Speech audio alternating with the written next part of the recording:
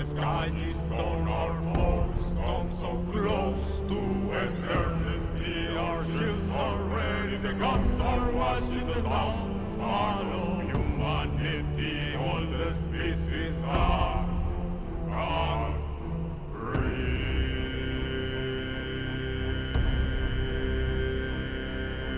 The silent of the sea.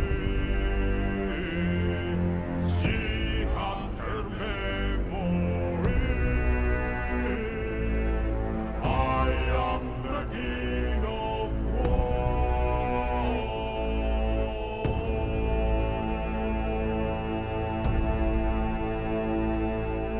Ship must sink for the sky is on our foes. Come so close to eternity. Our shields are ready. The gods are watching the downfall of humanity. All the species are gone.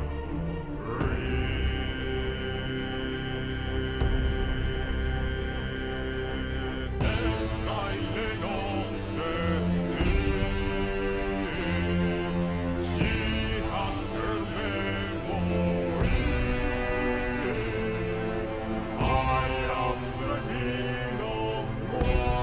The silent of the sea. She has her memory. I am the king of war. The silent of the sea. She has her memory.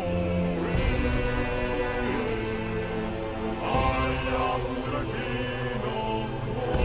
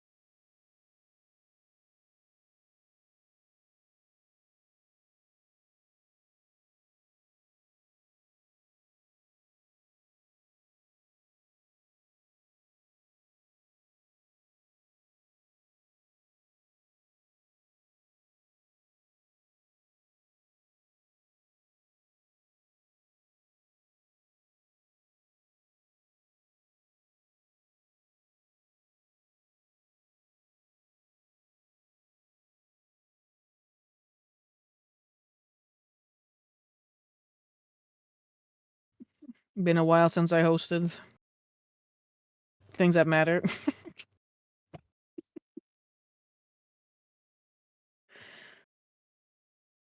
Yippee! Yopi. Yes. Yeah. Yes. Hello, people. Hello. Welcome to Stargazers on Friday. Our usual host, Ferris, has no mic right now. TaleChasers on Friday. That's true. TaleChasers on Friday, but we are the Stargazers. That's us. Very good It speech. is us. Stargazing. And we are finally back from a decently long break for our sweet, sweet DM that really needed a pause and some other things that went on behind the scenes. But now we're finally back, and I'm stalling for time as our resident Ferris and technician tries to fix his microphone. That Yippee! doesn't work. Maybe now it does. I think it works now. I don't know why it did that. I literally checked things like an hour before we were gonna play, and everything was fine. And then it's like, no. Ferris good. has done it. But yes, we are indeed here, and as Gabe said, it has been a while. It has. It has. But I Couple of saw you weeks. guys last week. That is true. Yeah. But that was because I was hosting some other stuff that is of less import. Hmm. Never less import. Should be fine. Everything has just as much import, if not a little bit more export. Yeah. Now, I have got one announcement personally. Yeah. Okay, I don't know. I look at Amber. Yeah, go on. I lied. We said there would be a session in 2 weeks last time. There's not, because I'm going to a birthday party of a very good friend of mine on that Oh. Saturday. Lame. Damn, yeah, that person should really like. Can't believe your first session in 5 months and now you're skipping over it. Unbelievable. I think this friendship is very important to me, so I don't know about that. I'd rather go to their birthday party. Nah. That friend Why? sounds like a really bad person, honestly, and you shouldn't show up on their birthday. I party. think they're a genuine good person. Slander, public, okay. I think that they are great, and they should know that I appreciate them as a person, and as a friend, and as a DM very much. Yeah, it's like one of our backup DMs for TaleChasers. Yeah, they're in chat. You can say hello. Anyway, that was my announcement.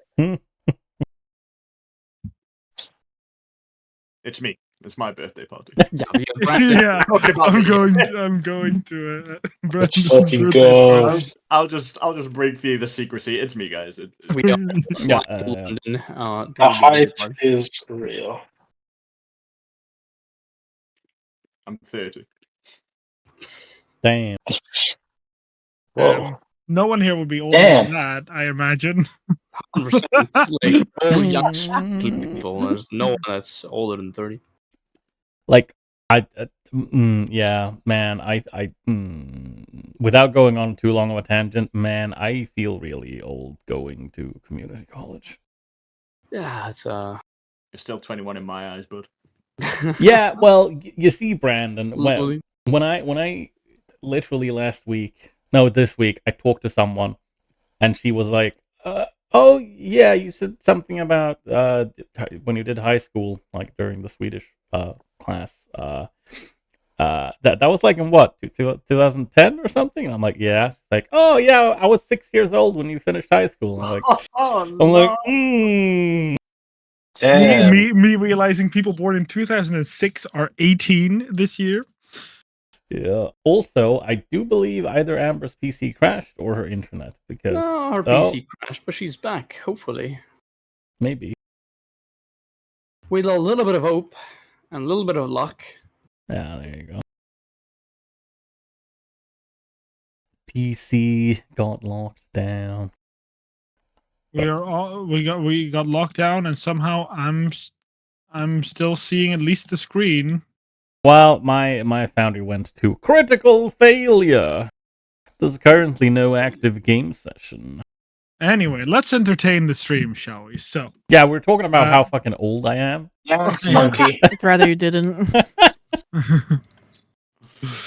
This man is over 50 years old. No, that is a blatant lie. I'm only fucking 35. 120,000. This man is closer to being 70 than he is to being born.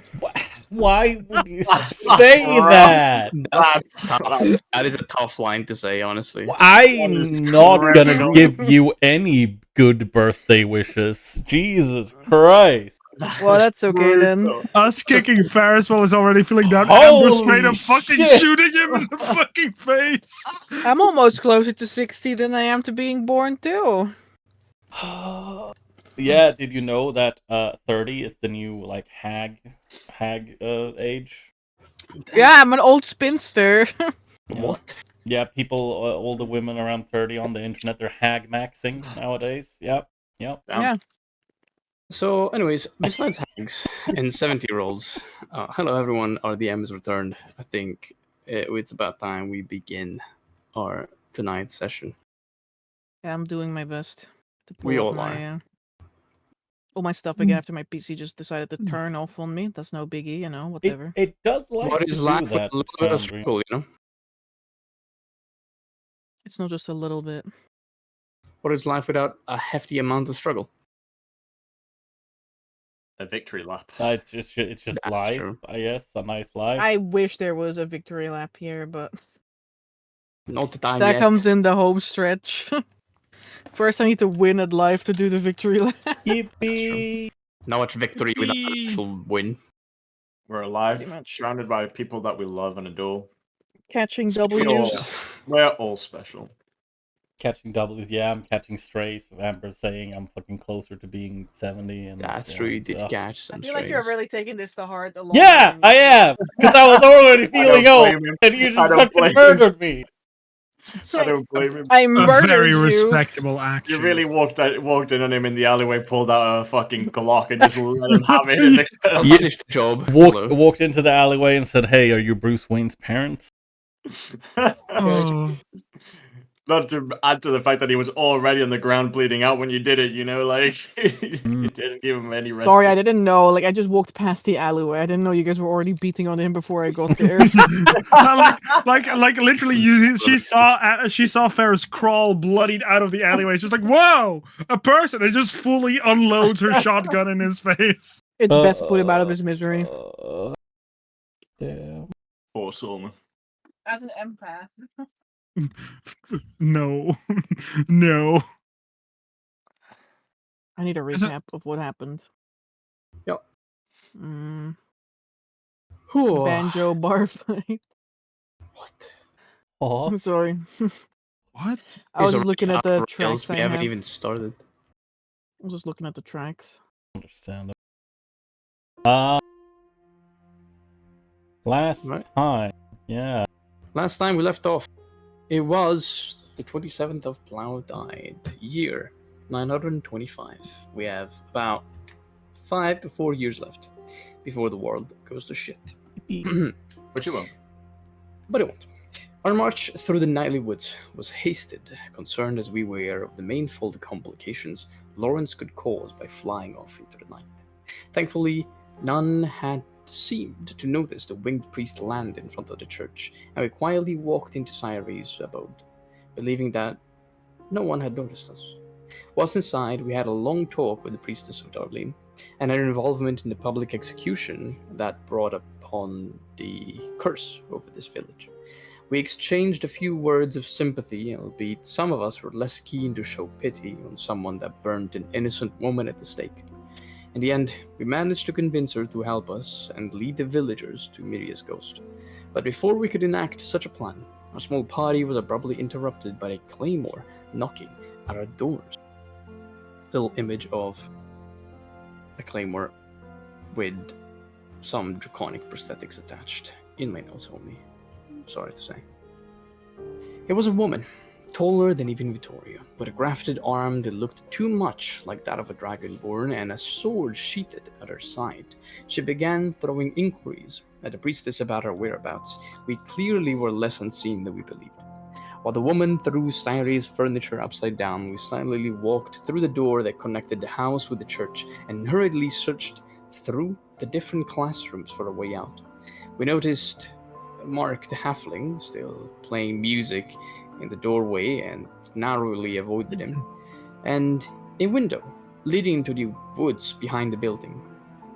Yorgrim broke it with a branch after teleporting outside, and alas, we all hastily followed through. We slipped outside and ran into the woods with the eyes of the claymore burning into our backs as we disappeared into the forest. We continued to run forward until we were sure to be alone and regrouped. After some back and forth discussion about whether to sleep here or back at the Dudley's house, we opted to at least return to their homestead and retrieve our belongings. Upon our return, Jace and her parents had a falling out that I did not dare to stop.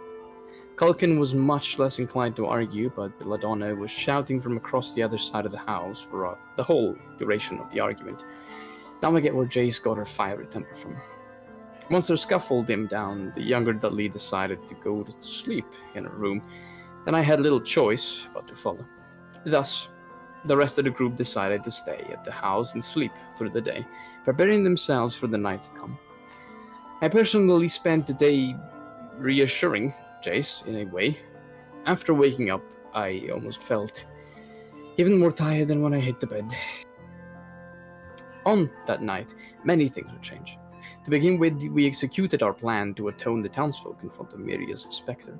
I picked the right people, while Jorgrim, Jace, and Colkin led them from the city streets to the shores of the river, where Vincent helped them across to the tower and meet Miria, getting the chance to apologize for their misdeeds, and Lawrence made sure that the Phantom would not cause any casualties. The night went by somehow smoothly, with very little obstacles in our way. We had everyone talk to the deceased druid, who, in the end, decided to forgive each and every one of these villagers, assigning to each citizen of Thornmire a little task or a quest for each of themselves to solve, and truly receive absolution. At the end of the night, we did not, in fact, hit the bunk again. We had one more issue upon our hands, and that was, well, the doctors, still residing in the Church of Darlene, and without them gone and the approval of the wardens, we would not have been able to lift the quarantine that was placed upon the village.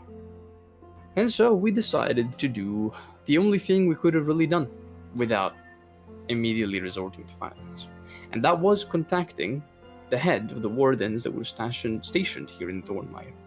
I sent a sending message to the Slayer, to the Claymore, and arranged a meeting at the tower that we previously had used the night before to organize the large meeting with the Phantom of Miriam. Once there, we were lucky to see that she was in fact alone, as we have hoped, and talked about our events here, our happenings and our deeds, and the things we had discovered. We showed her proof that the doctors were in fact up to something evil, at least that is what we had presumed, and invited her to come with us and check for ourselves the work of these creatures that were not human. As we discovered from what she said, creatures of the warp, black feathers, ether kindred that take the shape of plague doctors that appear in towns stricken by disease. They realize cures made of ether that work momentarily, but in the end, always bring upon the demise of those who take them. That explained how Mr. Mayflower gained the ability to walk under the sun only for so long until he fell deceased at the foot of the festivity tree. In the end, this Claymore decided to trust us at least to the point that we would bring her to the church and uproot this evil cult of deep, abyssal, sea creature worshipping doctors of some sort. Thus, after some more talking and deciding that, or well, pointing out that in fact she had very little to risk, we managed to take her along as we headed to the church. She took something that made her invisible, and we were about to finally walk in the Church of Darlene to confront the doctor and possibly his dozens of ether kindred thralls. Very good. Yeah, thank you. Mm-mm. Mhm.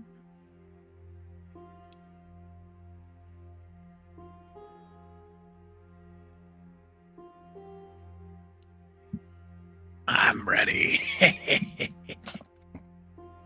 I'm sure you are. Oh. Just need a moment to finish this guy's Yeah. picture, which is a little bit broke, and that's okay too.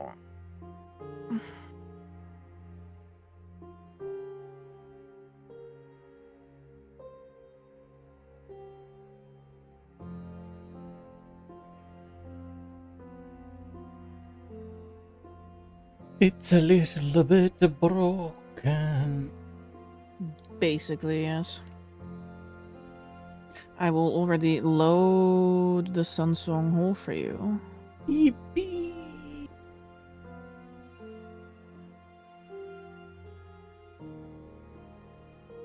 Damn, I don't see Brandon in the foundry. Problem. Yeah, that is problematic. You should be less problematic, Ferris, yeah. I'm literally right here. It doesn't say that you're there. Oh, look at me moving Vincent around. Wait, why is it not moving? Yeah, I was about to say. You have to still refresh. I think Vincent's still on the previous crashed one, like I was. Yeah, you probably have to. I'll try relogging. I was correct. My apologies. He was but a ghost in the Jeez. machine. The Gomst in the machine.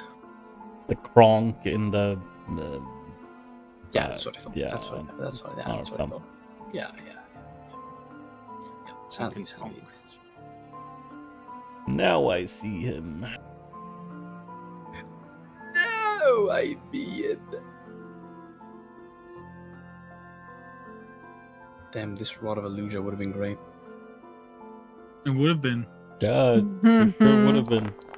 Yippee. That's a lot of dice, baby. Interesting. I was muted. Wallahi. Oh, yeah. He was muted, yeah. Do you guys remember who has aid cast on them? It was Vincent, you, and I think it was Jace, because you asked me if I wanted Jace to have aid instead of me, and I said yes after the last night. I know. Okay. I know. I didn't, despite desperately needing it. Your group doesn't need it, mostly because if you cast aid on him, you'll probably contract some plague. So I would not suggest it. Yeah. My blessings are for those I trusted.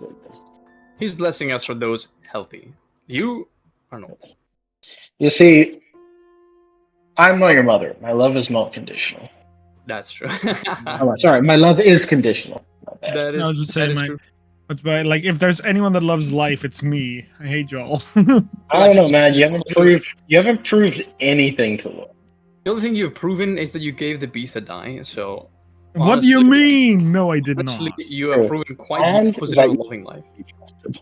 So We are terrifying close to a 6 out of 6, so we should probably... sorry.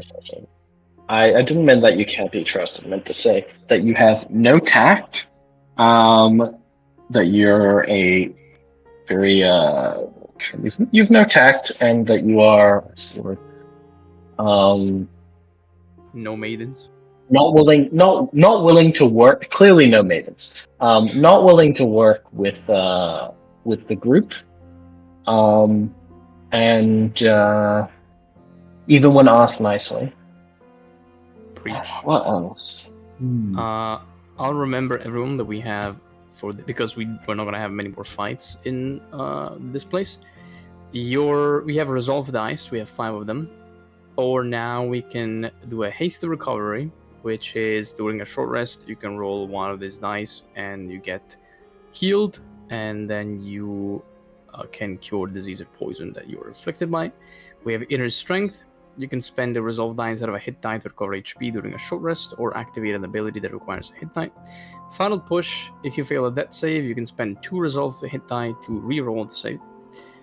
Adjust thing, you can roll up to 6 dice and gain an item of value equal to twice the amount rolled in gold pieces.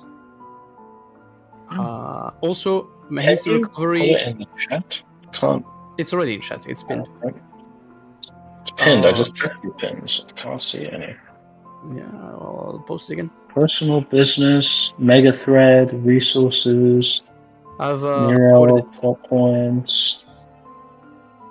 Oh, there you go. Hasty recovery lets you remove a condition or 1 level of exhaustion during a short or long rest. So we have these dice. If we keep them all and we get a 6th, we also have Blaze of Glory, which you spend all of your die and you have advantage on all rolls, resistance to all damage, and any damage that you deal is doubled. But gladly, we would like to have 6 of those and not have the beast have 6. Yeah, I'd like to have 6 of those, and then I would like to fight the beast, and during the fight of the beast, I would then like to upcast my most overpowered spell to 4th level, and obliterates. Yogram's down to kill the beast. Oh yeah, no, sure. You just need a way to like circumvent immunity to all damage. Once you do that, then you're good. Yeah, Yogram's down. He would totally help Lawrence with that. Is that it? Yeah, 100%. Yeah, no, I'm not kidding. He's totally helped that. Yeah, no, 100%. Yeah, believe me. Trust me. Brandon, I don't know if it's just me, but you're kind of quiet. I didn't quite make out what you said. That is me as well. I said immunity to all damage. Is that it? I mean, probably to a lot more. Spells of 9th level or lower as well. I think that's also on the stat block. Me being sarcastic, and he adds even more. Wait, hold up. Just saying, yeah. Nonsense. That's really deranged. 10th level globe of invulnerability. You're cooked. Bro, you're casting a 10th level spell, you're leveling a country. Don't need to. Just level the party of 5 people that tries to hit you up, you know. Sure. Amber, we are ready when you are ready. Good. I think she's fixing her art. That's not working. I think it should work now. I just need to know where everybody is. Oh, here we go. I think you can level a country even with 9th level spells. Like Meteor Swarm has 4 chunks of 40 feet. That's pretty good. But that's not even a single city, Gabe. Like, let me tell you, that's not even a single city. A country without destroying it physically. You just fuck it out, like fuck it, capital city up. You kill the king. It's true. I want It to was reiterate so tempted to that not kill the Emperor. Breach. Oh, little baby guy. I was just say I want to reiterate, even 40 feet, that's not a very big space. That's a pretty Even big space. even on a single huge castle, that's not a huge space. That is pretty big space. I mean, fortunately, 40 feet, a gap of 40 feet is enough to send a lot of buildings crumbling to the ground, so... Yeah. Plus a storm of vengeance. That shit's fucking cool. I'll drag my sheet out. My token out. Yes, I don't know why you're not here on this map, but you can drag yourself out. Oh, you pointed him. He's not on the map. Lore Wizard with 2 levels in Tempest Cleric changes damage type to Thunder, maximizes it. Can you imagine? Get out of here, min-maxer. I would never. You're I'm a worse death than- cleric and I give the building vulnerability to this damage. Mark, I would never mark the last session. Oh, just lock the guy in the door in my spell so he immediately gets 6 levels of exhaustion and dies. That's different. No, that's very Oh, different. of course. What?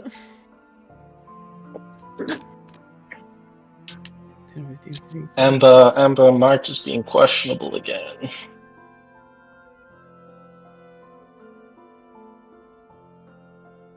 Time for a stroop waffle. Are the Oh, Delphinians- excuse me? are Oh, the I will pull out a Delphinians- little Took biscuit as well.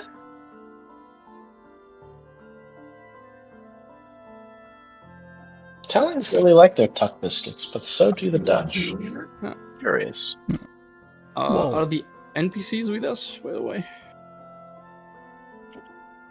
No. I You don't want take any Jace with NPCs. you? That's what I'm asking. Are they with us? I mean, I'm asking you, like, are you taking them with you? Like, you Was don't... with. Broadcast, I'm gonna say don't do it. I will say don't, but I think she was with. Don't. No, not here you go, is bring- Jace. All right. Okay. Well, Gabe, I hope you understand. By doing this, I want you to know that I have not said anything. Mark has decided for me, but No. You said that's what's gonna happen. but then again, you didn't say no. I did not have the time, but alas, now we have 2 more NPCs. Oh fuck! Is Delphine here as well? Yeah. Oh great! It's okay. She has a little guy with her. It's fucking Jover. I cannot heal this many people. 2 more people. Oh, we're cooked. I'm fucking done. Okay. Oh, this Gabe, 1.3. if it's between you and your wife, who do you want me to heal? I am virtually immortal. You don't need to worry about me. Okay, so I don't heal you or your wife. Got it. Jace has less HP than Delphine. What the fuck? That's I would have cast Amazing. this. Bibs, you knew that she has, to like, say- almost no hit points. I would have cast this Just before we 20, entered. you know? Just saying. Yeah, Delphine Oh, has, actually- like, 40. No, but Oh, Jace has plus 15, so that's 40 then. Oh, I'm sorry. Delphine still has more. Well, I'm not making it a contest. I just want you to get it right. Well, you sounded surprised when I said that, like, Delphine has more hit points than her, but you know. Trust me, I'm not surprised. Delphine is a sidekick. The arrow is just an NPC. a fighter Oh. sidekick as well. Oh, we are working on it to make her. I forgot to give her any weapons. Like, what is she gonna do? He's That's- gonna be a distraction. That's not good. Hey, She's I'm gonna sure run Jace away has more from the HP fight than me. immediately. Speebs, yeah. I don't know what Jace's base armor is, but I've cast a mage armor at the start of the day on them, so it's not. Don't worry. What is Jace good at? I don't even remember. Isn't she literally a Look. spellcaster? No, she's not a What? spellcaster. She's a tinker. I thought she was a spellcaster as well. Now she's a. Bro, she has spellcaster. proficiency in Tinker's tools and a big brain. Yeah, That's between what's you up. and me and everyone, since last session, Jace is capable of casting spells. That is a very strange thing to say. Remember? That's a weird dark power boon she got there. No, it wasn't the dark powers that did that. Yeah, it's the strangest thing. She had to go to the toilet, and after she came out of it, she could suddenly cast magic. Ah, That's Very crazy. strange. that's fair. That's how I got my magic. Yeah, Well, that's you got toilet dunked in demon? it as a Oh, child. Toilet demon giving you magic. Inshallah. What the fuck? Can you imagine though? It's a magic school setting, you know, like Harry Potter, and you're like the kid who gets bullied, and one day the bullies are drowning you in the toilet again, and suddenly a voice from below you in the toilet goes, "Hey kid, you need some help with those guys," and gives you toilet magic. Yeah! What imagine? You want to have them shit themselves on command? Well, I got you, brother. You really did not need to say that. That was like absolutely not necessary. I'm here for it. Me making a contract to this shit demon to shit myself on command. Basically, yeah. This one's pretty cool. We'll do that one. Man, so strange that you can cast spells. What did you just say right It's so strange that you can cast spells all of a sudden. No. It is pretty strange, but it doesn't really matter because we're in an open session now that Let's I've go. introduced 6 more NPCs to this fucking fight. Yeah. now? Easy. Just excuse me while I pull a soy and copy and paste every single enemy on this map. Yeah. And then, It's like, oh, well, I guess we just increased the CR by 5. it's no More biggie. enemies. No biggie, guys. Can't wait for this fucking No. portal-shaped thing to open. You mean the fucking stained glass window? No, the arch below it. Oh, of course, yeah. That'd be something, wouldn't it? It's okay, I just need to be within like 50 million feet. I think I'm in range. Mm. Shit. Oh, well, I guess I gotta pummel this guy in the face. Based in sound build. Party. Amber. You return to Sun Song Hall with the intent of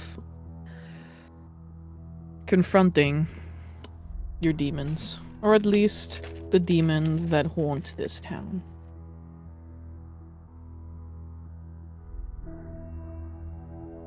Just as every time before the doors open, no one stops you from going in. And no one stops you when you wander through. And between the pews, the doctor does turn in your direction. His long, beak-hooked nose turning to face you.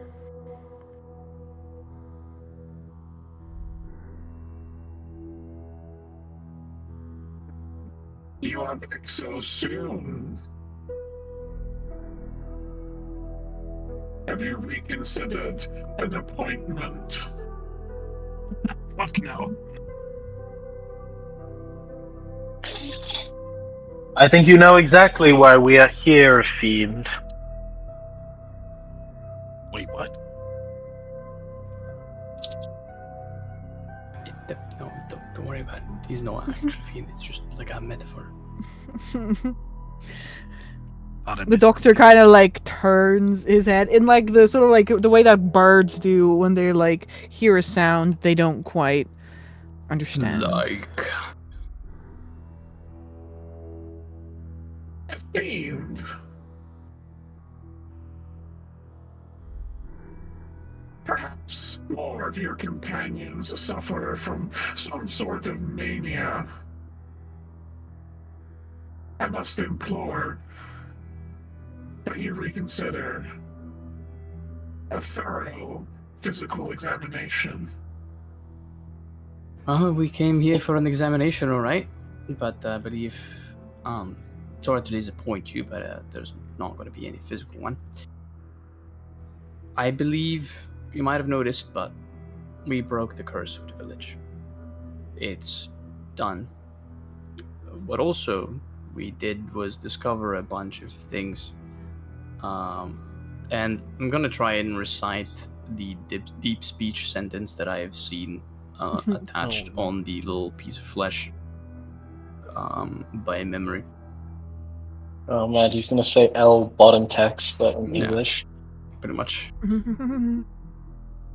We have made quite a few discoveries.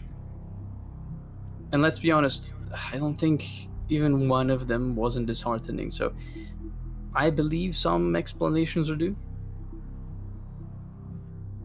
Yeah, maybe about how you're putting those things into people. Yeah. Now, we don't know that yet, but it will be enlightening to know why you're taking the spawn of a abyssal creature this far inland.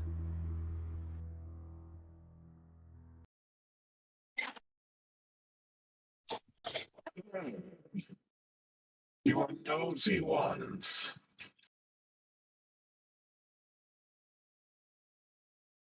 The doctor puts down his implements with a clack against the stone altar of which was once a place of Darlene's worship.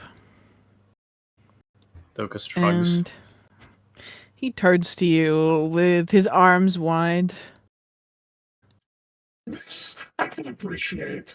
I too was a very nosy child. Wait, what did you say? I too was a very nosy This child. too, this too, I can appreciate. I too was a very nosy child. Thank you. Curiosity is a very important thing in developing minds. It's got a developing mind, all right. Very smart one. Blink. You're correct, but curiosity has its limits. It seems that you've forsaken yours to study something that perhaps shouldn't be studied. Is that so? I would correct myself on one point. Perhaps I can commend the effort, but the execution, that is where you should have stopped. We do not know the specifics of what you've done, but surrounding yourself in black feathers, creatures from a deep under the Emerald Sea, taken all the way here for a purpose that is definitely not to fix a curse.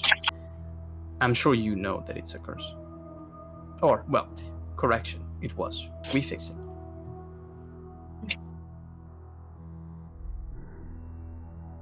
Must commend you for your efforts. Very noisy.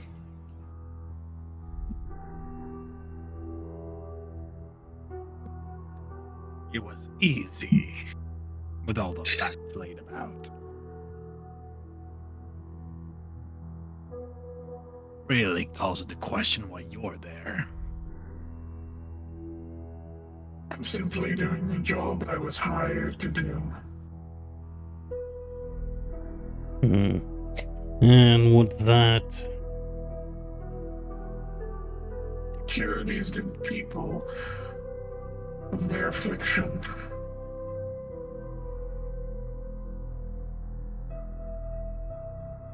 Then we'll send you packing right back. Then we'll send you right back to your beloved employer, tentacles and all.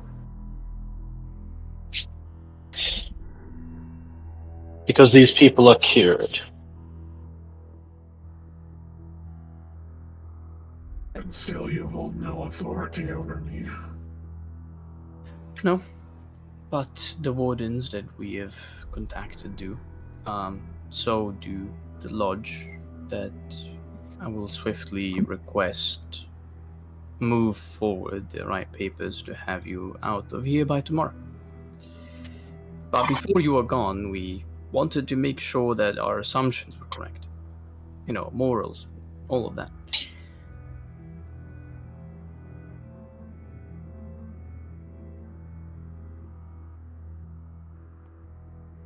Morals.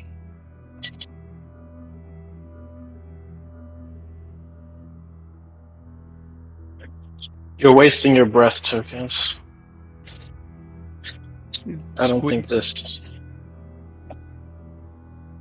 Yep. fiend here has anything that is worth saying. Toga squints. I think you called everyone else in this room a fiend but him. I'm to assume you're of human origins, he says, looking at the doctor.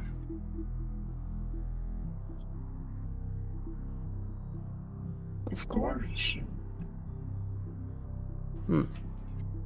And I'm also to assume that all of your other apprentices are in fact not. Not what?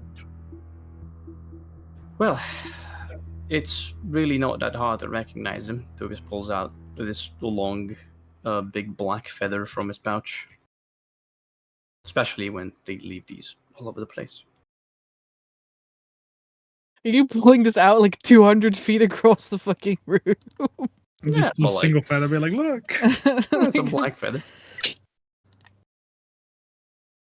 A feather.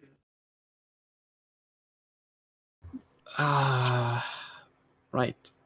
I suppose spelling out would work better. You surround yourself with Ether kindred, most likely because your intent is to find a cure for this curse, only in quite the unorthodox methods. We saw Mr. Mayflower and what happened to him. We saw the black feathers, we saw how he managed to walk under the sun even under Mrs. Miria's curse. We know quite a lot of things. We are simply here to make closure, just ask a couple of questions to make sure that what we saw, what we believe is right. Let me get this all correct. To put this all into perspective for me, unknowing of all the nosying that you've done around in this place. You've met with Mr. Riverflower, a kindly gentleman, most polite, but he subjected himself willingly to physical examination, being the only inhabitant of the town and not subjected to the curse.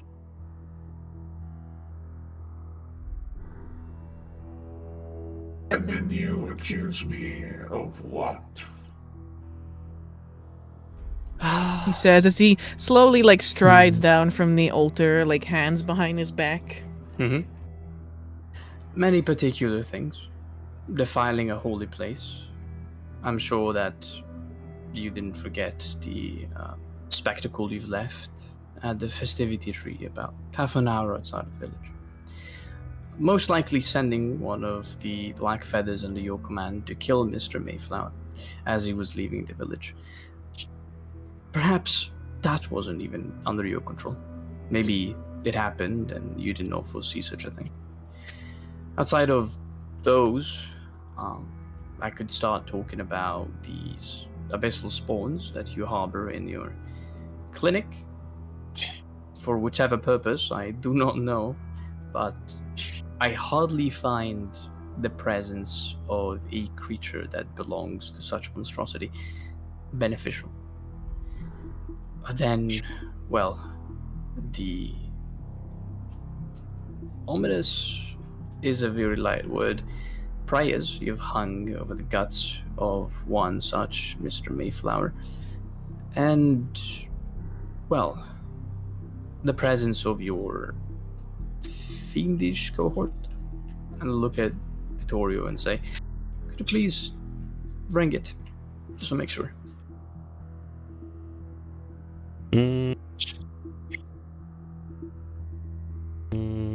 Sure thing. Is not what he says, but he will take a few steps up. Translation of Amber? Can I make Yes, Lawrence. an empathy check to determine if, like, this guy is just playing dumb? Sure. I might be.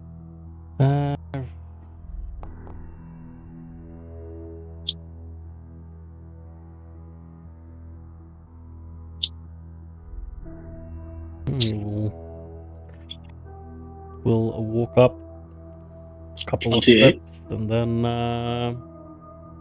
he will nudge his devil's ringer around his neck.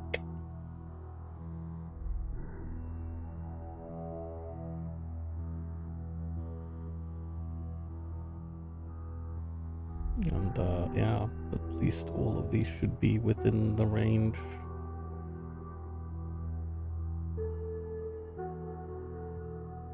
What is the result of the empathy check? 28. Oh, only 28. Yeah, okay. only 28. Me when I give my players a plus 12 to checks Is at he- level 7. Is he in the same class as Lawrence? Does he live the same lifestyle? Maybe. Did I do this? Like, I didn't, like, give him the plus 12. You gave him a luckstone and a plus 2 as a divination. No, that's what the roll of the dice Amber, did. little- Like, what do you mean? It's RNG gods. True. I don't know why you're, like, accusing me of these things when I've done nothing. That is so true. Yeah, my bad. You see, Amber, when you're the DM, it's easy for everyone to just turn to you and, like, say it's your I'll fault. start mauling at you. Yeah, Ethan, just start that's shitting. true. Like, I wouldn't shit-talking, call yeah. your immaculate DMing nothing, but you know. Oh, well, they would. Mm. Oh, they would. They should like to Explode. talk shit, as they say. Expromb. Lawrence, Me. if anything, the doctor strikes you as interested and a little amused. Not at all playing stupid. Although it's kind of the amusement as in, okay, I'll let you do your, you do your talk and do your big explanation to me, Mr. Holmes. Yeah. Vittorio. And in that, is there, like... we can sort of immediately tell that this guy has this sense of, like, superiority. Definitely, yes. Towards us and what we're talking about. He's generally been pretty kind of, oh yeah, sure, let's hear it, kids. Okay, that's great. Now, run along now. Daddy has more important business to do. Type of thing. I wouldn't immediately call it, oh, I have more important things to do. He's evidently giving you, like, his time. And he values your curiosity, you feel. That's concerning. He's so sincere. No. And is there like ill will or ill intent towards it. You don't sense any. Well, Tokas, do your thing, but I got a flash grenade, a guiding bolt, Of ready course. to lob at this individual. Mm-hmm. The door Yeah.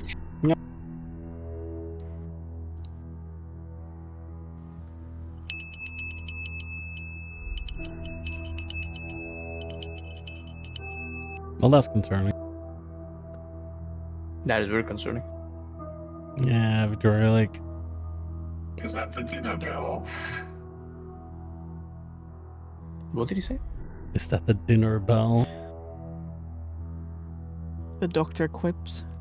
Douglas looks up at the stained glass and the sun coming out.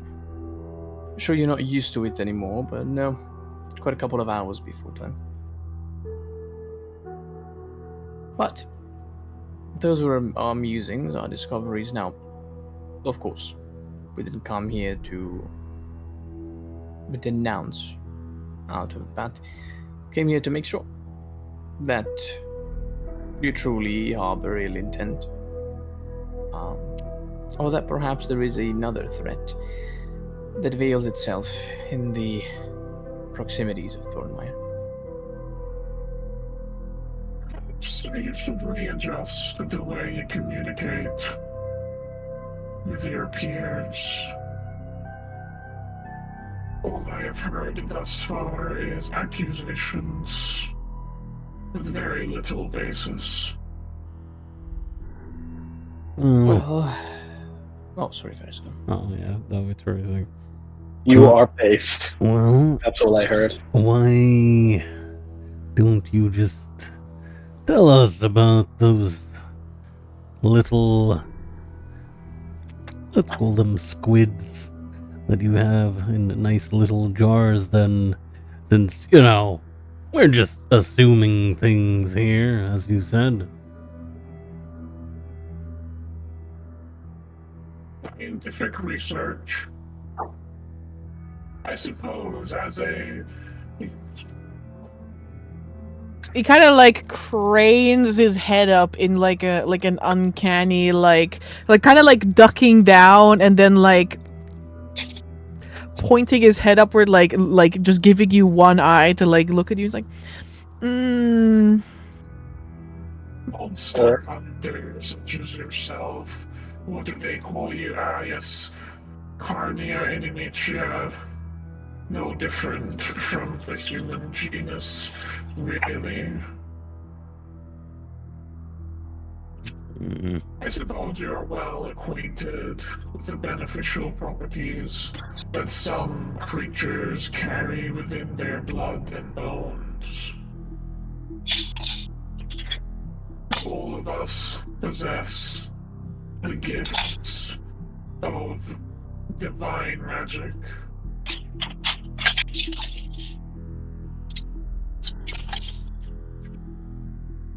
Some of us must make do with what we can find.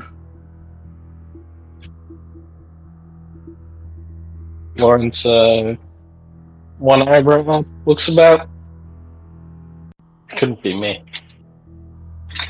No. My spells are totally arcane. That's true. Old spells are arcane. That's what Tokas told me. Yeah, 100%.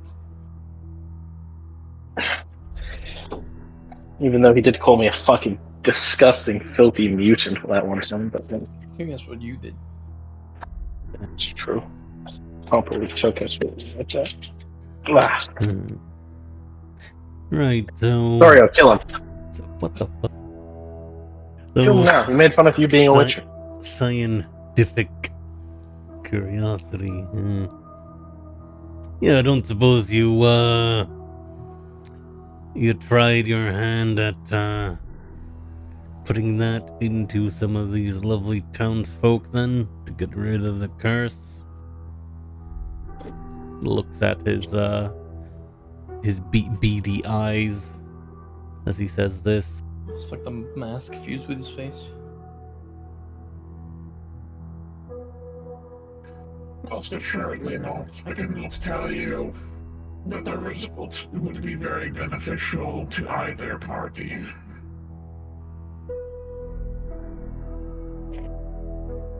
Just straight up lying, guys. I was We know that is like straight up like a lie.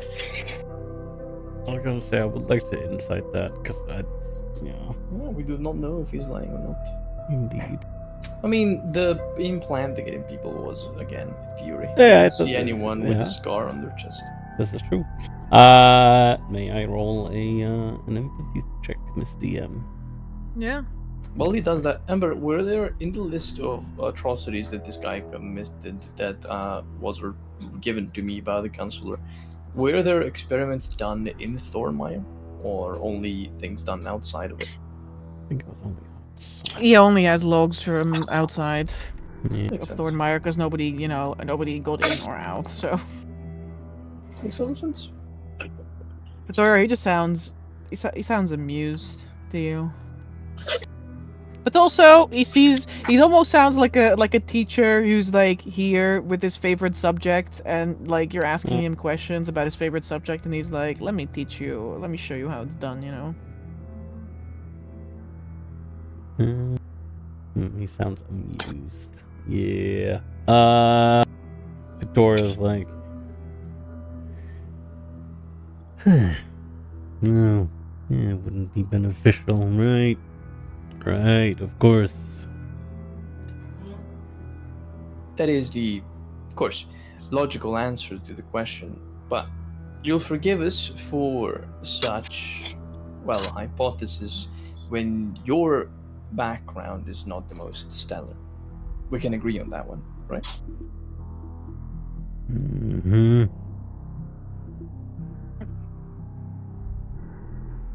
Of course, in your nosiness, you would do a little bit of digging into my past, though I am surprised that you came in with such knowledge.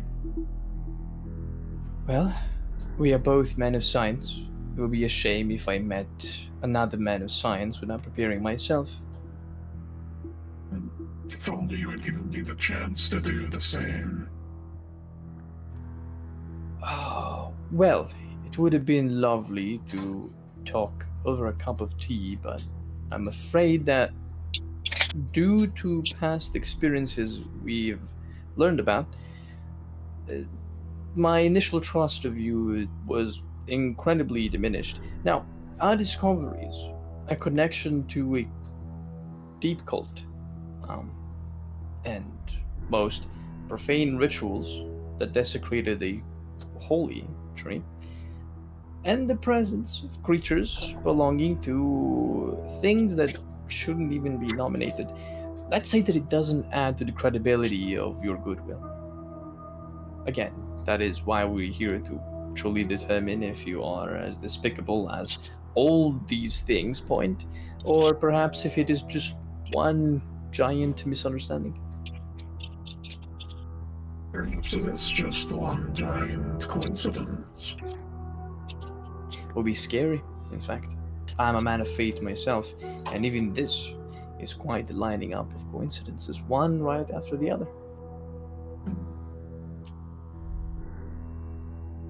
That I must admit is true. But I have done no harm to Mr. Riverflower. Not to be mad. He is a perfectly healthy individual.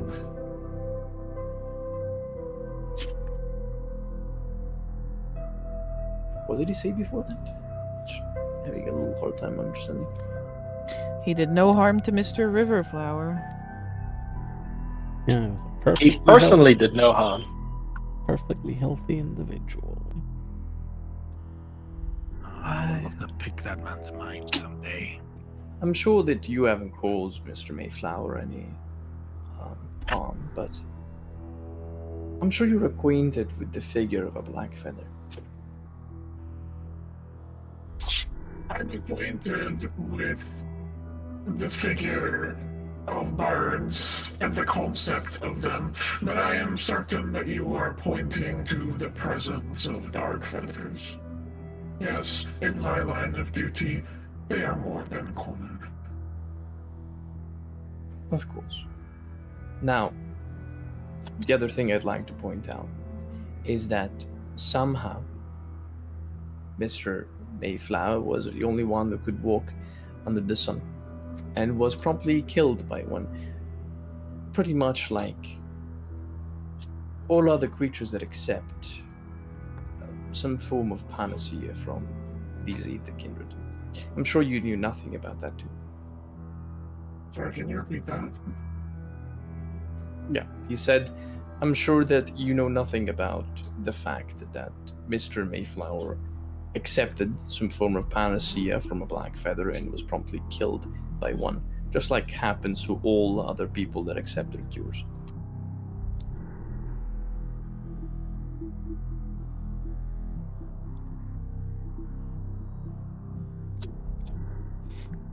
I was not aware of this. You were not aware of this, and yet they're common in your field? Just because I am aware of what a dark feather is does not mean that I am aware of every person who has ever taken their cure. Mr. Oh, my apologies. Molten Top, I go by last name. I will forgive your crude demeanor, just as I have so gracefully forgiven your accusations. I would hope you'd forgive my crude demeanor, because our accusations have multiple bases of unsettling things we have discovered. Now, past the lack of knowledge about this event, you said you have, well, examined, for no better word, Mr. Mayflower, and yet you have found nothing. No sign of the curse that pervaded the other inhabitants. You could walk out in the sun. So you knew it was a curse? You have just called it as such, have you not, Mr. Molten? Were you not aware that it was one? I had good reason to believe that it was. And how is it that etching runes of deep speech was supposed to fix the situation? Even if I cannot directly cure a curse, there are some methods of waylaying its effects. Treating the symptoms rather than the illness itself. We call that. Of course. Of course. Though I would imagine that since you had reasons to suspect this was a curse, you would have contacted a priest or someone able to dispel such curses. I'm afraid that the priest of this area is in no state. I'm kind of easily trying to get a priest in here. Well, you have marched all the way from Visek. I'm sure that a couple of priests for all time would have not denied. Sure, you would have tried their hand at that before contacting me. But it is not my duty to contact priests. I thought it was your duty to cure these illnesses. Is contacting the people that can cure it not part of your duty to save these lives? I should remind you that I was hired to come here and cure these people using my methods. If they chose not to contact the priest, then that is on the bureaucrats, not on me. I would assume that the name of such client or such person that made the request of your presence is also information that can't be disclosed. could such information be a secret? Do you think that there is anyone... No, let me reword that. Why would such an information be a secret? Well, bureaucracy can be complicated. If I was a person that hired a doctor that experimented on people for a long part of his career, I would also want to keep my name away from people's mouths. I think at the end of the day, it does not matter who cuts the final ribbon or who signs the final paper. This entire region is owned by the government, is it not? The entire country it is, yes. Though a single emperor can't oversee the entirety of the lands. Of course. But who signs the final piece of paper to get me transported here is none of my concern. No, of course. It only becomes my concern when people show up to where I am trying to do my job. And they try to stop me from doing that. Oh, by no means we are here to stop you. We're here to tell you that it's over. And that we have done your job for you. Because it seems that, although you knew the solution to this curse, no one was willing to furnish the people of Thorinmaya with the required means to fix it. And thus, we did it in, must I point out, this span of 2 to 3 days. Oh, that's most excellent. I would love to share your notes on this case over a cup of tea. For some reason, I do believe that my opinion and view is not still as high as it should be to share a cup of tea. Again, Tokus pulls out this green leather tome and begins reading some extracts from the book about the doctor's many experiments on people. And after a few lines, he closes the book, puts it in his pocket, and continues. It is very easy to deceive, to lie, and to change the truth. Lay a thin veil of disguise on it so that one might partly confess things that they may or may not have done. Just like you have so wisely said that our accusations have very fragile basis, so does your background give us plenty of reason to believe them.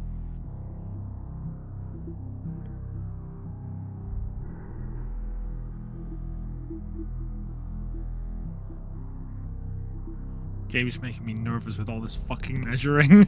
Sorry, my man. I'm just. Can you repeat me the last sentence? He says that, so are we awfully inclined to believe these accusations we're making due to the unseeming past you've had, especially in these fields.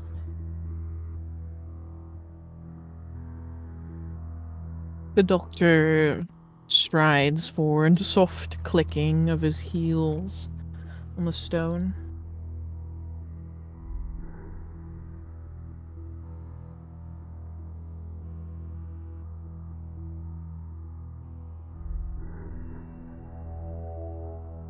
He stops before you, Tokas, No. and gazes down over his long, crooked nose.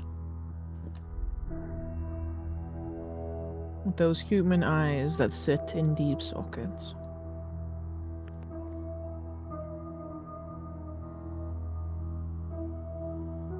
The moral high ground is a very pleasant place to perch yourself upon, even if the view is rather limited in scope.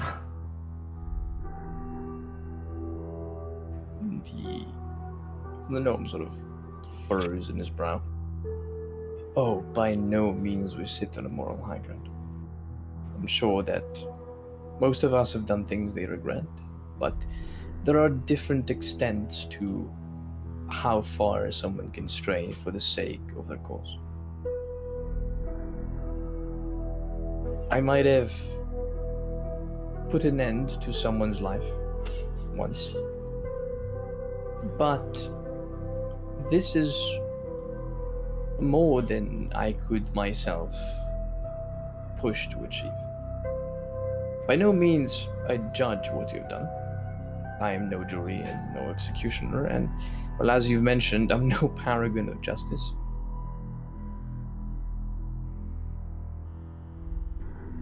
But in all fairness, you will understand if we find it hard to believe that a person who experiments in such a ways on people, perhaps for a just cause, perhaps to find the cure of the weeping box. I would imagine that many have gone to horrible extents to cure the most wicked disease that wrecks our earth. I do believe it is still hard to trust that one such as yourself, with connections to a creature deep within the Emerald Sea, which I'm still interested in how you have made such connection. It is awfully hard to believe that in a quarantine zone, undisturbed by anyone and protected by ranks of skilled monster hunters, you have not taken your time to do as you wish with the defenseless people of Thornmire, with a perfect excuse of, well, being sick and contagious and unable to be contacted by anyone else.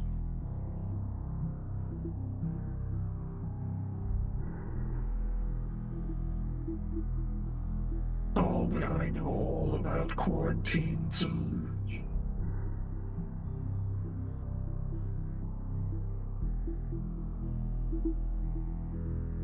No people come in, no people go out.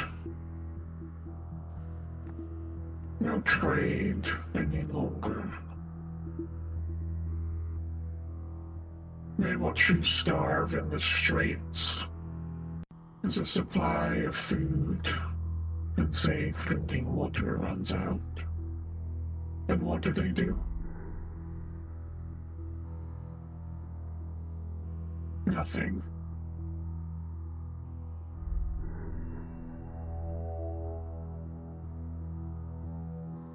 They set loose an undead menace upon your city to cleanse it of a disease that they say rides underneath its surface.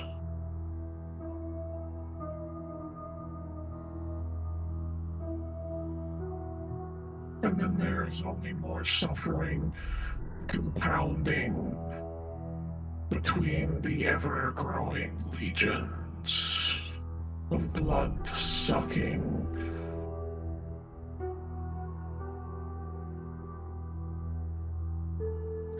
The doctor sort of like shudders, and there's like a little bit of like anger. Lords, you sense like not just a little bit of anger. There's like seething hatred underneath the exterior of, I guess I was so amused and having a good time.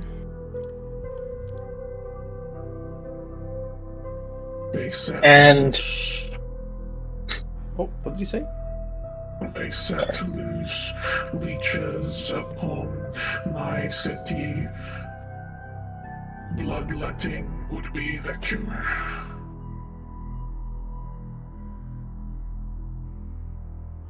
And they bring no others in, no priests or clerics for the weeping pox.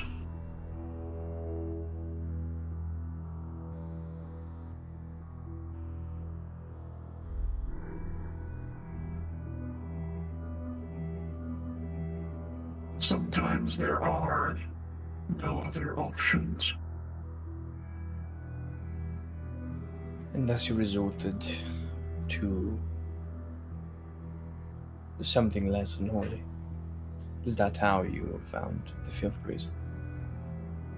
Sometimes you must do what you do to survive. There is no fault in that. As you mentioned, not everyone is heard by the gods or blessed by them, especially in these times. Most people, dare I say, never get to see a miracle for the entirety of their lives. As now most of them are safely guarded behind gilded walls in a city that's, well, for lack of better words, eating itself out. I understand why you've made such a choice. Of course, well, if I had to choose between my death and pursuing a eldritch entity for realms that are unspeakable to the minds of mortal kind, I would most likely go for the second option. Thus, as I said before, I do not judge you. We're both men of science, and we, well, both know that even if a field of knowledge is labeled as heretical and dangerous and so many other words to push people away from it, the study of the unknown is the sole reason that humanity has come this far. But there are some things that even if we do them for the sake of good, are hardly forgiven. Though it's not my place or our place to seek such justice. Certainly not. It is also not your place to determine whether or not we are doing something for good. Good.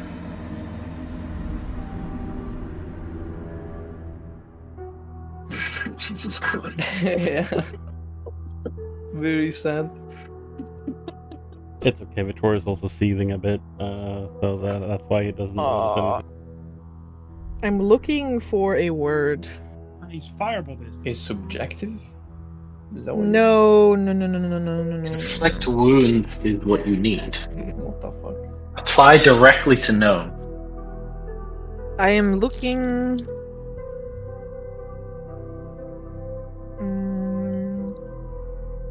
Fireball. Bum, bum, bum, bum, bum. I think I'd hit a little bit too many people. Are we all within a fireball? Oops. No. Only you, Tokas, and Vittoria would be. No, we're all within a fireball.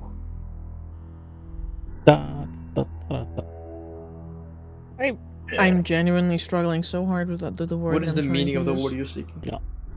I know it's like on the tip of my tongue, but like the whole meaning of the word just pervades me. And you don't know what it is in Dutch. What is a synonym of the word? If I knew the synonym, then I might be able to find the word. So you just don't know what you want to say? I know what I want to say, but I just don't know how to say it. What is it you want to say?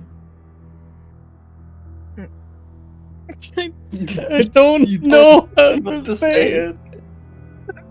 Futility. Is that a word? No. No, I'm not trying to say that. What are you trying to say? I'm just Why trying are you to not guess telling here. us? Yeah, was this in correlation to me rolling an at one or something the doctor it's was in going to say? To me saying that it doesn't matter if you do things for a good cause. Okay. Like I know what it is. Yeah. I know what it is. Inshallah, we did it. Okay, I'm ready. Yeah. Go for it. Going crawling back in the doctor's skin.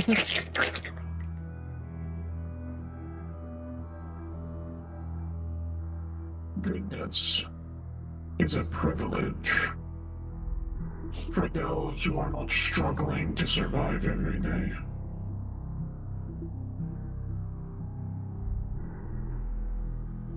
It belongs to those who don't watch babies starve and people get eaten.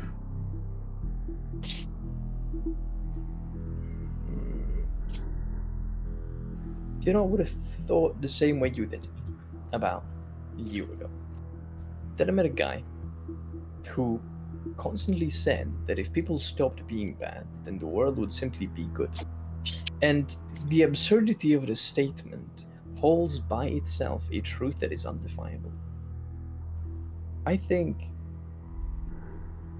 your attempt at survival, your fight against this, well, objectively cruel world that holds nothing but spite for those that don't have the strength to fight for themselves.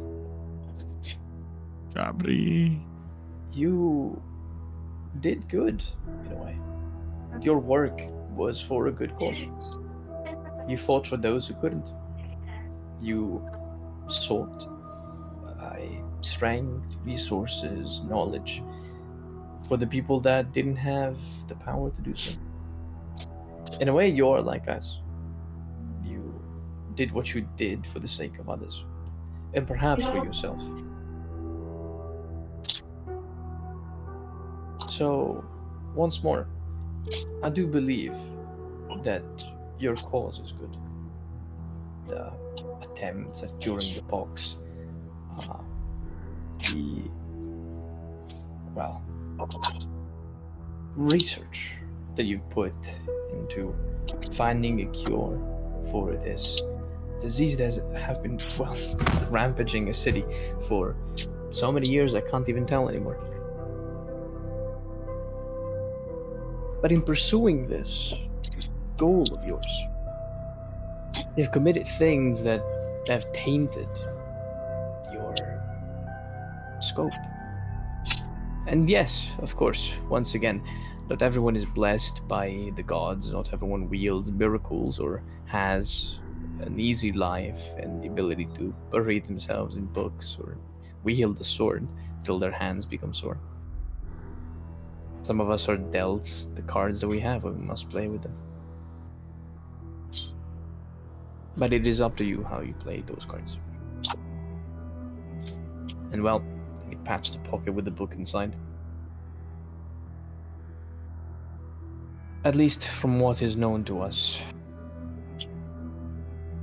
you have committed atrocities that begin to closely resemble the one you yourself have witnessed.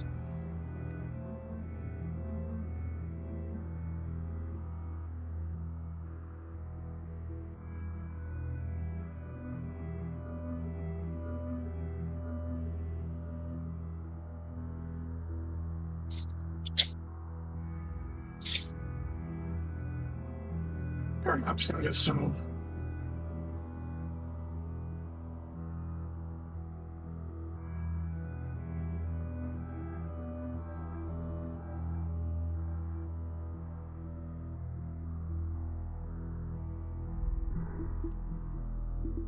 Yeah, there's still that very big coincidence about Mr. Riverflower.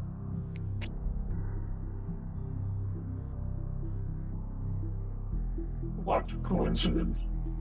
Oh, you know, that's the only one that really could leave, and well, he did that, and then he got attacked by a dark feather or something like it. Big old claws tearing him apart, and well, don't know if it was that thing or someone else who sprung up his guts all across the tree. I would assume that the text in deep speech in your research and that inscribed on the guts of the halfling are no mere coincidence. I've already told you that the Dark Feathers are no coincidence.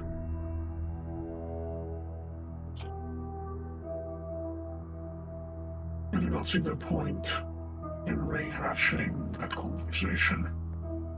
No, of course. But the aftermath of their passing is also a curious thing. Like my friend said here, someone decided to hang Mr. Mayflower's intestines on the tree, carve it in blessings and deep speech. I don't believe black feathers hail from such places now, do they? I do believe that your research notes had presented deep speech inscriptions, so if I am do to... believe you are not at all familiar with dark feathers. What did he say? I do believe that you are not at all familiar with dark feathers. I'm somewhat familiar. If there are things I'm lacking, then enlighten me.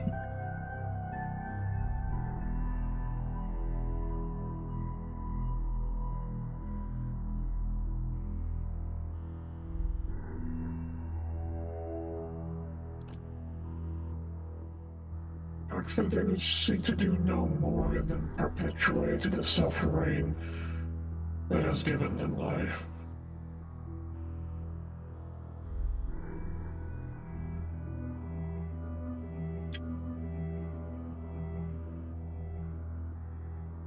They are a creature with base desire and truth, no different from humans.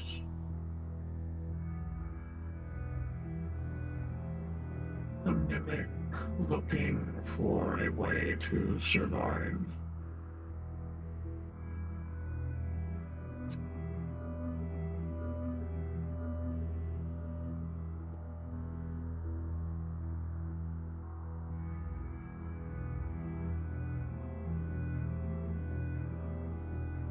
I suppose I was aware of as much. What I wasn't aware of is that these dark feathers share your bond with the Filthgrazer. Yeah, that's it's a little bit strange.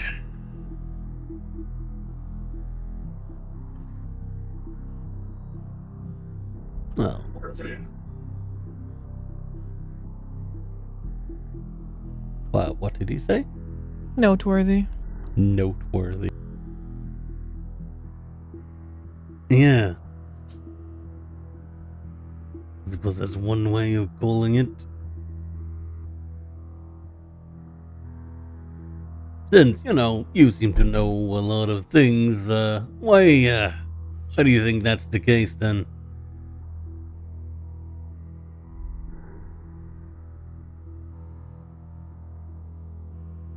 I feel that you're not even trying to discover your own curiosity and explore it to its fullest extent. What did he say? He said that he feels like I am not trying to... To fully explore your own curiosity. He's calling you daft. Yeah. Uncreative. Non-creative Visionless. mode. Well, Lacking of ambition and character. I'm just wondering, considering, based on what you said, that's, Filthgrazer is, well, where you got your, let's call it gifts, and, yeah, putting one and one together, it is, really strange that these dark feathers would have something to do with the Filthgrazer. Do you think they possess the intelligence? I don't believe so.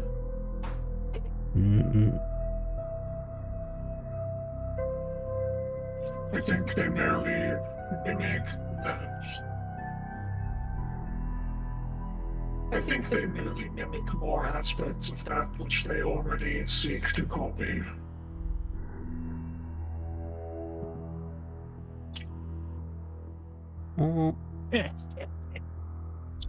Amber, can I make a little empathic check to this last part? If it seems like yeah, if it seems like he's not, fully truthful, or he's trying to like shift it in a way that paints things better for him. Sure. Okay. Watch me roll a nat 1. Okay. Okay. Watching.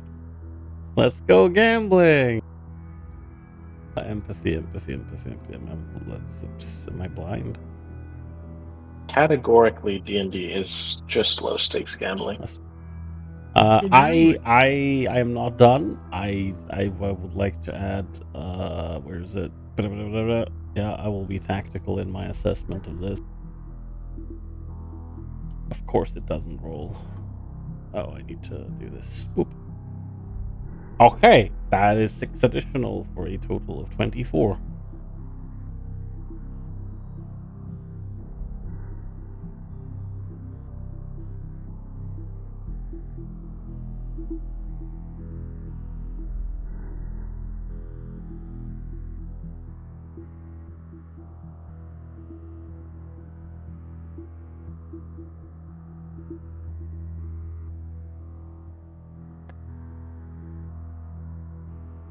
Oh, so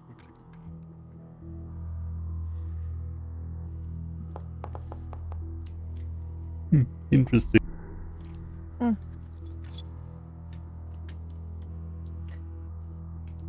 You sense no deception in his words. Although, with a 24, you do sense that the doctor's patience is starting to come to an end. Mhm. Or perhaps that's just because of the recursive questioning. He strikes you as someone who is easily attracted to new shiny topics, but tires of them quickly. That does make sense if he has an inquisitive mind.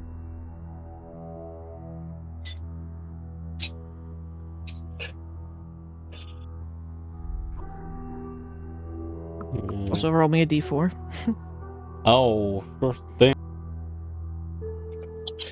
It is a 2. I was about Okay, you rolled a to 22. He rolled a 22. No, you rolled a 22. I forgot about that for a What? moment. What do you mean? You rolled a 22. You fumbled. Yeah, this guy's, you're within range of his aura, Etharis. That's what's happening. I hate am The stand certain user could be because anyone. Yeah. Who could it be, I wonder? Could it be perhaps the guy in the Pepsi suit that has like a faucet coming out of his shoe?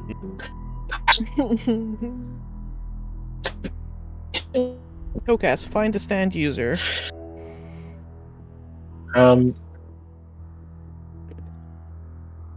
Yes, Lawrence, is your edging streak ended?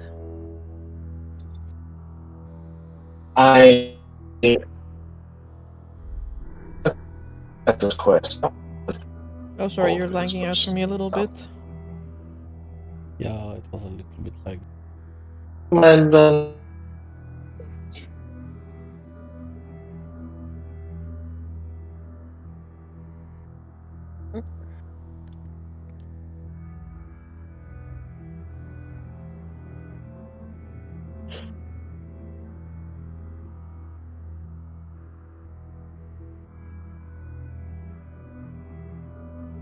how about now? Try a longer speaking, longer sentence. How about you try a longer speaking, longer sentence first? Yeah, now we Okay, can you're hear fine. you. Yep. So what did you say? Okay. Cool. I said, well, I would rather not just immediately put a hole through this person's chest because It's TaleCasers' quest, and I'd like him to choose how we wanna proceed. Also, Also, we get a claymore on our I have ass if we do utter that. faith that this guy is a bat. I literally, the law means, okay, the law doesn't mean nothing to me, but her authority means nothing to me. I answer to one entity, and that's myself. Then Whoa. everything else. I'm lawful good, guys. Tokas is Anyway. asking everyone whether or not you think he is guilty. And needs to be Yeah, slapped I think in the he's neck. guilty. I mean, Right. Yorgrim thinks Kill. this guy's vile. Like, he should die. He does not treat life with the sanctity that it deserves. Agreed. But also, I don't... With the claymore here, I'm not sure how good of an idea fighting is. Claymore? What Claymore? Wait, The who's woman this? that you took with. Yeah, this is I forgot to Yorgrim. remember from- This is Yorgrim. This person, he says. Oh wait, that's him. That's your group. Sorry, I forgot Okay. completely about Scythe. Wow, you But, don't look like, as ugly as I thought you did. yeah, I mean, Fuck. his face looks very normal. It's just that he has like bulges on his back. He looked like a fucking camel. Oh, Hunchback of Notre Dame type Yeah. shit. Okay.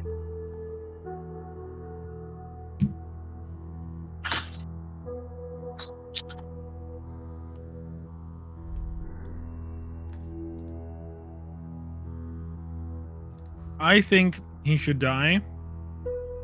I don't think we should kill him. I with think the you should claymore die. I don't threat. think we should kill him. No, I just think right now I don't think we've proven to the Claymore enough that this guy is like actually guilty. Like, yeah, we've proven he's a bad guy, but we've not proven like, oh, he's a threat to your country. You know what I mean?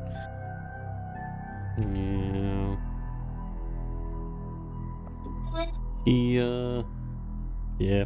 I mean, he's definitely like hiding some things, out of character.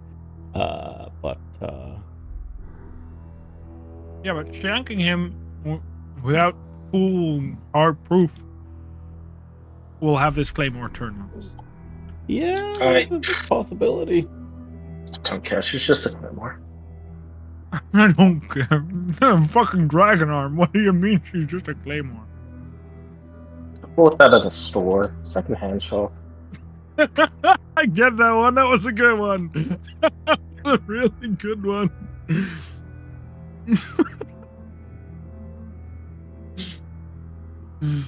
You know. So when I was in Berlin, every thrift store had one of these. It's just not special.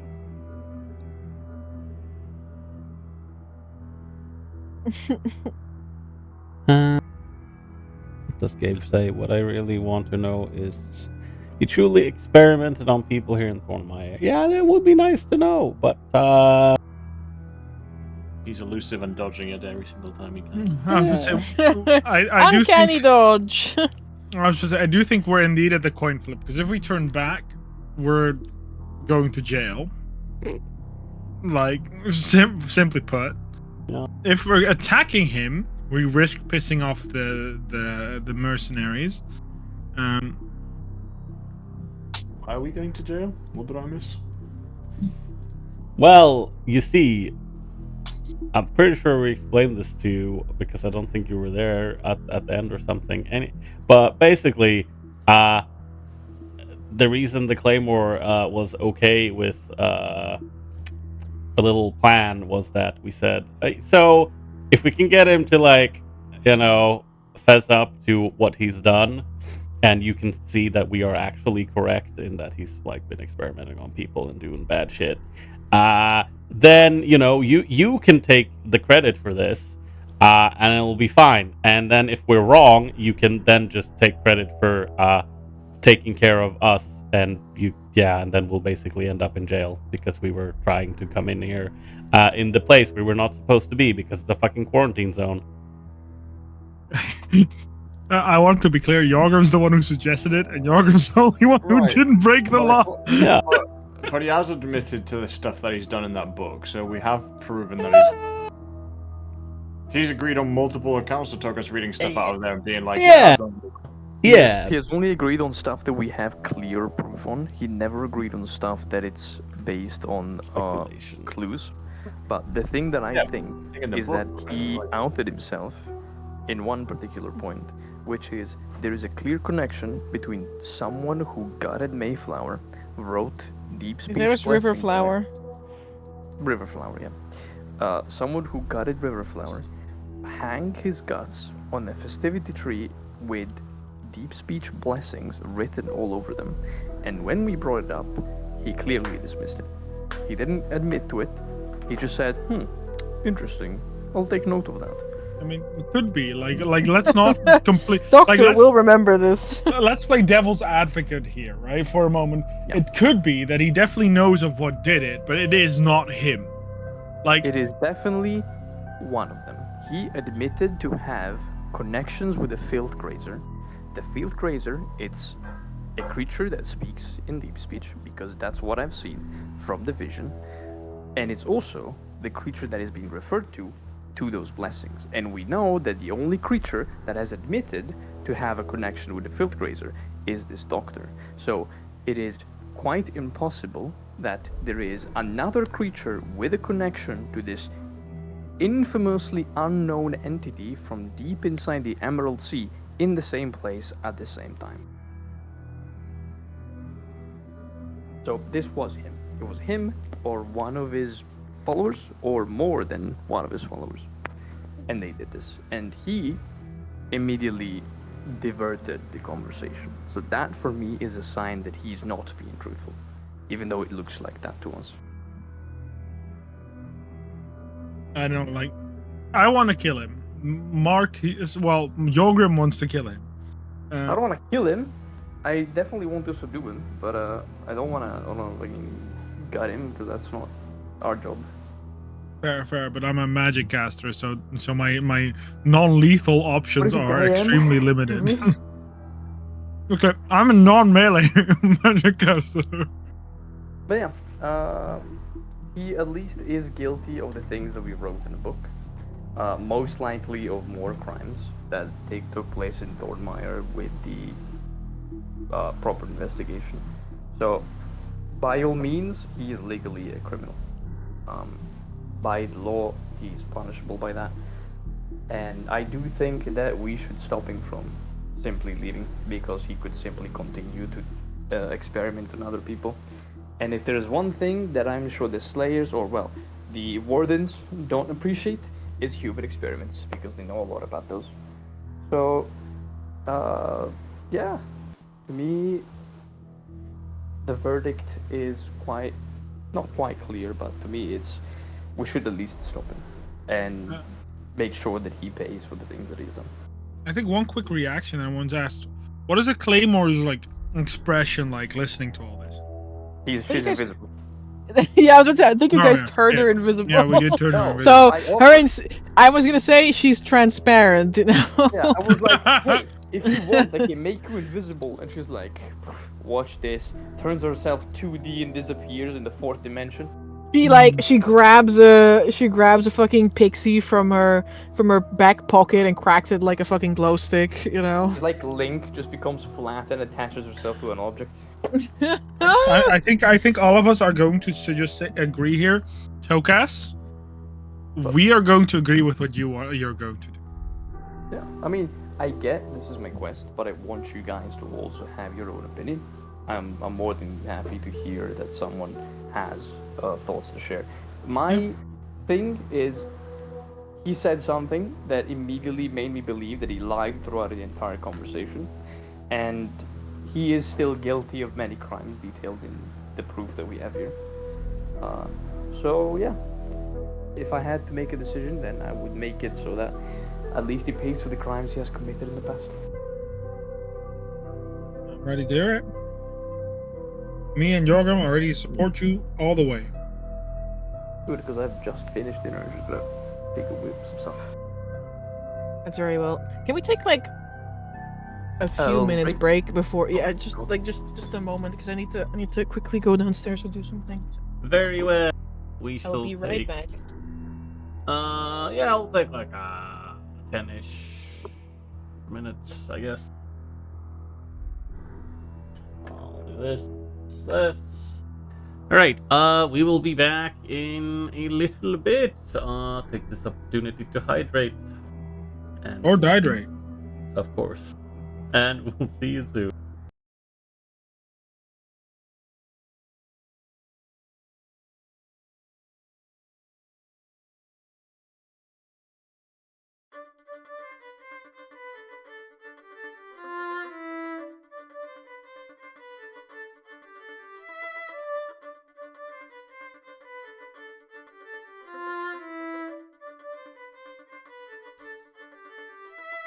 I hear the echoes of victory in fields won before time, when battles draw so near.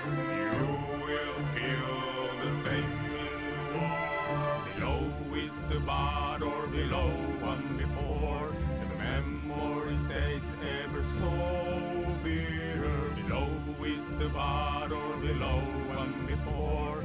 Memory stays ever so bitter. Below is the battle, below and before.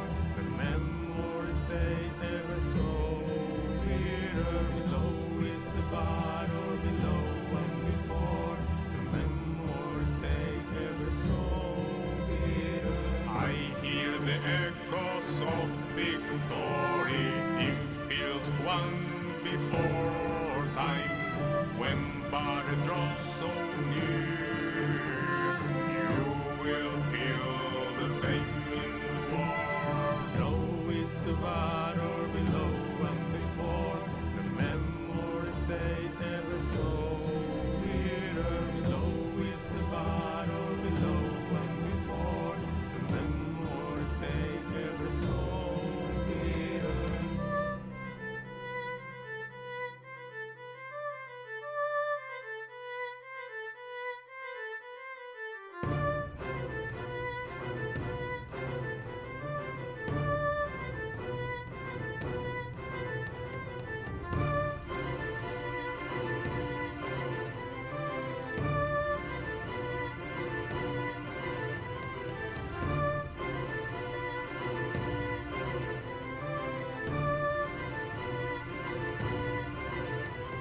Below is the battle, below one before. The memory stays ever so bitter. Below is the battle, below one before.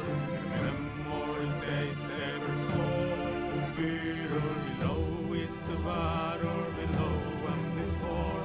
The memory stays ever so bitter. Below is the battle, below one before.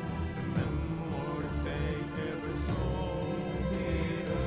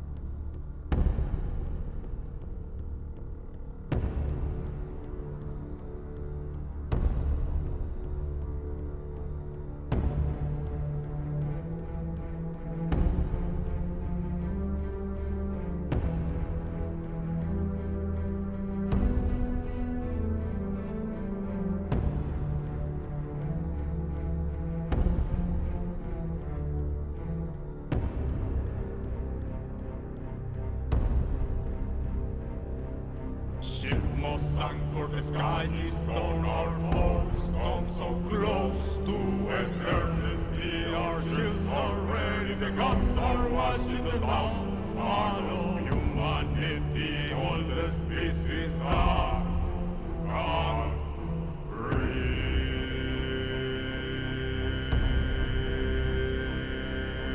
Yes, I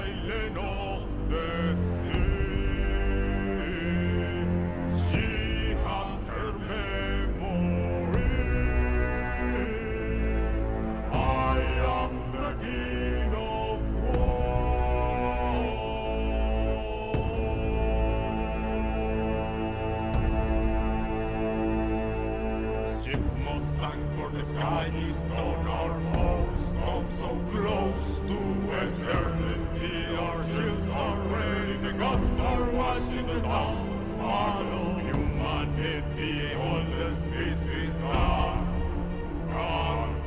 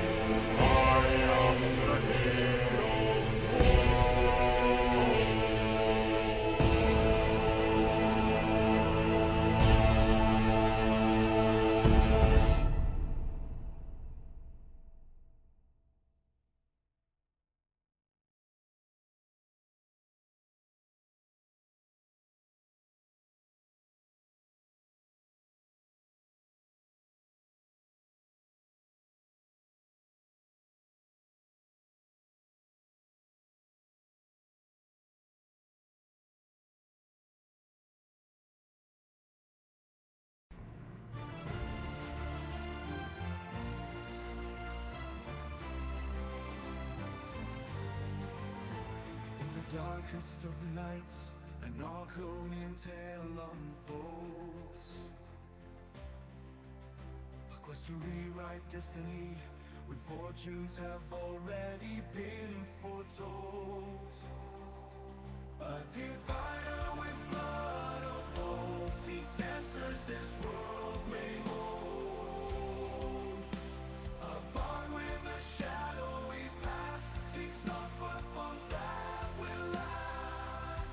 The sorcerer's fate, sealed before birth, seeks his means to save this earth. Bound by ancient lore, they search the ethereal expanses. We sail on wings of starlight and hope, soothing ancient clothing, our dungeon masters every door. With courage in our hearts before it is too late. We are the Stargazers, forging our own fate.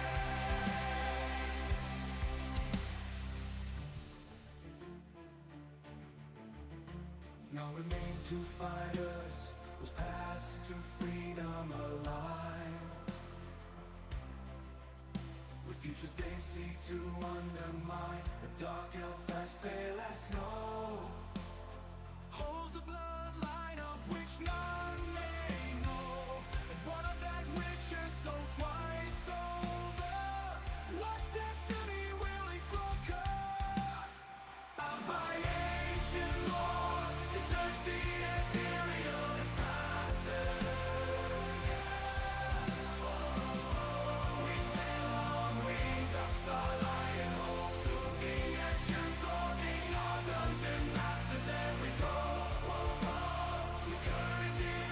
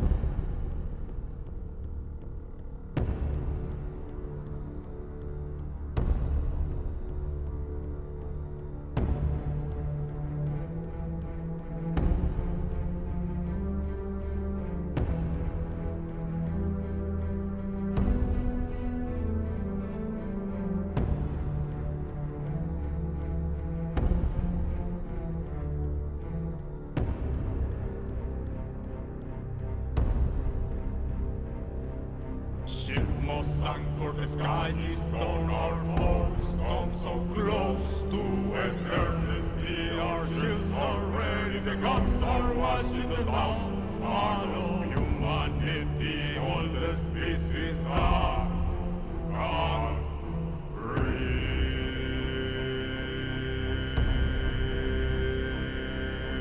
The silent of the sea. She has her memory. I am the king of war.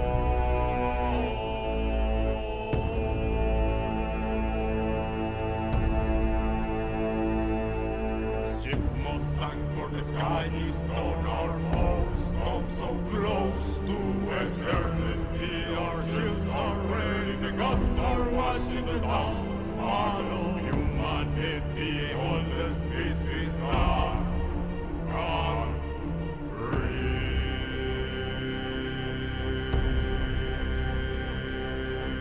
The silent of the sea. She has her memory. I am the king of war.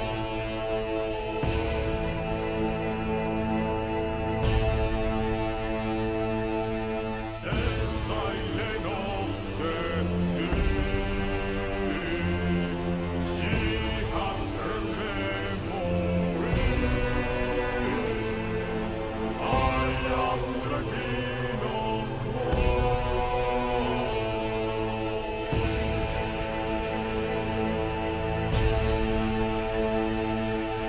The silent of the sea.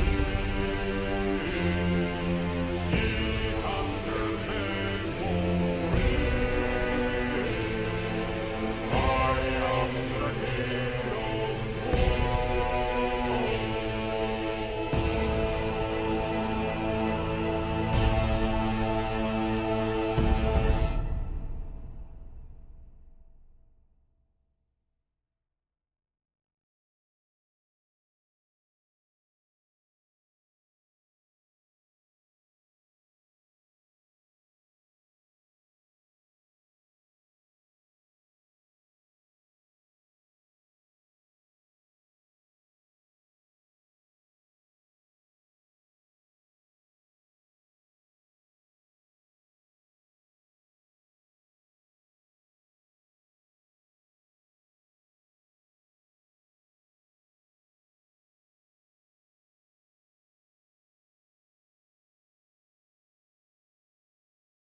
And we are back on the air. Hello, I'm in the Welcome back, air. everyone. Before the break, the party was confronting the doctor. After the break, the party is confronting the doctor. What? Correct. Yeah, that's, We that's did not right. do more in the With middle. violence. Please continue. Lucas will, after pointing out his circumstances and all of that, it's gonna say, at the end of the day, it's our words against yours. None are more believable than the other. But there are crimes that you have committed, the list that goes on, and we could truly share a cup of tea for how long I could continue reading through the pages of the information that has been given to me. An We will not- exquisitely detailed report. Jesus Christ, I'm gonna die now. That was an interesting voice. Well, yeah. Thank you so much. I'm certain it's an exquisitely detailed report. I would love to know who took the time to compile it. I'm sure you would. I won't mind sharing the details after you come along with us and we find local law enforcement and you face, well, a just trial for the things you've committed. Once more, ours were simple suppositions here in Thormeyer. But I get no rest. But it is clear to us after you've well, confirmed it yourself, that you have committed a series of crime that would be unforgivable otherwise. And I do believe that if you are to simply walk away from here, you'll simply continue.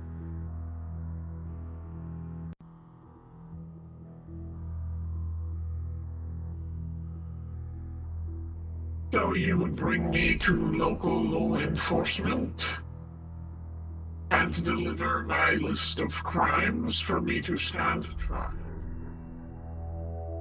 Suppose so. Not an expert in legal matters, but I believe that is the civil way of resolving such things. Bureaucracy. What did he say? Bureaucracy. Ah, bureaucracy.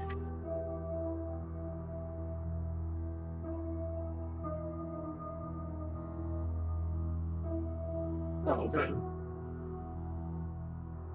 if you would be so kind as to let me personally assess that everyone in this village is cured of their affliction, I would be more than happy to go to the authorities with you.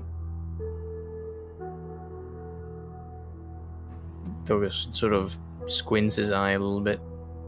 And how would you go about personally making sure that everyone is safe? If they are cured, they can walk the sun, can they not? Togus looks at himself, looks outside. Well, we walked in the sun. Wasn't this thing contagious? Wasn't it why there was a quarantine around Thormai? I said everyone, Mr. Maltentop. Of course. Some people will take perhaps another day or two, as removing a curse isn't something done so easily, but you'll see that some of the townsfolk are already able to do so. Very well, but we shall wait, shall we not? What did he say? We shall? Wait, shall we not? Wait. Togus turns around. I suppose so. Though I'm sure you won't mind if we make sure that you do not commit any similar acts such as those listed to us.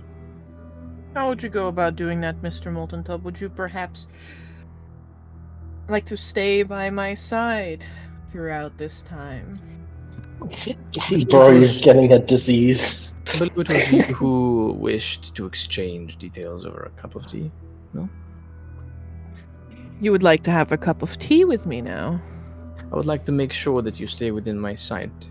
And Excellent. This raises an eyebrow. Let us Suppose have so. tea.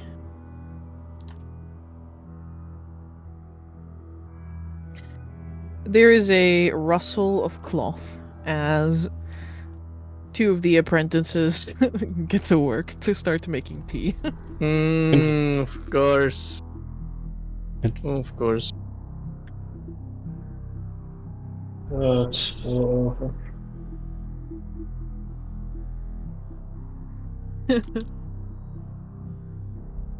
We are cooked. Why are we cooked? Because you want to have tea with this guy. I mean, there's no reason to fucking beat him over the head. You see Tokus be like, let's have some tea. You see Lawrence and Vittorio there with just bloodlust in their eyes, just fuming. They're just like, Tokus is like, let's have some tea. Jorgen's like, yo, can I have a snack? Maybe your knowledge? What the fuck? Stop trying to eat people's brains. Maybe your head. You fucking proctorism addict.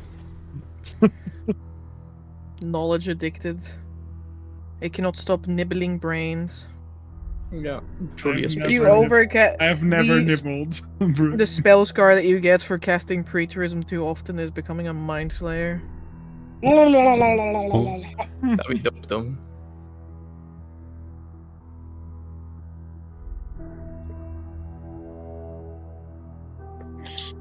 Can't remember which of the quote unquote apprentices go to make tea.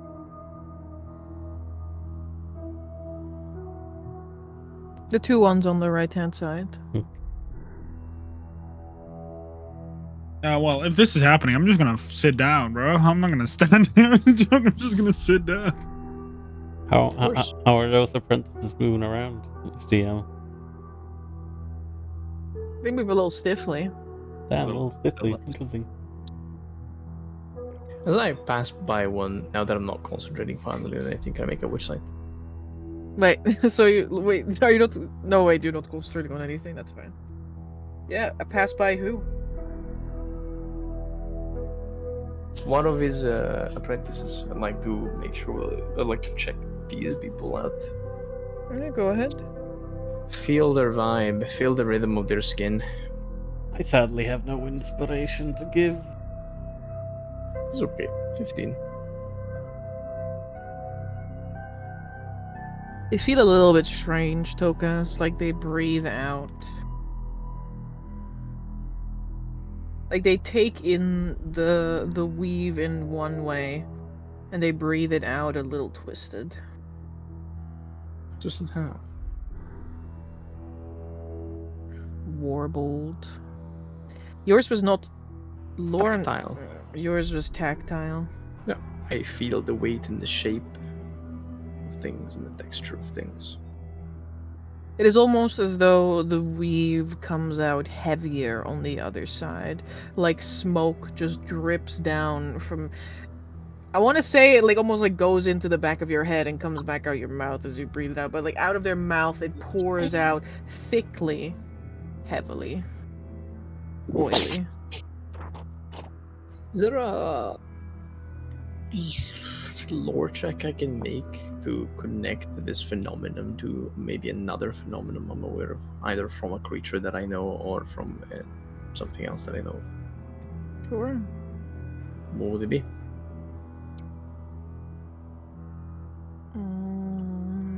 Either kindred or just simply thaumatology. I would say lore ancients, maybe. I have proficient in that. Mm-hmm. 14.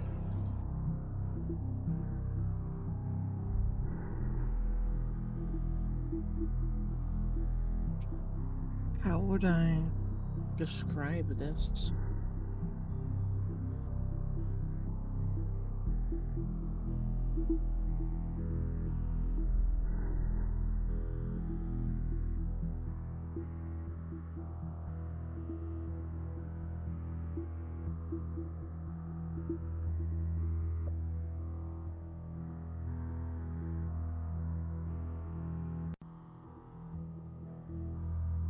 Their existence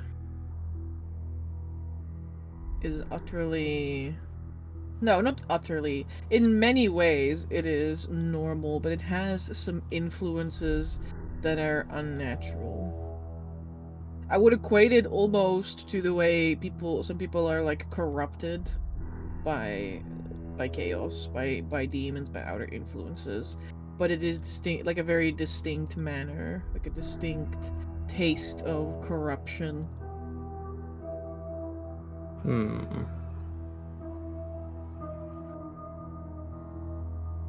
I understand. Is it a corruption that's like your grim, or a corruption of a different kind? What do you mean, like your grim? What do you mean? I'm just deformed, you racist. Your mutations don't fool me. Yeah, you can feel. I mean, with this check, you can also feel Yorworm, but he definitely has a chaos taint. But it's different from these guys. Yeah. Okay. All right. I will just turn around and say to the rest. Well, while we do this, I would wager the rest of you can check the rest of this place. I believe there was the smell of corpses the last time. I'm sure there's some things that we haven't discovered yet. This says as it looks on the door on the right this time.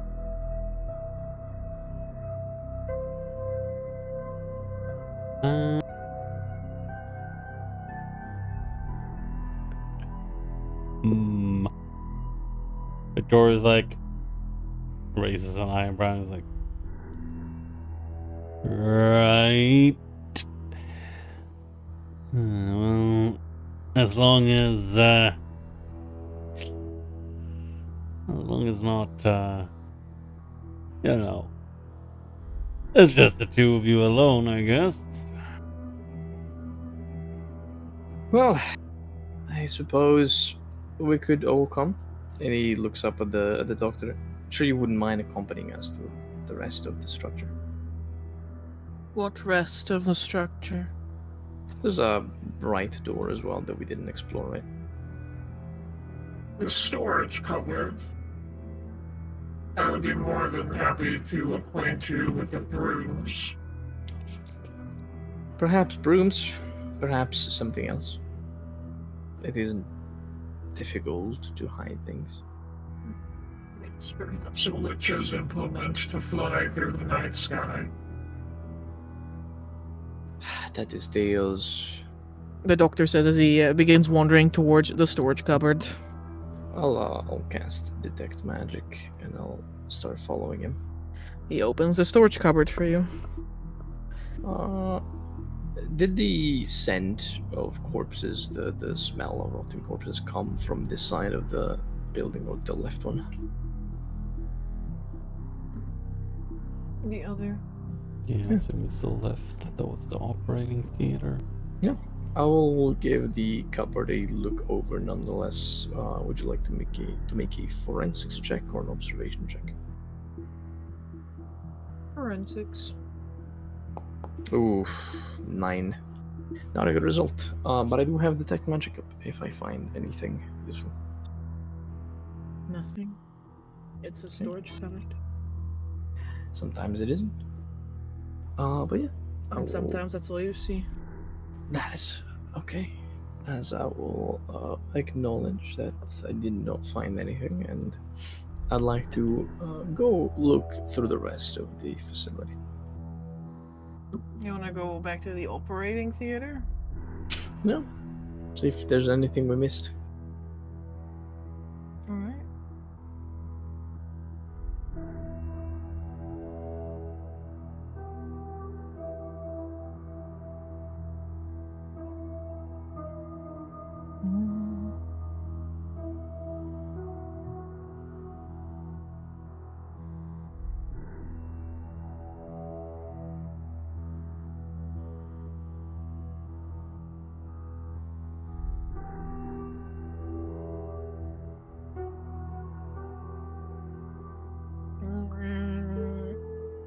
You guys found the drawings. On the schematics of the heart, on the schematics of the lungs with this weird tissue all over it, which was probably the coughing thing. And then we found the squid in the tank. Multiple squids in these tanks. Which I still want to know what the fuck these things are doing here. Well, I mean, I think you're probably pretty bang on with what you said before about the apprentices being dead bodies that have these little squid boys in them, and that's why you which cited a bit of corruption. I think they might be alive. I think they simply might be like him, where they've made a sort of pact with this creature and have been bestowed with blessings, but at the same time, the repercussions of it. I mean, I don't know, man. They don't feel like chaos boys. Like that same like me, completely clean. They're not chaos. Like not all ether kindred are bound by chaos. The Filkraiser is a creature from the outer planes. It's something that doesn't belong in the warp, but it doesn't belong in the material plane either. It belongs to a different plane. And since these creatures can process the weave and sort of correct me if I'm wrong, Ember, but all living creatures process the weave, right? Except those who are physically incapable of doing it, yes. Are we talking about non-spellcasters or I'm talking about flanks? gnolls. Yeah. So every like living- people and species are simply not at all capable of Yeah, interacting yeah, with them. I am aware of that. But on a normal occasion, living creatures process the weave passively, even though they don't wield it. Mm-hmm. So, would I also be wrong if I said that undead creatures cannot process the weave?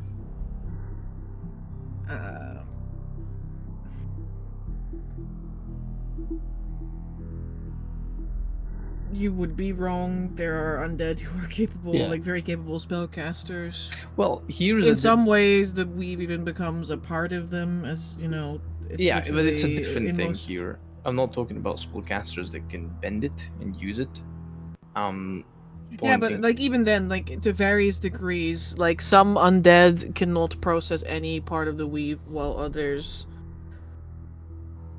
all right, that's Yeah. okay. So I would say less so weave and more so chaos. that's what I'm wondering. I'm wondering if A lot of seeing- undead are immune to chaos corruption. Yeah, but that makes sense.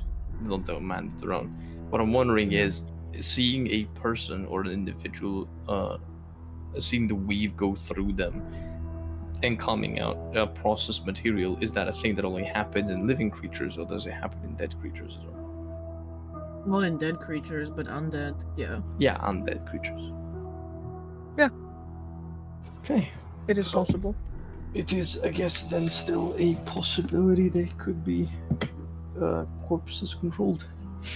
But yeah, I mean, I would like to ask the doctor himself why these creatures are here, and what his purpose for them is. What creature? Well, the spawns of the Filgrazer.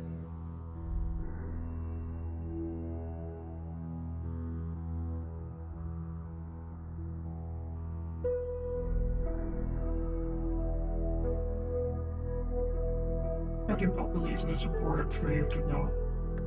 What did he say? I do not believe it is important for you to know. But you must understand it is all science. Yes, of course. So, it is also not denying that these creatures don't have anything to do with what you did to the people of Thormire. What I did to the people of Thornmire was cure them. Correction. You didn't cure them. You suppressed some of the symptoms for a period of time. You are correct. I was still working towards a full cure. And how would you have gone about it? Only time can tell. I'm sure you had an intent, a goal in mind. I'm certain I did, Of course. but you've been very stiff with sharing information yourself. One would almost think that I am simply being subjected to continued questioning rather than a pleasant tea party. Well, once again, you have a curriculum that doesn't inspire a lot of respect. Though, If only I could have known about your curriculum. I wonder what interesting things I would have found out then that I could have brought to the table. I would gladly enlighten you about my curriculum. Again, we have a day or so to wait until you yourself Good. witness that the rest of the people of the Thornmire are now cured. Very good. Remember, how many assistants were there when we first got into the church? I sadly don't have 20 intelligence, so I don't really remember, but I would wager that took us remember something that happened like in a day or two before. 6. And how many do we see today? I mean, there's 2 like wandering in and out to get like supplies, but yeah, you see 5. Damn, so I was right. So there's I one mean, missing. you will find the 6th in the theater. Okay, Suspicious. so they're all there. Okay.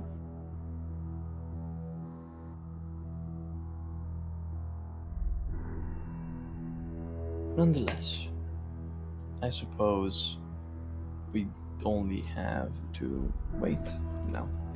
I'm sure you won't mind keeping your assistants present at all times.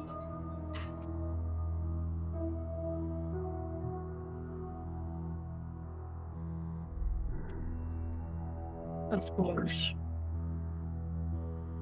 It'll get a little crowded.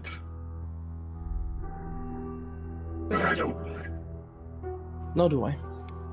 The sickness is gone. No more fear of contagion.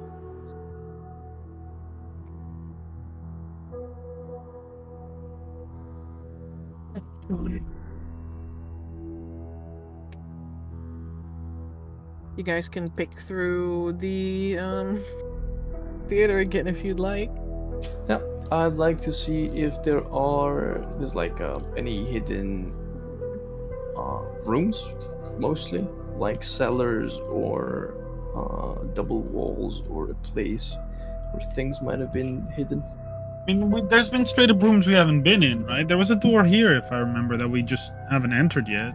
On the right, What? yeah, we just did. It was a cabinet, Oh. and It's I like the tried- third time you guys are going into the storage cabinet, which just has brooms. That's a fair thing to do. Fair enough. You're trying to uncover a mystery. It's not a problem if we double or triple take on the place. Yeah, that's fine. Well, might be a problem, but it's at least explained. I mean, it's no problem. It's just that I just feel like I'm just repeating the same thing over and over again. Yeah, I think Mark just didn't hear the last time. But yeah, I'd like to give a good look over this temple, especially the theater, and make sure that there isn't any things that they might be hiding around. You go in with detect magic. Detect magic and my own 2 eyes. With detect magic, you see a sort of greenish hue permeate nearly everything within the operating theater. Of a particular school.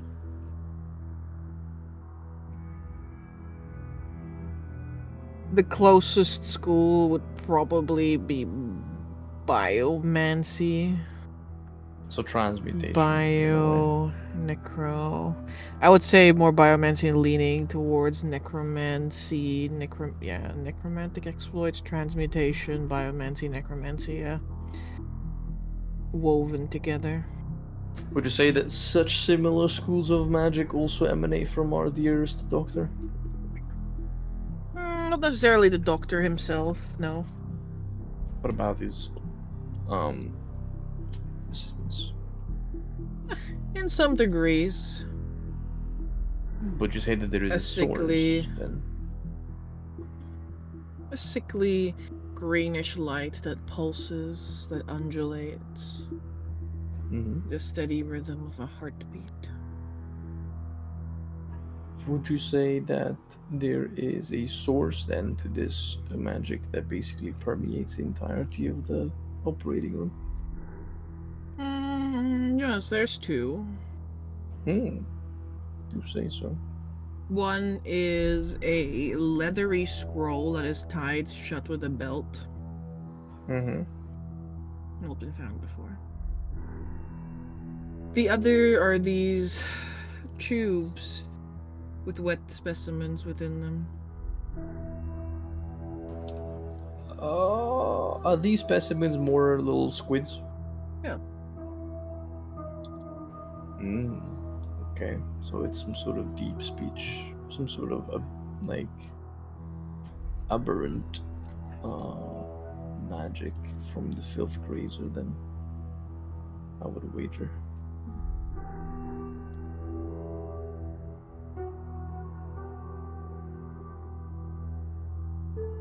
Am I able to identify the contents of the scroll? Are you gonna open it? I will ask the such a good doctor if he doesn't mind giving me a insight in such a ominous thing. I would rather think that life-saving supplies are not ominous. Well, certainly, objects woven with necromancy don't always inspire the most trust. Then again, many spells of necromantic nature turn out to be benign, but I am a very precautious person. Of course. Please feel free to pick through my things some more. Just put them back exactly as you found them. I'm very particular about the way I organize my things. It is an ability I'm proud of myself. I'll open the scroll, figure out what it actually does. You untie the heavy leathery belt and unroll a set of surgeon's tools, clearly magical in nature. I understand. That's good that it's also fucking weird. Fucking spell scroll of acquiescence. That would have been concerning. That's Alright. very Slanesh of you. Yeah, it would be. It's more Norgon. After that, I'll take a look over the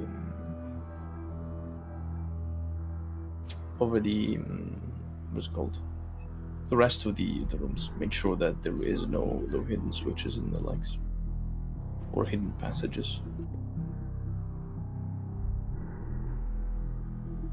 I'll tell you that there's no other hidden passages or walls or anything else in the church. That's fine. That is good by me.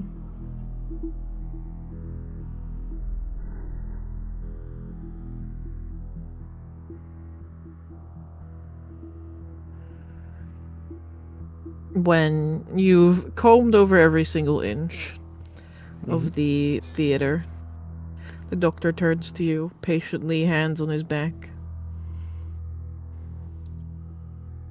Well then. Our tea is getting cold. Oh, I'm sure you won't mind if I sip of my own beverages. Very not polite of myself, but as I said, I'm a very cautious person. It will be accustomed to your rudeness, were we not? What did you say? I've grown accustomed to your rudeness. You won't for too long. Worry not. At least a day more. That is true. But perhaps I can have you forgive me by sharing some of the insights we've learned. Alas, even if you have committed some awful things, the mind behind such action is still a brilliant mind. Or, well, the mind of a researcher, so I suppose I do hold some interest in the things you found.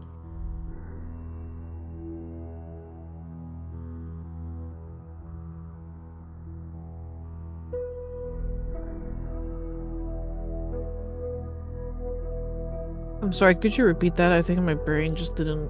He said that he's willing to basically discuss some of the findings we did here in Tormire. Very well. And The doctor is more than happy to talk with you while you sip from tea. He sips through his mask. you can see he can sip his own tea. Don't worry about it. I'm gonna. Sippa. I will gladly not sip something that's been served by people that I don't think are people anymore. Understandable. Yeah, thank you for understanding that. But I'll talk with him about the things we discovered about the curse, and that it was in fact not a disease. Though I will keep asking him every now and then the questions that he doesn't want to answer to, like, what are those tentacle things, and why deep speech? Also, it was you who wrote on the guts of a dead halfling, wasn't it? He will vehemently deny writing on the guts of a dead halfling, but other than that, he does not want to talk to you about deep speech. Oh yeah, I wonder why. I wonder you don't want to talk about the one thing that incriminates you. Very, very weird. I'm just a guy. Leave me alone. Just He's do just my a job. guy. Me, I would never write with my surgeon tools on the guy's guts and strip them up and put them on the tree. Couldn't be me. So You true. must be mistaking me for someone else. One of those black feathered guys that for sure speak fluent deep speech. Oh, and for sure also have a connection with the filth grazer. It must be. Definitely. Definitely the case. Very much so. But yeah, I think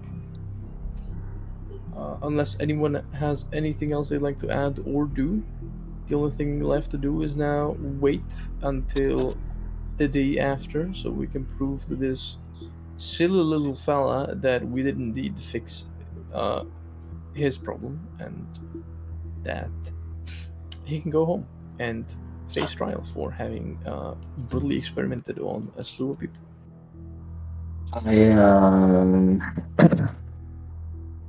I just want to check. Do we know who his employer is? Is it the government? Do we know who what? Alton. His Do we employer. know who his employer is? Is it Oh. the Empire? I do not know, but I'd love to ask him during the sharing of information who hired him. Because I'm pretty sure it's the Empire that hired. It's not No. the Empire, it's an individual that requested his presence and had it accepted through several lines of bureaucracy. If you're a 16-year-old with a crown on the throne, and someone said that someone said that someone said that someone said this guy should be here, we're probably not going to give it much thought. Especially if it is not you who decides that, but your counselor that says, oh yeah, just sign that shit. It's just kind of weird to me that, like, I mean, they have clerics. They didn't know it was a curse. Yeah, but they have clerics. They can cure disease. I mean, that's what I told him. I mean, depends. Not all diseases can be cured. Weeping pox can't be cured. by a cleric. Yeah, of course. Like, we're on the same page in that regard. But it's like, why? What is the benefit of sending this fucknut here just, like, to deal with this instead of, like a cleric? Because this guy wasn't sent here to just deal with it. Well, yeah. I doubt it. No, but I doubt he's been sent here to only deal with the problem. Well, what he told us was that he was sent here to be present and to cure the people of the disease. The most common disease and the most rampant disease is the whipping pox. So you don't send a cleric. First of all, because clerics are rare, few in between, and barely any of them are heard by a god. So if you send your cleric and he dies, it's big fucking yikes. Second of all, I don't know, I bet like 20,000. Not all of them can cast cure wounds, trust me. Really? Second of all, the problem is that if it was weeping pox, you want someone that knows about a weeping pox. So this guy knows about the weeping pox because he's a survivor of the pox. Third of all, as Mark said, his contractor probably knew about his experiments and sent him here for a secondary reason that was most likely not curing these people. I don't know, man. I think they're bad guys. I mean, they are. Hey, if Lawrence would start blasting, he would start blasting. But We do please not don't. blast. I know. I mean, I want to fight, but Lawrence will do the right thing, and Lawrence believes that these people are wrong and bad and should not be, walking around. Yeah. So And basically given a chance to do what they did here in this village, elsewhere, because then we're going to have to, I guess, bear the emotional weight of the next town that they hit up. That might not happen to have one of our party members, partners, families residing in. Yeah, that's So why it's just like, I want them to. I want to blast them. But I'm putting it on you, Gabe. If you don't want to blast him, that's fine. We don't blast him. We are But- threading on the edge of legality and not. Here we have the authority of someone who has been bestowed it by the Empire, which is the Wardens. We can't simply attack these people that are not hostile to us. The only thing we can actually do, without incurring in repercussions, is to send them to justice. Furnish the proof that the people are cultists, first of all. Second of all, they have committed atrocities on people, so first degree charge of injury on the person, and have the legal system take action, because if we start fighting them, we're gonna end up in jail just like they hopefully will. I don't know, man. I feel like Victor's write the history here, and if we blast them, stop their evil now before they have any opportunity to continue what they're doing, then we can just be like, hey, villagers, did we save you? And the villagers go, yes, cool. And then we fuck off to the warp for like months. I mean, it doesn't matter. If we blast them, there's a claimer in this church that's currently looking at everything that's happening that will see us immediately just start fucking killing these people. I don't know, man. I think we should blast them. But it's your call. You want to bring them to law, you can do them. No, I don't think we can.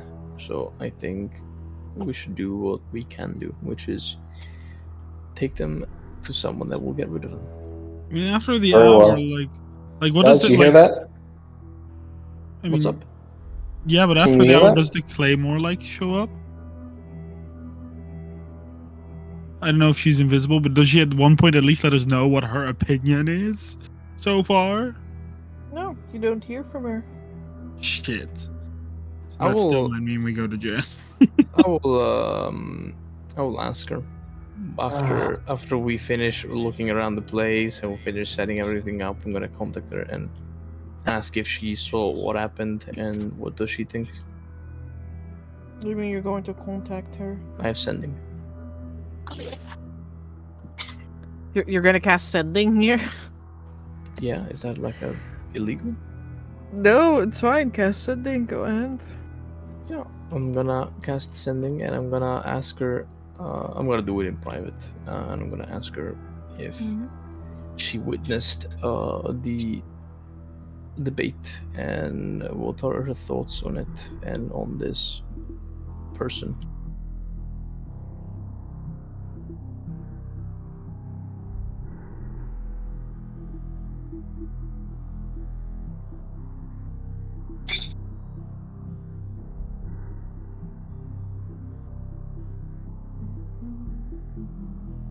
Are you writing an exact message, or am I waiting for? Oh yeah, no, sorry, I can write you an exact message.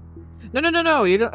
You don't have to. I just wasn't sure if you were, so I was just sitting here like. Oh, you just hand like waved elevator word. music in my head. Yeah, no, I hand waved word for word, and that's just the meaning of my message, which is, hey, what are your thoughts? What do you want to do with this guy? Should we just, take him to the Heartkeepers? Do you guys do that? Well, what's gonna happen?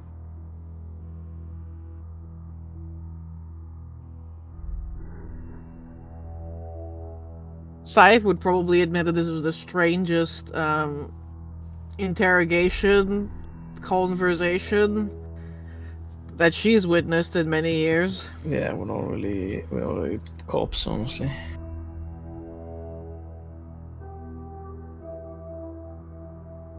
It is evident to her that there is a plethora of crimes that he has admitted to.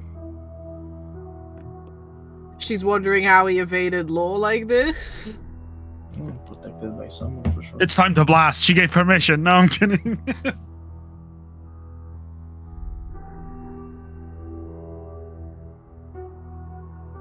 Does she want to take him away? Does she want to do what? He technically does not have the jurisdiction to take him out of his town. I see the problem. See, if he was outside of the town, you know. Yeah, of course. Then, you know, the wardens of the road.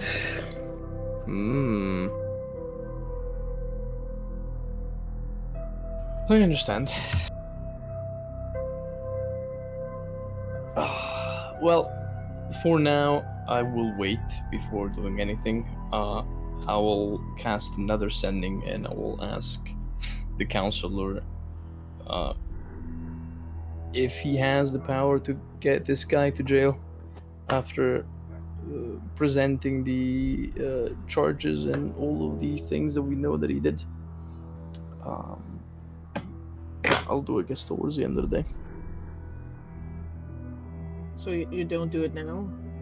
No, well, I guess I can do it now. I'm just gonna ask the chancellor, hey, we have your guy. He confessed to the crimes that you told us. Can you put him in jail? Mr. Molten Top, it is good to hear from you. He wants him. If dead. I can put him in jail. You understand the implications of what I asked you, yes? Oh, man. That's all they say, no two-way communication, buddy.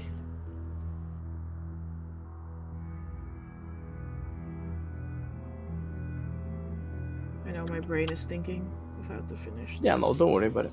I'm just sad I can't respond. Yeah, you need to get Jarlaxle's ring.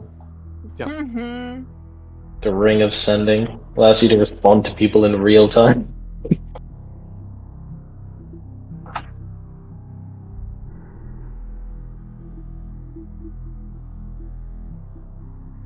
I asked you to deal with him, Mr. Molten Top, and I was willing to pay you quite handsomely for it, because justice will not be served in the land of big folk.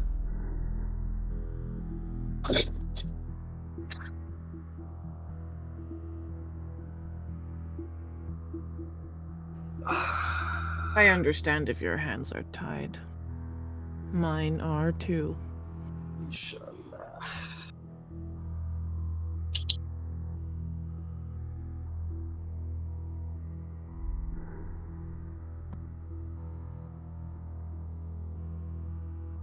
That is a fucked up news. Hmm? So either we kill this guy and we technically become outlaws, or we let him go and he faces a mock trial where at the end of the day he just goes free and he continues on experimenting on people. Or you know, we get him outside of the village and a certain warden can then actually grab him. No, because even if the wardens grab him, they're gonna have to hand him out to Burakian authorities because the wardens. No, what? Yeah, what's up? Tell me. It's not entirely sure they will hand him over to the authorities. But they have to. Like, if they do, they might not. But are they bound to do that? Yes, because the wardens are not those who execute people. Well, the wardens are a bit of vigilantes as well. So Yeah, they're mercenaries and vigilantes. But if someone has to face a trial, they are not the ones who set it up. The Heart Keepers are the policing force of the Bureau Empire. This is, by the way, my understanding, Ember. If I'm saying wrong things, please correct me. I mean, so far, I think we all got the same understanding that if he goes, he's gonna be protected by law. They're gonna be like, no, he's gonna have his medical license suspended for 3 months. Yeah, I don't think it's law. I think it's whoever hired 2 him. week stops. It's probably the person that's Paid pulling vacation. strings, so this person never faces consequences for what they do. Which, by the way, he said that it's not a secret. So who hired him? I'm gonna ask him that while we have our sharing of information. It's been hired by the government. Yeah, who in the government? The most venerable Murch himself. Merch? Marriage. Who's that? Amber, can I make a religion out of this? Yeah, you can. Can I make a Wallahi. regional lore out of that? Sure. Can I make a regional lore out of that? Sure. Amber, Yes, can I make a... Stop Singing it! Jack. Stop all of you! This is Stop plus. singing. This is +3 because I'm from here. 27, 21. Amber, is this theology? I don't know if I'm making the right check. Yeah, you can make a theology, Jake. Yippee! I made an effort. My most holy effort. They're gonna be like, of course I know him. He hired me too at some point.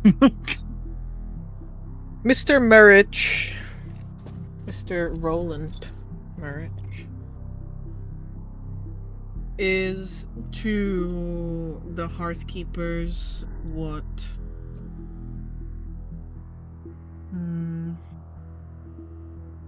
What do we call her? Like a chief of police? He is to the Hearthkeepers what Genevieve is to the Church of Meatclouds. So like the head of the Or- Heartkeepers? He is the Pope. The fucking Pope! We need to get rid of this bozo. Fake religion. For those of you who rolled regional lore, Yeah. you know that he is not just the Pope, but he is basically the right hand of the Emperor. Wasn't he the guy that was in the Was he the guy in the throne room? room? Yeah. Yeah. Of course he fucking was. I told you that he wasn't the 16 years old that signed the paper. Of course it was him. Oh yeah, I mean, The for sure, for Pope sure. is essentially... So, the story of Airton's a little bit sad.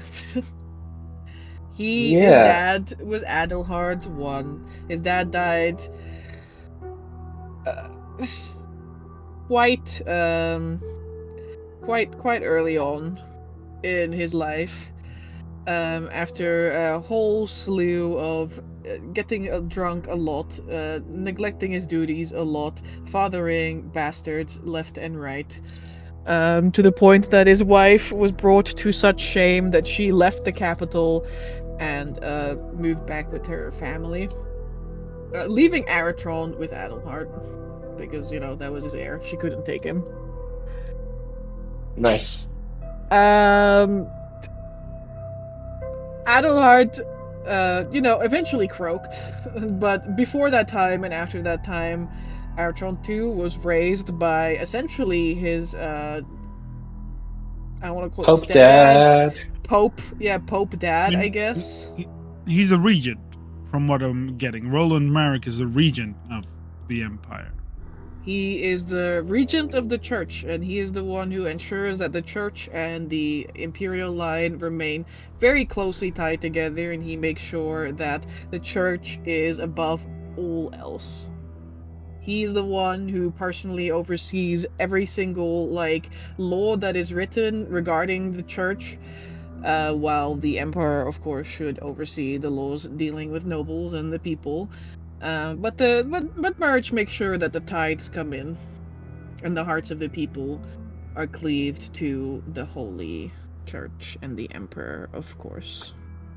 I knew we should have killed, the dude while we had the chance, guys. I don't know about that. We should have, started a fucking riot in the capital. We did not have the chance. That's the So, point. so our options are basically what I'm down. hearing. One, kill him here in public-ish. It's not public, but kill him here. It's not in public. Yeah, but it's public enough. We can't kill him and say, "Oh, it wasn't us." He died. There's an He entire died, village of secret witnesses that and we were fell. here. There was an entire village of witnesses that we were here, and I don't trust the wardens to lie for us right now yet. So, Yeah, not do I. we kill him here, and at that point get the Burag on our ass. Option 2, we walk out with him, out of the city borders, murder him there, and then be like, we don't know what happened.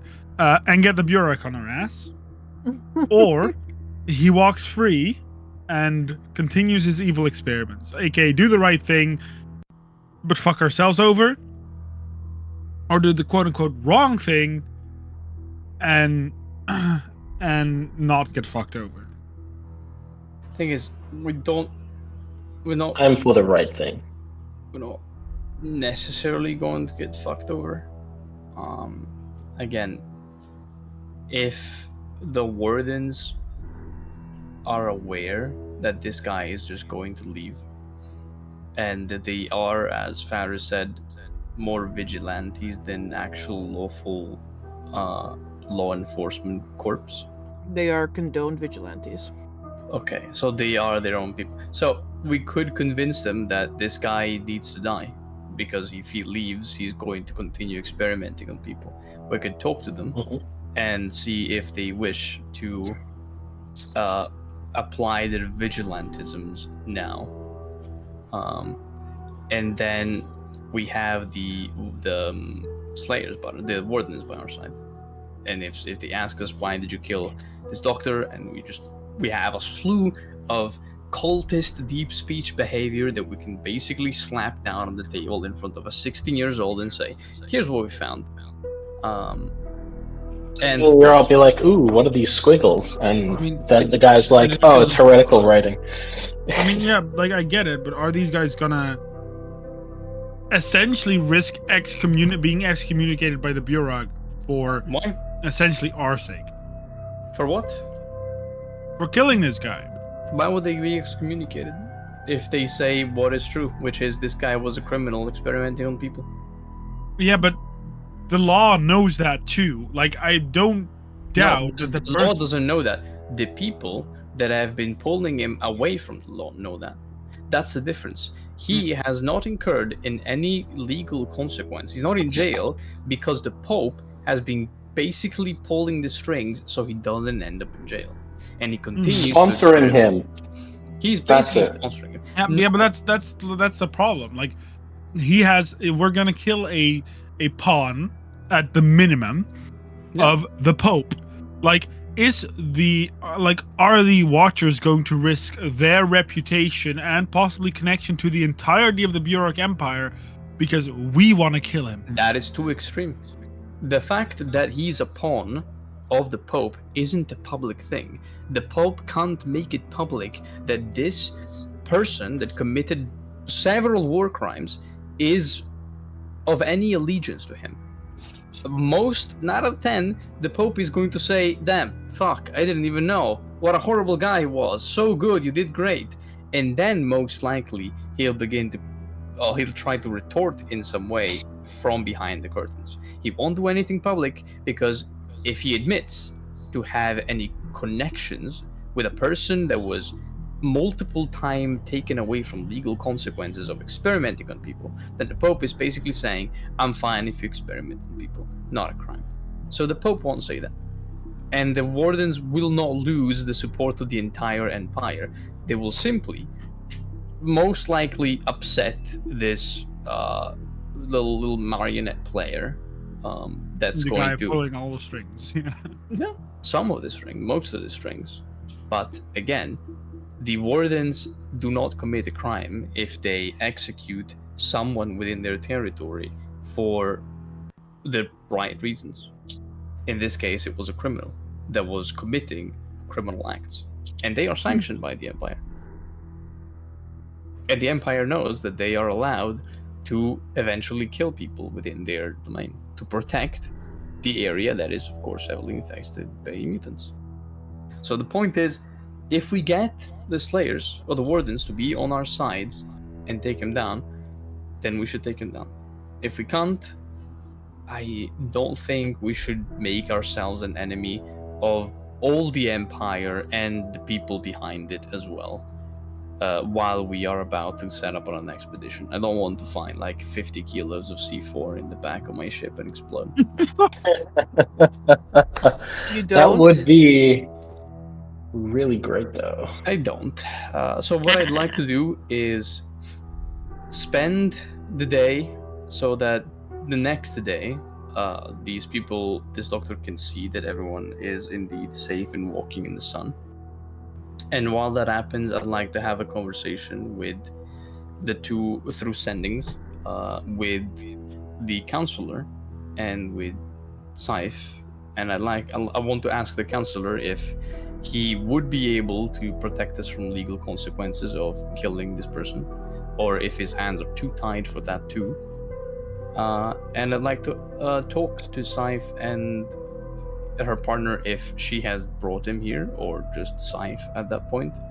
And I want to know if brought up with a choice of either letting this criminal go or putting him down, which one would they rather choose? I know that this Slayers, or well, that most Carnian Nemesia is heavily acquainted with human experiments, so I want to know what they want to do, because without their support, we can't enact justice.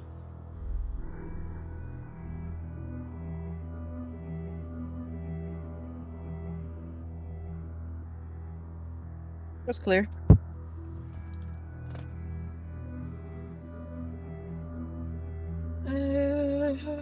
In what order are we doing this? First, I'll talk with. I guess first I'll cast sendings to the Chancellor because he's the only one that's not in the village. I will basically use a sending to ask if he's able to basically clean our criminal record if we end up killing this guy. Like if he's able to protect us from the law.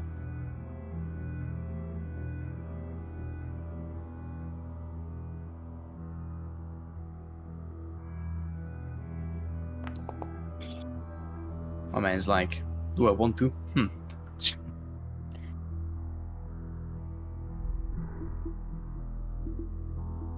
You complicate matters, Mr. Molten Top.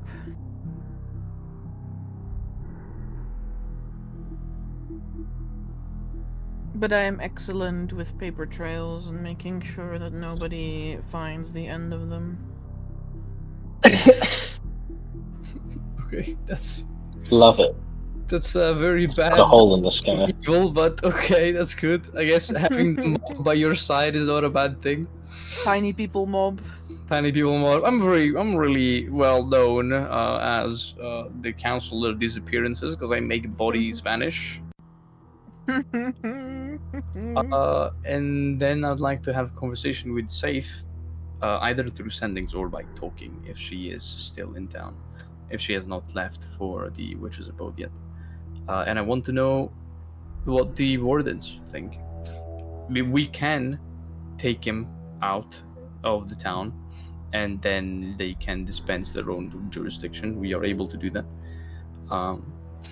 But I want to know if they want to either let him go and he'll continue to experiment on more people and do whatever evil acts he does, or if they are willing to put him down.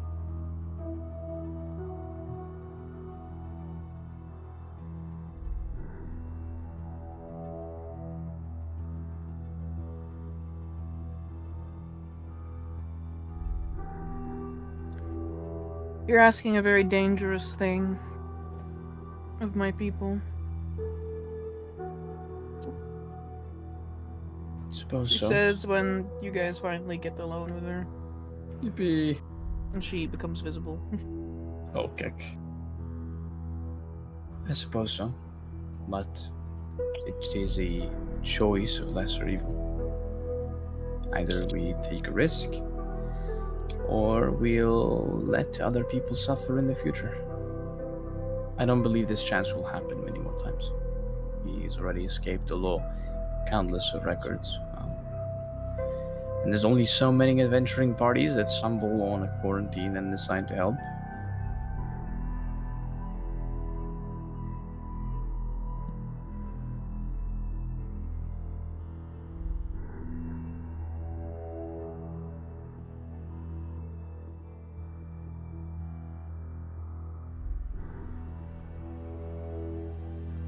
Yeah. You are right about that.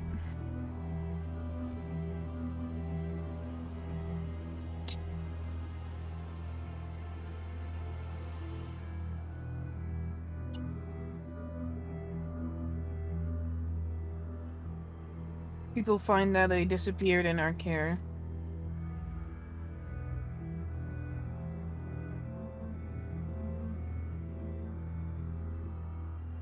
I think that I'll be in big shit. She says, like, pursing her lips. Yeah, I'm So- into this. I think it's gonna be pretty bad. Well, we could simply make the charges public. Maybe maybe letting other people know of all the things that he has committed would have you in less of a big shit, as you said.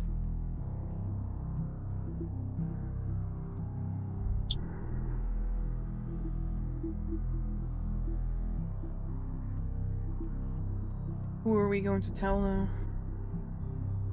Well, that he's a criminal that experimented on countless people of the Empire. Who? Who? Well, I have contacts with the Queensberry Lodge, the Chancellor, that is more skilled in paperwork than I am. And then, I'm not sure who you report as a organization, but I suppose whoever tasked you to protect Thornmire, you simply tell them that you've done your job. That it seems that the corruption was from within. A cult of aberrations and experimenting on innocents.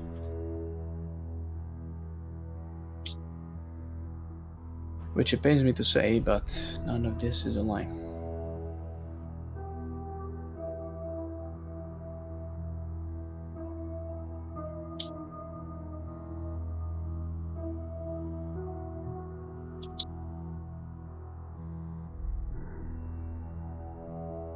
Scythe contemplates this deeply.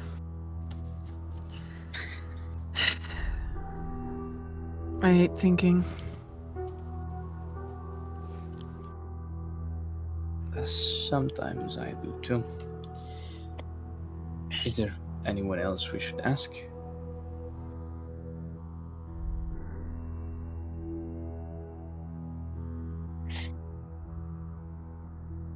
She kind of like you could see like her tongue like lick across her front teeth, like behind her lips, like her lips bulge up. She's like, look, I'm just saying, like, cricket's just better.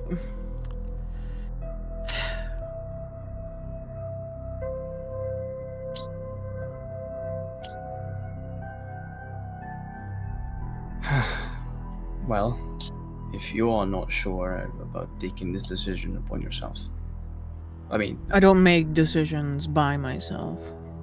that's sort of where I was going.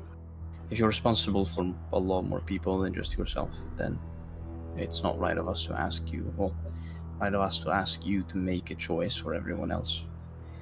Can you take this cricket fellow here by tomorrow?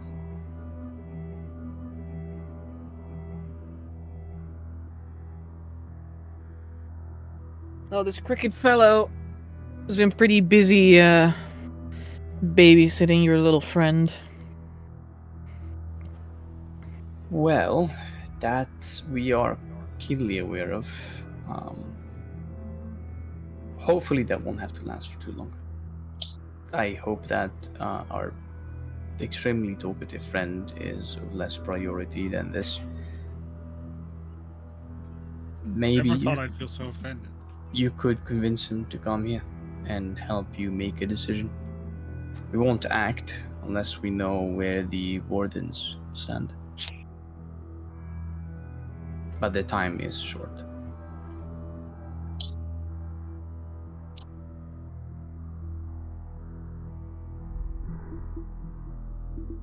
Sure.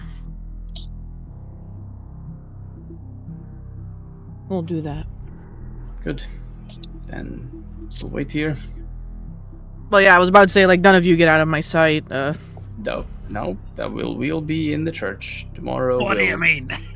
I'm take allowed to them- be here. That's true. I'm starting to doubt whether you're supposed to be here. Oh, fuck. Tomorrow we'll take them around the village, show them indeed that everyone is, well, cured. And then the day after we will, I suppose, vacate the premises, but hopefully by tomorrow we can meet this cricket fellow and come to a decision.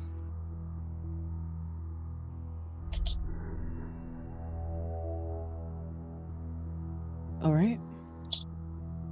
That is my proposal. We meet cricket, which apparently seems to be the one with like the higher mental scores. And Wow, that's mean. What the fuck? it's just a joke. She has. Yeah. Well, yeah, I was gonna say she has, but like, what does she have really? All in Not all, a like lot. 8 intelligence, 12 wisdom, 26 strength. How did you know that? What? I can see your gauntlets of dragon power. You don't lie to me. Gauntlet, yeah, of course. Your arm of dragon power, of course. But yeah, Took it straight over dragon. Yoink. yeah. It's Zarys. free. Zarys comes back without an arm. Sorry, guys. I lost it on the way there. Jarvis is too weak to like convey any strength. Yeah, that's true. But yeah, my idea is for the rest of the day, we rest. Tomorrow morning, we go basically around the village. We see the halflings and we show him that everyone is cured. Or at least the people that finish their tasks within tomorrow. The day after, we will get ready to take him outside and hopefully at least take him to my idea is to take him to the tree where there was the guts and everything else, and see if he recognizes these like inscriptions and these things. But also the tree is outside the premises of the village, so that's where the wardens have jurisdiction. Alright. Well, let's just go over that then. You guys spend the night in the church, where the doctor and his assistants, his apprentices, will remain with you, and Saif will also remain because she's watching all of you, watching them. Of course. It's like a big chain of people Yeah, watching watching each other. Basically, yes. Big brain. And in the morning, it's time for the big rounds, where you take the doctor around to visit all of these halflings, many of which aren't initially, like, outside, because they're so used to being outside in the night now that they... Afraid, like, if someone told me, hey, by the way, you're cured, like, nothing happened, I'm like, you sure about that? I don't know about them. Yeah. I don't know about that. It takes a long time to get through everyone, but eventually, by midday, you've checked over all the little halflings.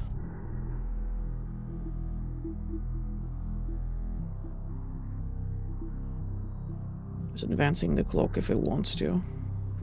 Of course. There we go.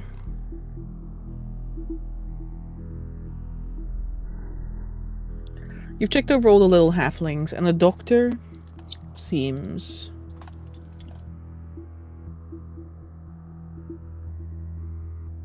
okay with this.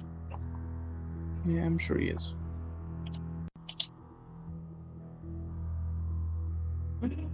Excellent work you've performed. Told you.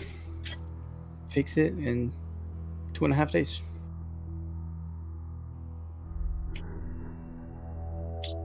Marvelous. What magic can do. No, it was really no use of magic here. I suppose some, but not for this. And believe me, this was simply accomplished by taking a look around.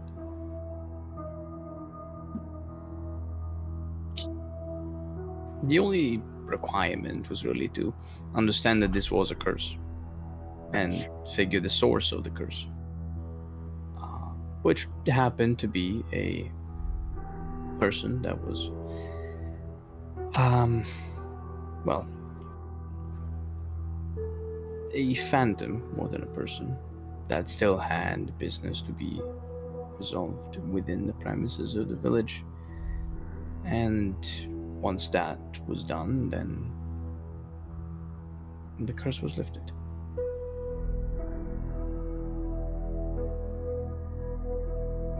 This is why I love my line of work. You learn new things and gain more insights every single day. I suppose so. I love to do that even if it doesn't fall within my line of work. I believe knowing things always comes handy. That it certainly does. You and your companions have such an empathic outlook on this world. I think it's more humane. As you said, you've watched people starve to death, and the effects of what the box had on Lizak. I would wager that after seeing all of that, you would grow to despise the suffering of others. I think a thing that we all share in this group is that we have had enough experiences and close encounters with the suffering of ourselves and the people around us. I think we do this because we want to change things for once. An admirable thing to desire.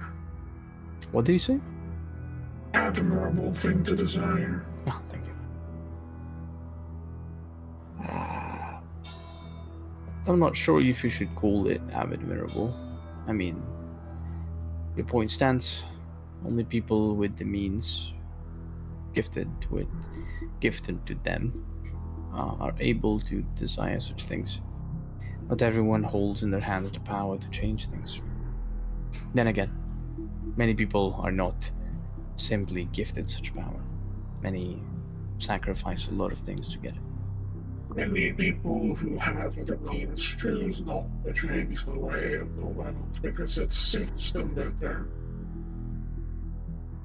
Oh yeah, well, I'm sure you know many of them. Young and old, rich and poor, they all fall ill at some point.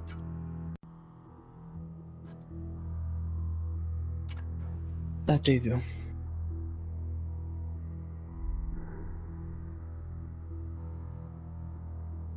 You know, I've been wondering, what happened to your retinue? I'm about 74% sure that they're not human.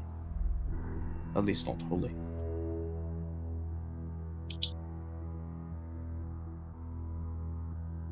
They were not so fortunate with the pox. Ah. Necromancy, I'd wager. Or maybe the creatures in the jars? They chose to live.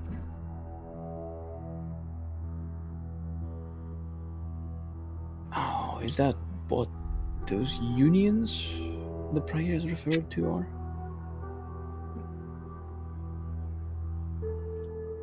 You're starting to understand. Somewhat. Well, I'm glad that my first hypotheses were not wholly incorrect. You know, I thought at the beginning that it would be some sort of incision, a surgical operation, but I suppose it's something different.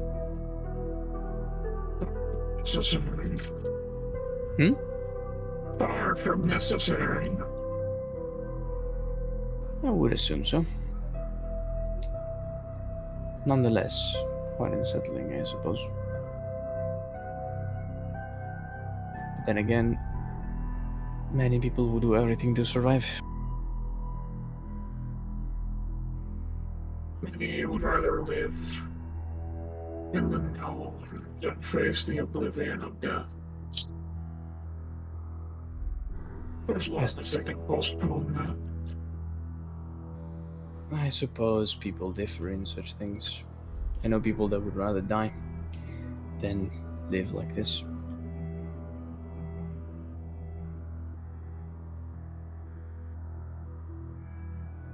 It's a beauty of free will.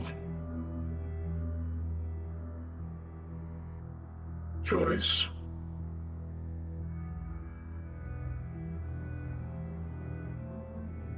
Now then, shall we go? Of course. I must pack my implements. It seems that my job here is done. Yes. As soon as you've packed your belongings, there is one more thing I'd like you to see. Remember those horrid inscriptions in intestines and flesh?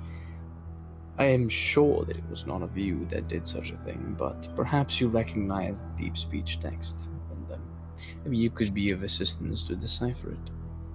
You know, as there is clearly a third party involved with the defiling of a corpse. Of course.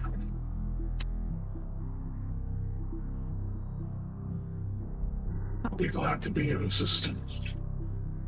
Thank you. With that, the doctor will go pack. Right. Keep an eye on him while I pack.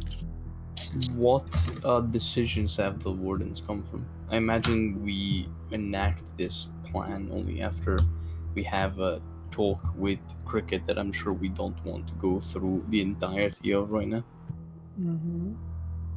So my biggest question is, I know Safe is more propense to putting him down, but Cricket being the better decision maker, what does he want? The more amenable of the two. The more reasonable of the two. What does he think? The wiser of the two. Oh, For come on, sure. you're being mean. Yeah, the physically weaker of the two. Is he physically weaker? Let's see. I fucking hope so. If he's wiser and smarter and more amenable, like, this poor girl has nothing going on. He Also, is. she does have a dragon arms. That's true. He is. I feel like if they called you Cricket, you're probably like very nimble, but you can't fucking lift a boulder. He's very nimble, yeah. Ah, there you go. Man's weak, but he's got moves. He's got them cricket legs. Alright. What is the decision that the wardens come to?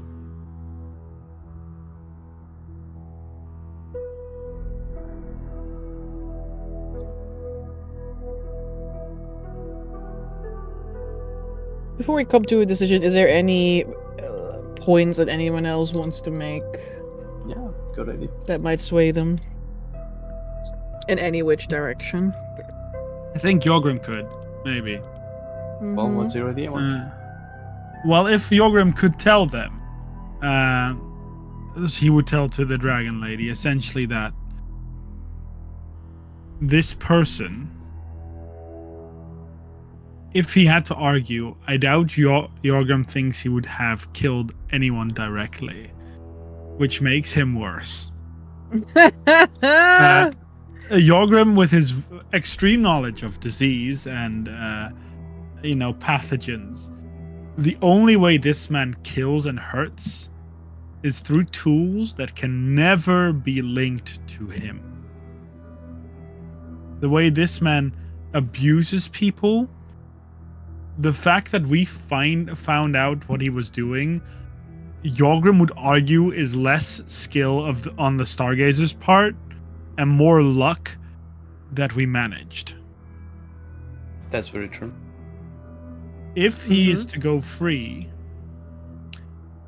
any one disease he unleashes can mean the death of as little as one person in a specific disease tailored to one person. And he speaks about it with great passion at the moment he starts talking about diseases. He just keeps going, it doesn't stop.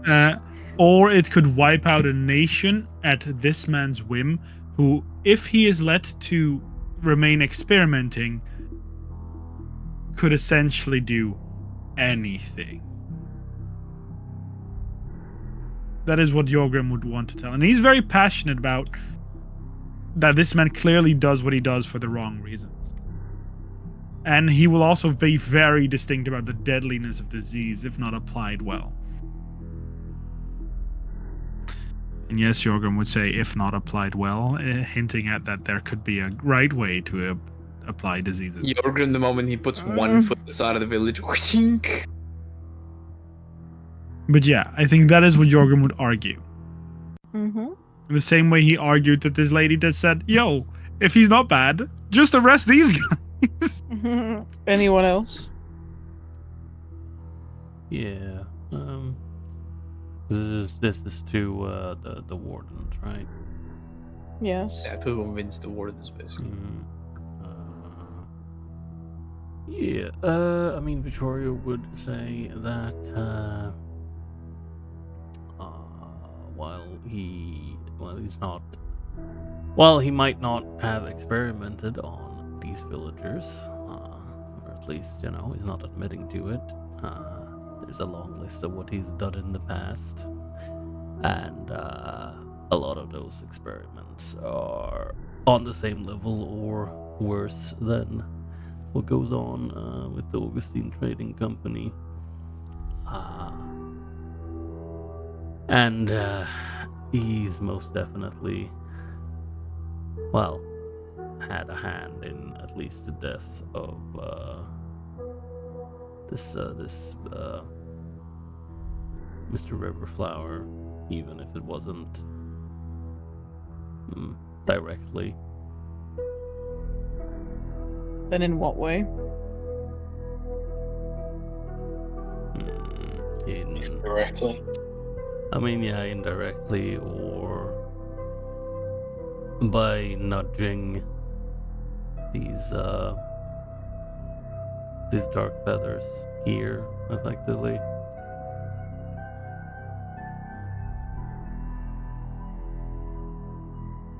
At least that's what Vittorio thinks. There's clearly some kind of connection. But yeah, primarily he puts the emphasis on the experiments he's done in the past and all the evidence of that experiments.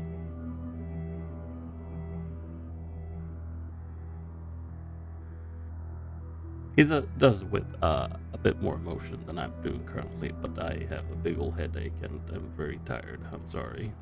Mm-hmm. Anyone else? My point will still stand, which is, if we don't do something now, then there is likely that nothing will ever happen to him ever again. It's something that doesn't happen very often, and it didn't happen before, and probably won't happen again. If we want to put an end to what he does, today is basically the only chance we have. Yeah, everything that needs to be said has been said, and I'm not one for overstating points. But also we must slap him in the neck, says Lawrence. But also, Yeah, we let me must hit him in the nuts. deliver divine justice. Yeah, that's slap exactly his what neck. Lawrence says. Lawrence says, "Guiding bolt, do," and then a hole appears in him, and it's like, oh, Huh? it is as the seraphs intended. Wallahi, we are saved.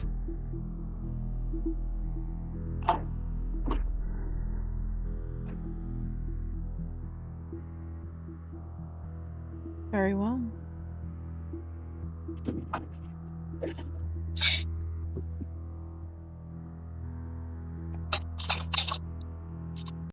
In that case,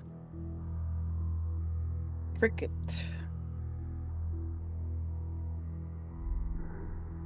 Of the witch's abode confers with Scythe.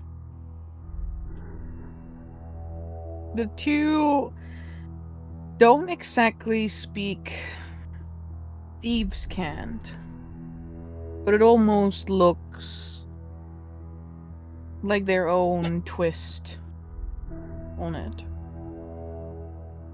There's a mixture of roundabout phrases and a little bit of like sign language mixed in between that becomes more and more animated as their conversation goes on. Notably, Scythe's draconic arm doesn't always follow these movements. Every now and again, it has a mind of its own.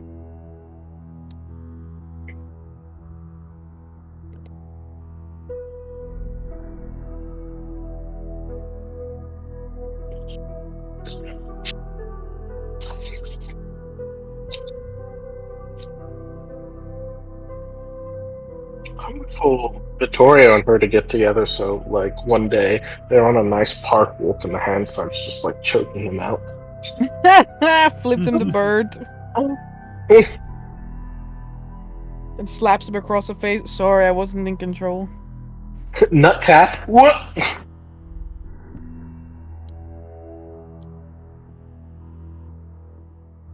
It's true. Vittoria's Claymore harem. Does not need a claymore harem. It's a Claymore's arm. That arm. Get it right now. It's true.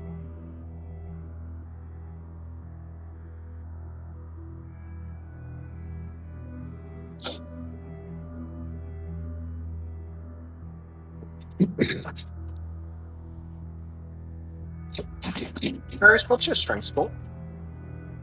17. Strange thing that.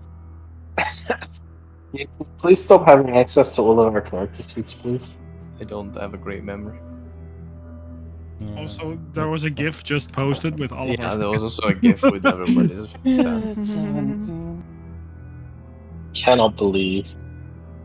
Jorgrim's is a You solid memorized- 12. You also know it because Ferris hits with a +3, a 3 for proficiency, and a 1 from his weapon. You know a little bit too much about our characters. There's a lot that you're giving away.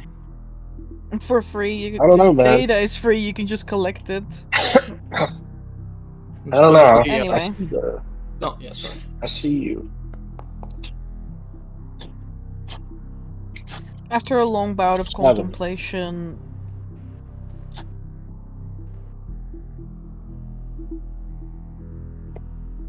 Cricket is willing to take the chance on you.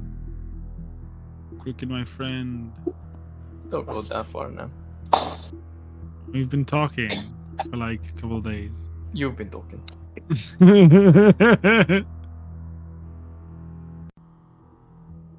Alright. Then I'll let them know that we'll be at the festivity tree. Which should be roughly west of actually East. east. There you go. I got basically all directions. East of the village. Mm-hmm. And if they want to do it, I guess that place is the best place. Very well.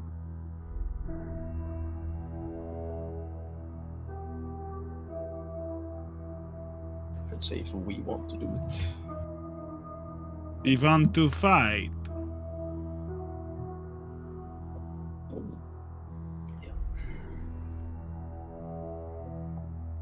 I can't wait for this guy to get away with all the prep time we've given.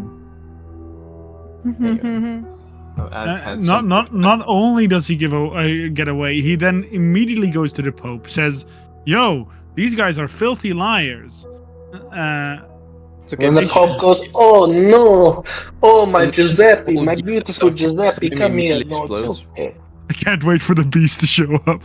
Oh no. Hey, imagine we're fighting this guy and he's like, well, I guess I'll do this, and fucking kills himself and gets the beast 6 dice. Well, you're fucked now. Goodbye. That's true. He yells, just before Vittorio stabs him through the chest and kills him, he says, "I offer this sacrifice to the beast willingly." And then Vittorio's like, "Wait a second," right as he pierces his heart. He goes, "I'm about to beast." And then he beasted all over us. Yeah. Didn't know you were into that. Based. You choose to fight him rather than incarcerate him. Yeah. And that is just fine. It can be done. Yeah.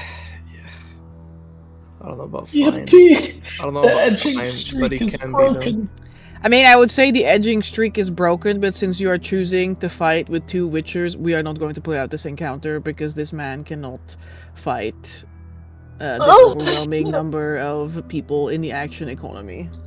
Amber be like, I ain't gonna we're gonna end the edging with just straight up ending it. No anything.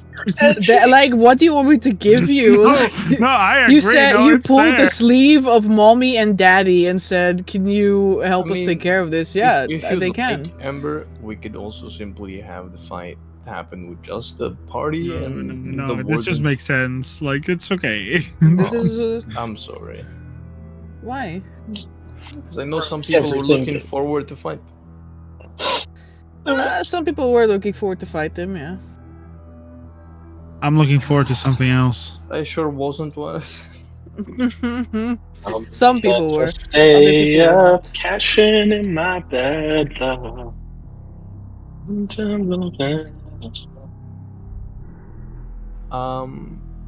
Yeah. After the encounter and the eventual execution that happens, because I imagine even with this like 6 assistants, that's not gonna work much. No. I'm gonna ask for the slayers, for the wardens, if I can keep the research of this guy. Because at the end of the day, I feel shit. Because he was doing something good in the wrong way, but he was doing something good. Oh, let me make a copy. Yeah, you definitely don't keep a copy of this. I will definitely make a copy. I did it fair and square. You definitely don't keep a copy, you Mr. Disease guy. I am definitely gonna keep a copy. You definitely No, don't we like don't anybody. trust you. I've been helping like. I'm like, what the I'm fuck? useful. Freely, you mean to free your belongings from this village. That's what freely means. Yeah, fair, but still. There you go. I'll just go to this guy. Consent is important. Yeah, damn, I feel like shit. But I guess that is Do what not. happens. The doctor chooses not to put up much of a fight. Nice, make it worse. Thank you, Amber. That's very kind of you. Are we the bad guys? Guys, are we the bad guys? Maybe if I say I'm gonna immediately check his pockets, this doesn't make me the bad guy. Yeah, it does. What was his last words, Amber? To make us feel more bad. He spares you none. Okay. You're not deserving of it. Yeah. How do we execute him, Amber? I You think tell that's me? enough details. Thank you so much. No. I actually need to know. This was not me rubbing it in. This is me What do you actually need- wanting what to do know. you need it for, Mark? Tell me. No, I'm not gonna say it out loud. And then there is no need for that detail. Oh, there is. Really shutting down other players here. Oh, That's what's happening. Roll me a d20.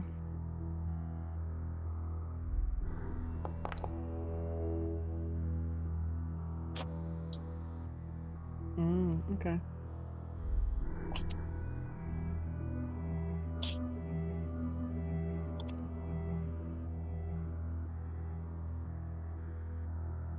Not through total evisceration, so that's something. I guess it's mostly the Witchers that do the job. Yeah, they're pretty good at their job. Cutting things off, yeah, that makes sense. Yeah, fair enough. Yep. Just lop his head. Especially if he doesn't resist, I guess that's... Instead of fucking fireballing him to death, I think it's probably the most humane way to go. Very well. Oh, damn it. I guess I have to add him to clemency. You don't have to be the one. Well, I don't know why Yeah. you're saying that. There's 2 other Witchers that are legally allowed to do this. Ferris just wants to add him to clemency. That's Yeah, that's he the just kind of wants vibe to. we're going What do you mean you're Straight gonna up. casually do that? If I can. I I don't know if anyone's going to let you casually do that. We all in front of this guy. I'm not sure what you're trying to do, my friend. Oh, I'm gonna. If his head is separate, Yoga immediately grabs it and shoves it in his flesh. Out right now. he does it. He's already in it. It's just like, Well, Hey. that's what Tokus is gonna say, to put the head down. I mean, Put it's that nowhere down. here. What did you say? It's nowhere here. I'm not getting it. I saw you put that thing inside you. Hey, It's you're a- not sharing the research. I might as well get it the other way. With filing a corpse. He might have been evil, but he still deserves a burial. I look at the half eviscerated man. He's been decapitated. Oh yeah. Then. Wrong. Then share the notes. You know, I did part of the work. I deserve part of the reward. Your reward is getting your wares out of this town. That is what we promised when you began working with us. This isn't a reward. This is research on outer plane entities that shouldn't be dispersed to people as you saw. This is what Yeah. happened when it did. And I'm a person that studies disease. I could use this. I don't want you to use these. What happened when someone used this was this, and he points at the decapitated body on the ground. Look at it. Yeah, and plenty of bad shit from scientists happen too. I don't like what this guy did, but it's better to learn from it and not have the research go to waste. You don't support it, but you're not gonna throw it away. There's no guarantee that you won't end up in the same way. I mean, you just picked up the head of a recently decapitated person. If you really want people to trust you, that's not something you do. Fine. Check your DMs real quick, Ember.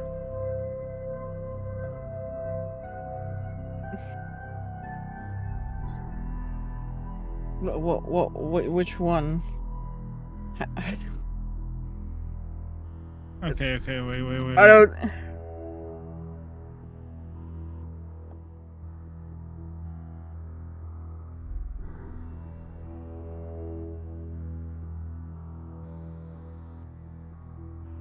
That is my question.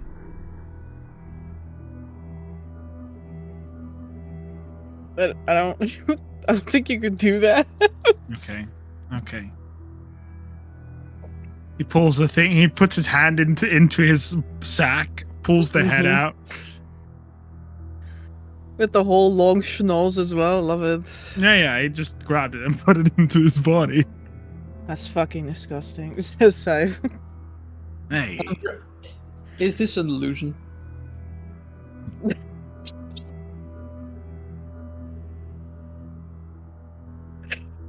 No, I don't think so. Well, I'll have two ways to prove it. First of all, I'll make an investigation check. Second of all, we'll cast Dispel Magic at 4th level. Amber, I have a question. Do I see him check out the skull? Like, see if it's I'm real? squinting when you pull out the head. I'm making sure that it's not an illusion.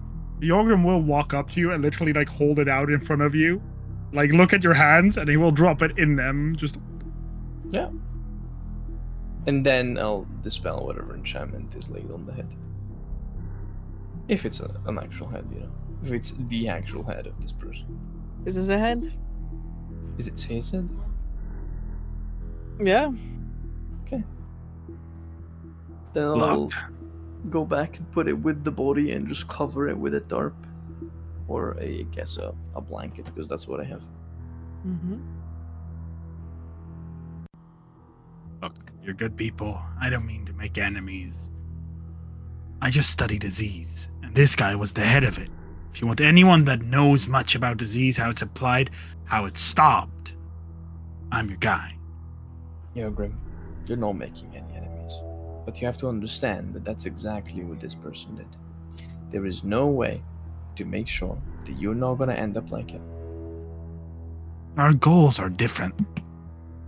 What is your goal? No more unnecessary death.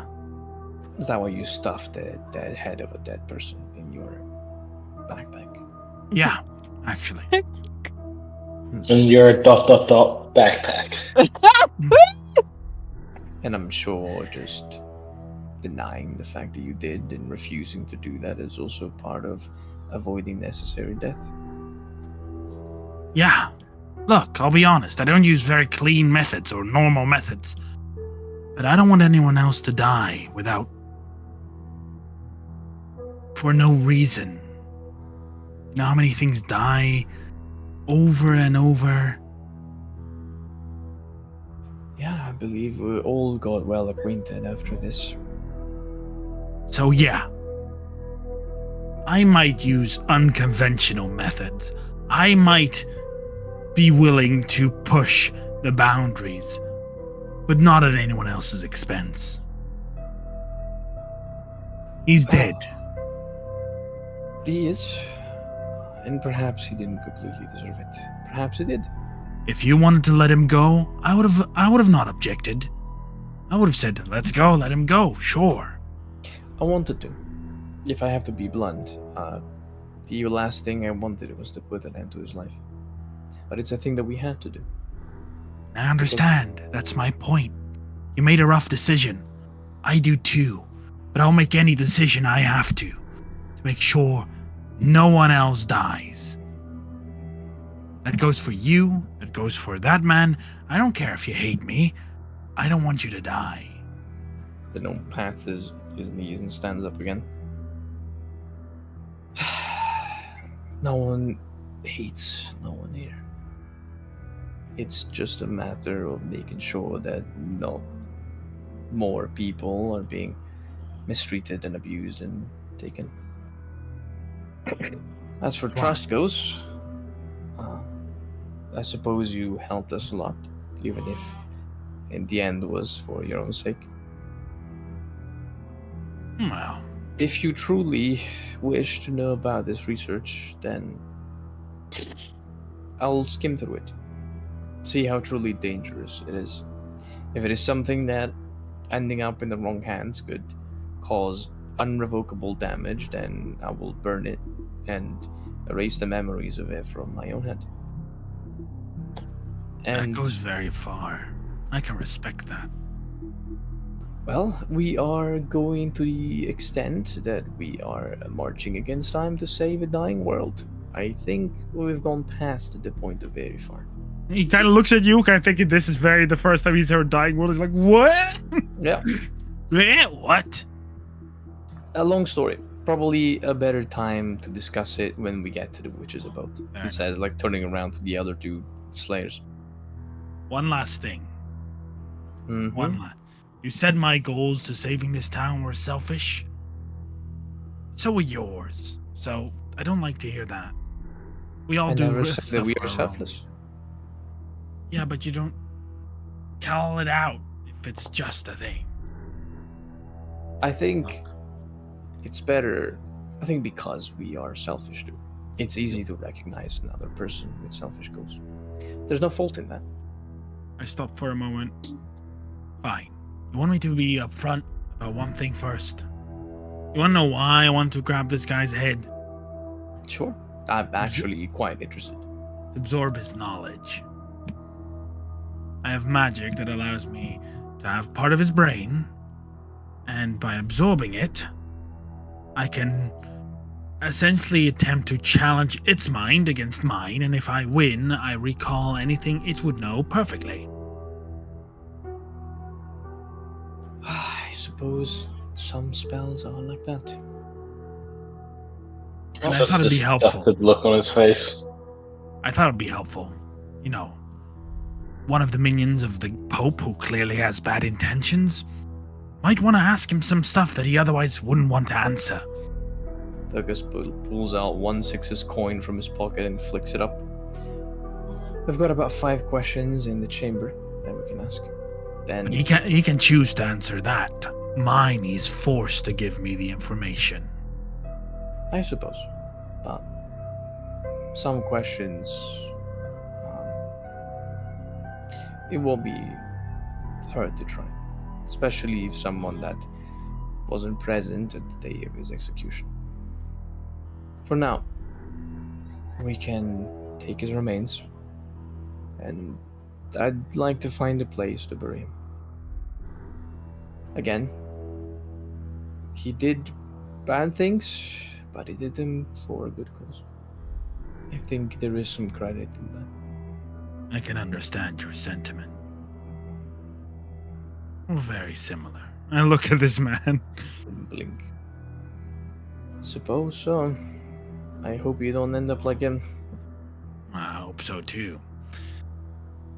Well, just don't commit human experiments and all of that kind. Never would. All I do is completely consensual. Certainly hope so. I think he might have had a skewed perception of consent.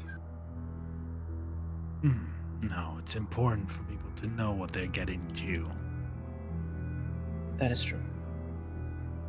Well, I suppose we shouldn't dwell here too long. He turns around to the cricket and see if will the wardens evacuate the area, or are you supposed to stay here until someone tells you to leave?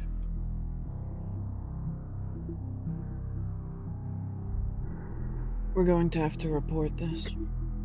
Not what happened here, but... Of course. If it's not too much trouble, and he says, looking back to Vittoria, we'd like to come visit the Witcher's abode. Outside of the fact that, well, one of us is currently there, there are some things that we sought to discuss with the wardens even prior to Thornmire.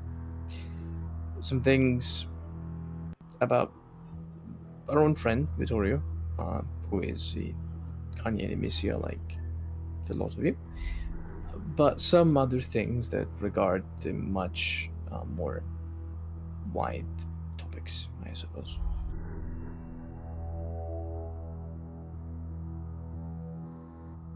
Of course.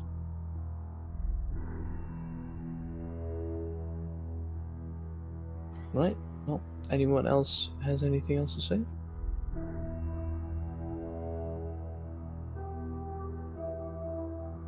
No. Hmm.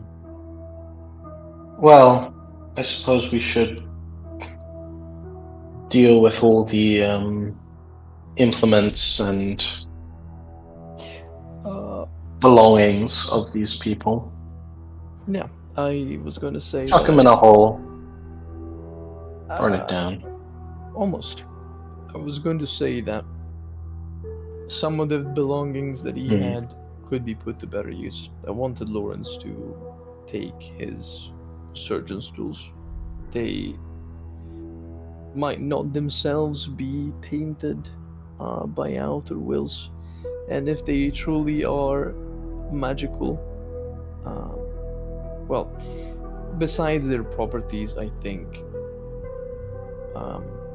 I'd like at least the good parts of what he did to be recognized. All villains have a tragic origin story, but he still did bad things to achieve a good end.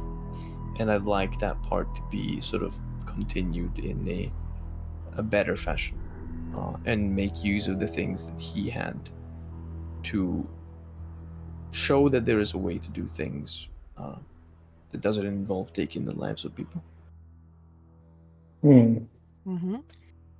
So I'll give them a look over, I suppose. if you're willing, I am also willing to use them. But Not we're surgery, burning but his body, surely. I suppose cremation is another way of burial, yeah. One that might avoid him being brought back to life by means out of higher levels of resurrection. If there's one thing you've learned today, there's a lot of things you can do with a corpse. Yeah. I would like to, I guess, infern some questions with Speak with Dead to this doctor after we begin the burial rite. And I don't know how everyone feels about taking off his brain and giving it to Jorgrim.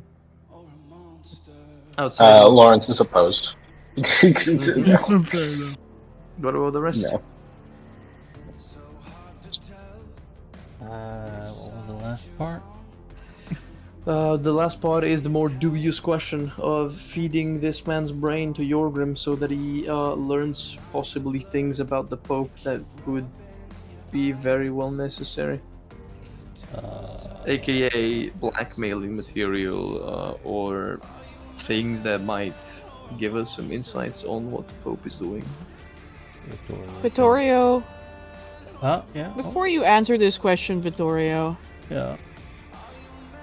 a telltale rattle can be felt within your chest. A vibration that lasts for about a minute.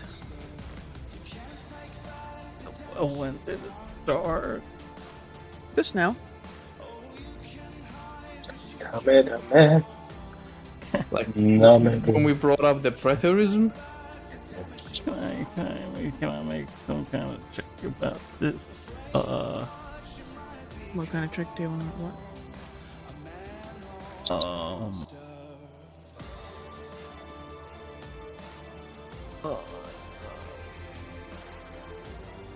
That's a really good question. Like an empathy check, like an insight check on your own physique.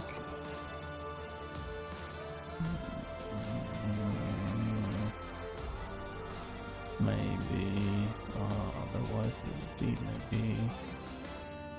Go ahead.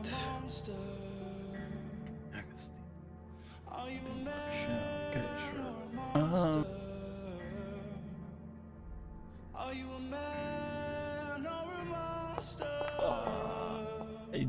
I'm just gonna roll this die, and then I guess you just tell me if it actually works on this check or not.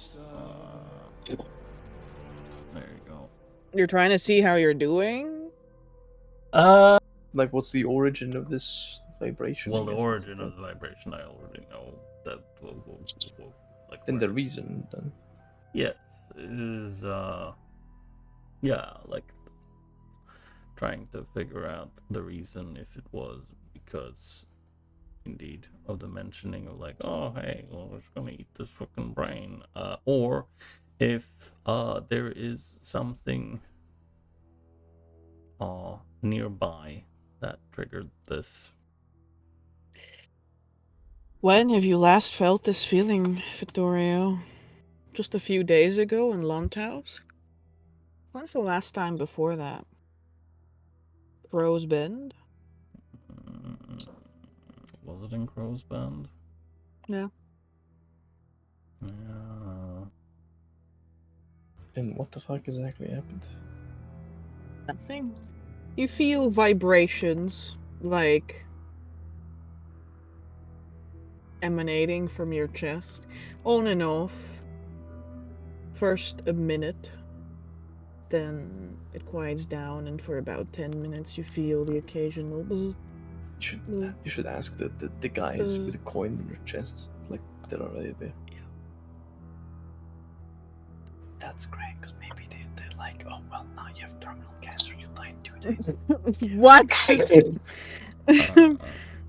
Amber, what I would also like to do before asking them is I would like to, when it starts, I want to grab the other adamantine coin and see if that it also is vibrating, or if It is not. Yeah, that makes sense. But also, this is like, you guys have started burial rites. These guys have already gone off to go handle things. Okay. You will meet again in evenings, that which is about. I could ask them with the sending, hey, Vittorio's coin is vibrating. Why is that happening? No, he'll Vittorio's chest is If you need vibrating. some help, I'm here. But if you don't tell me, I won't pick it up. Yeah, no, that's very fair. I mean, I don't think he's mentioned it any other time it's happened. I think. Even after Lawrence smacked you over the head metaphorically for not telling him. based? I don't remember if he told anyone in Land House. No, this is the first time I hear No. this. Okay, no, He did not tell anyone in Lantos. no, that's fair. Then you wonder why this man is on the verge of death. Shocking, honestly. Yeah. Probably has something to do with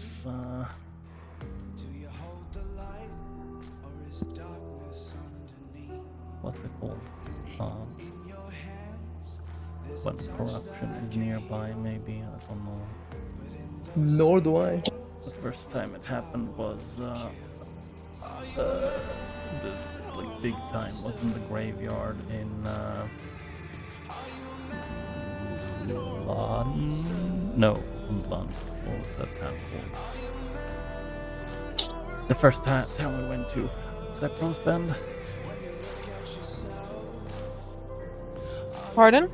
Was the first town we went to? Was that Crow's Bend? No, that's the last time you felt it. What was the first town we went to? It's Lund. Yes, right. No, you've never been to Lunsk. She said Landhouse. Yeah, but The first time was in Crow's Bend, and then in Landhouse. No, the last time before Landhouse was in Crow's Bend, but you did feel it a few times In Astoria. No Astoria. yeah, in Astoria, yeah. When Yeah. you were on the run. yeah, that's what I was trying to say. Yeah. So it's not exactly when you're near corruption. I mean, what corruption is in Landhouse a few days ago we already uprooted. Also, you were continuously walking next to you. But yeah, no, he'll probably just kind of. He did the thing. He like pulled out the other coin and held it in his hand and went between nothing and just puts it back. And yeah, I mean, he probably has a bit of a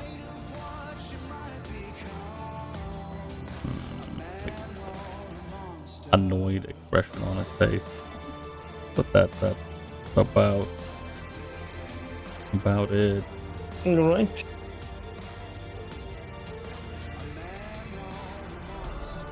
Certified man moment.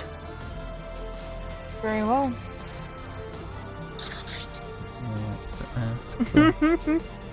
Oh, man. About it. So, party, you do some burial rites. What questions do you have for my Doctor. deadest of doctors? Well, as we take away his things and prepare him for, cremation, is he an actual human? Or is he a mutated human? Or is he an undead? Because I know he has a clawed hand with feathers, but like, is this an actual person? Beneath his partially fused mask is a human marked in the scars of old pox sores.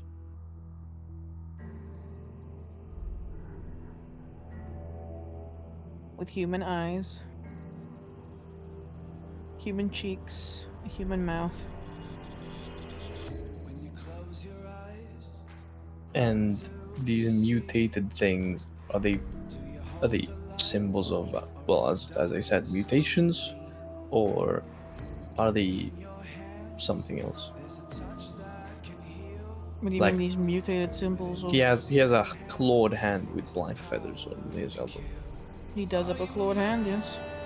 Is that a sign of mutation, or does it look like a graft, or something else? Make me a Diagnosis. diagnosis, yeah. Sure. Diagnosis check.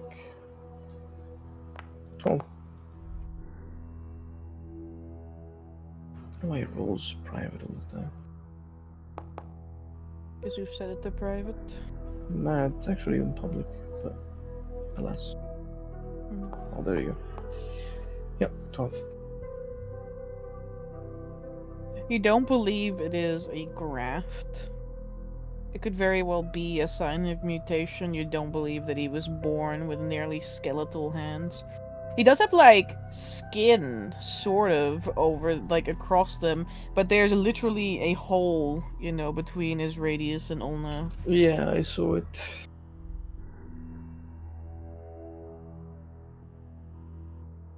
Mutants come in all shapes and sizes. Suppose that's true. As for the questions, it depends. Ferris, what was your opinion on having Yorgrim eat the brain of this person? The opinion was that eating any part of a body is that's a pretty stupid idea.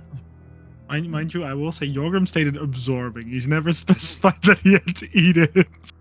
Yeah, I mean, same thing. Just never be like, yo, I want to eat this guy's brain.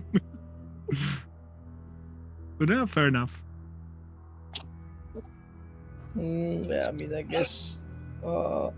I'm for. Yorgrim wants of his own head. I guess you don't have to eat it, but I don't have to. I could. I could eat it and just putting all saute sauce and. That would make it a lot better. Oh my god, why have I never thought about that? Oh my god! Fine.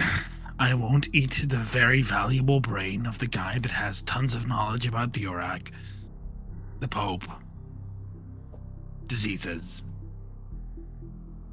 He kind of sinks in a little bit. Looks definitely disappointed.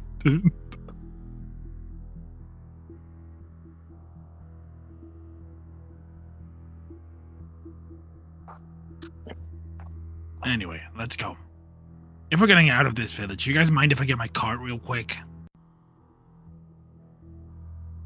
A cart or car? Cart. Like a little push cart. Mark, are you gonna play Zarius next session if we're going to the Slayers, or I imagine so. are you gonna be dual wielding? I imagine so, but also Yorgrim will semi-travel with for like as long as you guys are heading the same direction. He's like not gonna do it by himself. Hmm. But also, if there's a clear point of like, hey, this is goodbye, Yorgrim, because Yorgrim still wants to hear the end of the world story that Toka's hinted at. That's true. Also, he has an offer-ish. Yes, damn. Trading license offer? Yeah. He will come with, but he's like, you guys mind if I get my car real quick? I don't know. If we're going out, I'd like to take that with. She gets really You have pissed some if I time. leave her.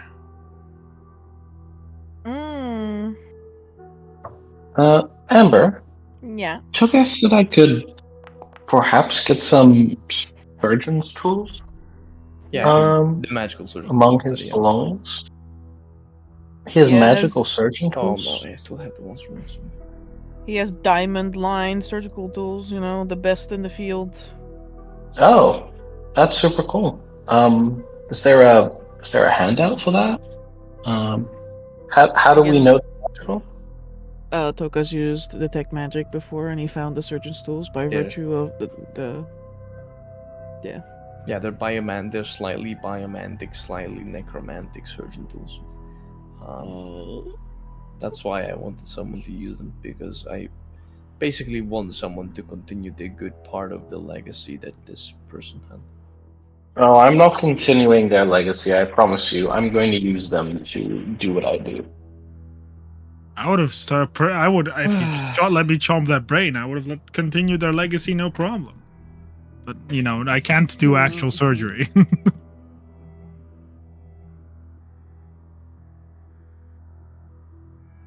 They are, in fact, very pretty surgery tools. A full set of them, including syringes and scalpels.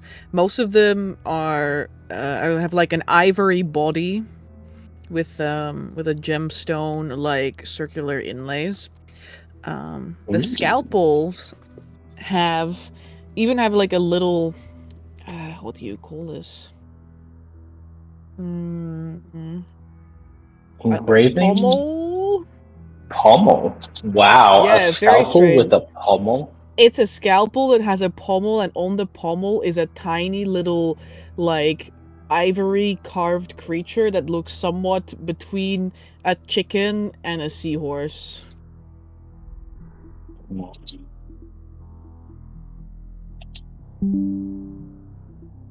That's super cool. What does it do? What does it do? What does it do? What does it do? What does it do? What does it do? What does it do? What does it do? What does it do? Sorry, you're gonna have to wait.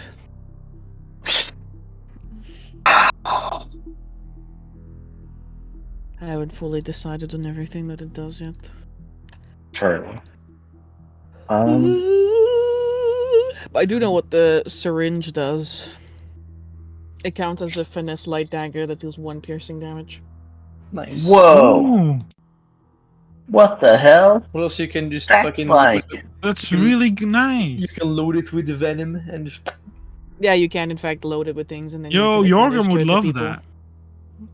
We can, if it's multiple tools, then we can probably split them across the people here. But also to use it on myself. I'm a little less. Creepy. I'm a little less convinced. Yeah. Yes. Anyway, I will tell you what I will get Yeah, back to you. before You can I tell say us what they do when you have an idea. For now, Okay, so am I getting the item, or is it one item or multiple items? it's Or? apparently multiple pieces of one item, so we should first figure out what they do. Mm-hmm. But Okay. she doesn't know yet, so she needs to come up with the Yeah. things. Okay.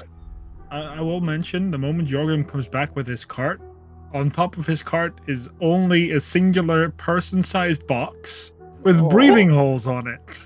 Oh, I have one too. Let's go. My pet person. Although you will hear hissing sounds from within the box. Mine has a little millipede that like comes poking out every now and then. Don't worry. So you can have a millipede, right? And you can not think it's gross, but then when I have one, right, and it wants to play with you, you get upset with it. Touch Whoa. me. That's the point. Merchandise. I see how it is. Double standards. Just so you guys know, this is my merchandise, and you know, What the hell is that? well, I don't sell her, but I milk her. What? I pull out of my pocket. Mods, can we get a ban on Mark talking about milking on stream? Chat, is this okay? I pull out like a vial and that I've shown to Vittoria before. He would recognize this with his like, this is serpent's venom. Oh, okay. That's the most normal thing I've ever heard of. Okay. I trade poisons. I wonder why anyone would buy such a thing. I I look at him like, really? my own box is I guess a little different. I do not have proficiency in deception. I milk her. That's what I do. I sell her poisons. One of these vials sells for 200 gold pieces a pop. Put it back. Glad you're having a business. I mean, snake venom is one of the few venoms I vaguely know can be used for medicinal purposes. So I Oh, suppose. yeah, that as well. What do you mean as well? Kills. I sell it to anyone that buys. You know, you don't really have a very big choice in who buys your poisons. Trust me, I'm aware. But on that note, I was gonna offer you guys. You're an adventuring party, right? It does not use poisons. Nah, but you can. Everyone can use poison. We don't use poisons. It's a good thing to do it. Fighting monsters and beasts. You splatter it on there. Can deal a big whopping damage. Maybe paralyze something. Anyway, I suppose. I was gonna suggest a mutually beneficial little thing. So, you might have noticed, not much of a fighter. Enough, and I'll help out if need to be. But if you guys come across anything that's like venomous or something, and you have the opportunity to not kill it and bring it to me, I know exactly how to milk most creatures. I milk it for venom, give you a share, sell a share off top. We help each other out. We had a vial of purple worm venom sometime. What? But I think we traded it away to Urkin. You got like your money's worth, pranked. right? You've got your money's worth, right? You know how much that shit's worth? Oh no, I think we just gave it away in exchange for some services. What the fuck? Goods and services, guys. Well, yeah, the options were either to sell it to any random criminal willing to buy the venom that could kill a king, or we give it to a druid that does whatever she likes to do in the remote forest, training other small little druids. He's pranking an emperor right now by poisoning his food. Do you taste that? Emperor fucking on his knees with 10d6 poison damage in his body. Jorgen pulls up his glass. He says, "Actually, if you feed a purple worm poison to someone, they will not feel nothing besides a bad taste." That's the prank. That's the prank. The glass is a little however, spike. If we do this, we have creatures we can get venom from. You guys get a powerful tool at your disposal. Sure, you're not gonna use it to kill people or things, but don't discount poisons. And I get some cash on the side. We help each other out. Easy. Lucas looks around at the rest of the group. The only person that might use poisons is maybe Vittorio, maybe Vincent. Turns All around. of you have weapons, right? No. You too, right? I have a bludgeoning staff. I don't put poisons on the staff. Thinks it's a good proposal. Let us come back to you on that one. Fine. We'll think if the need of poisons is truly something that we lack. In the Otherwise, it's meantime, just profit. I Keep that in mind. suppose it is. Suppose it is. In the meantime, I guess you could travel with us. We're heading to the Witch's Abode, and after I that, imagine. we'll move back to Landhouse. We have to recover some people, and then we'll see from there where to go. All right. Well, I was going to go to Altenheim. That's the distance I wanted to go to. Plenty of people willing to buy there. That is true. All right, let's go. Yeah.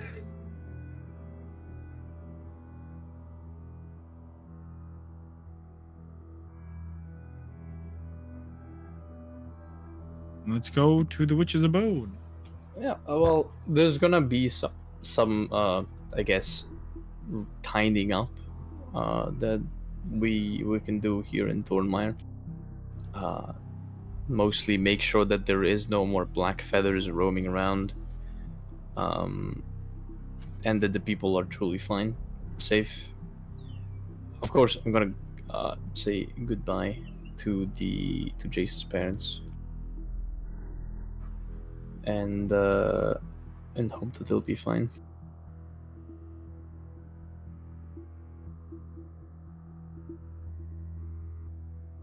Sorry, can you repeat the thing that you said about Jace's parents? That I'm gonna greet them. I'll give them a farewell as well, as we leave, of course, with Jace. Hope that maybe she can make up with Belladonna before we leave. And yeah, say that maybe we'll see them on our way back to Landhouse, or not. In which case, it is good that we say our goodbyes. Very well. Goodbyes are a little bit strained this time between Jace and their parents. But as with all things, forgiveness comes quick to halflings, even if it takes time to heal the rights and wrongs.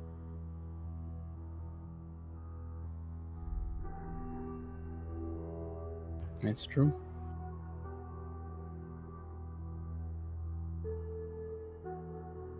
This whole village will need time to heal. Yeah, I'm sorry that I can't be here to help them. But I guess there's not much I can do myself. There isn't. They must do it for themselves.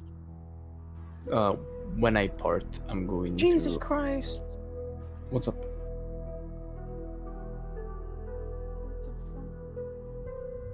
Everything okay? A car just drove through my street at top speed, blaring the horns. So no. What the fuck? That is kind of weird, yeah. Mm-hmm. Very strange. Yeah, that does sound very strange. I'll, Amherst, Oh, sorry. is there something I can do before I leave the village? I'd like to use one of my background features.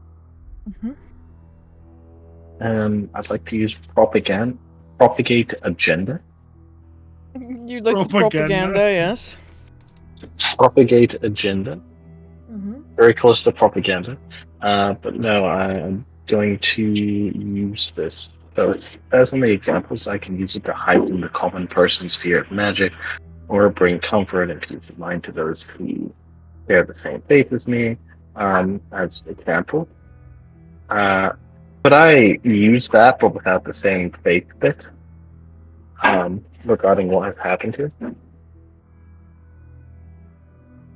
Sorry, can you repeat that? Comfort and peace of mind. I want to ease things in the village before we leave. Sure. Yeah. And I want to make it also easier for resident Sunkisser to do her job going forward, so she doesn't have so much survivor's guilt. I guess. Yeah, she needs some help. I already spoke to her before, but you know, I guess with this like public display, and with her being present, I might be able to things better. With my future.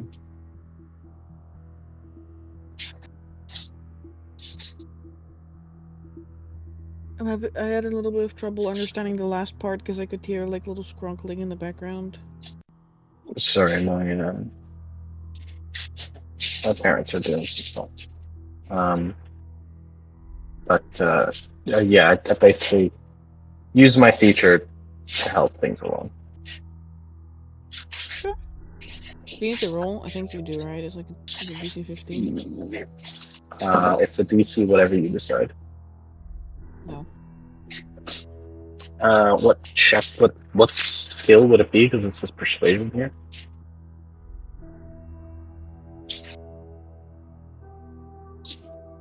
Oratory. Okay.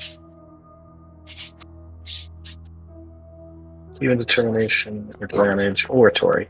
31. Natural 20. Okay. Let's go.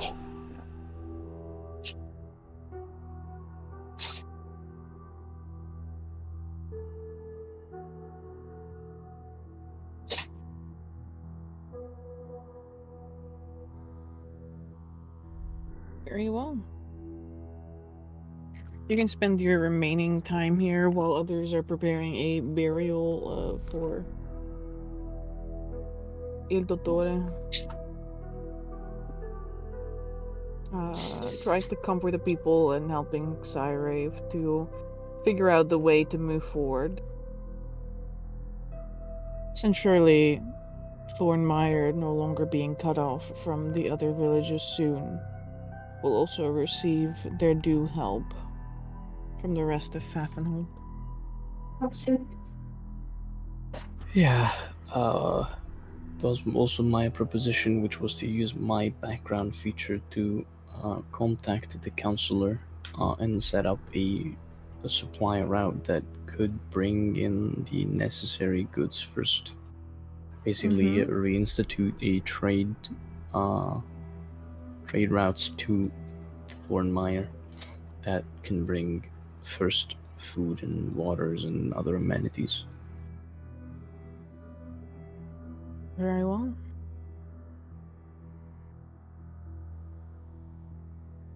Also, I'm going to, when I leave the Dudley house, I'm going to leave with Kalkin my blueprints for a what is it called? Mm-hmm. For the little automaton, light bulb automaton, which I don't think is a common automaton. I think it's one of the automatons we recovered in Violet Falls. You So- did, yeah. So I'm gonna gift the blueprints to him, and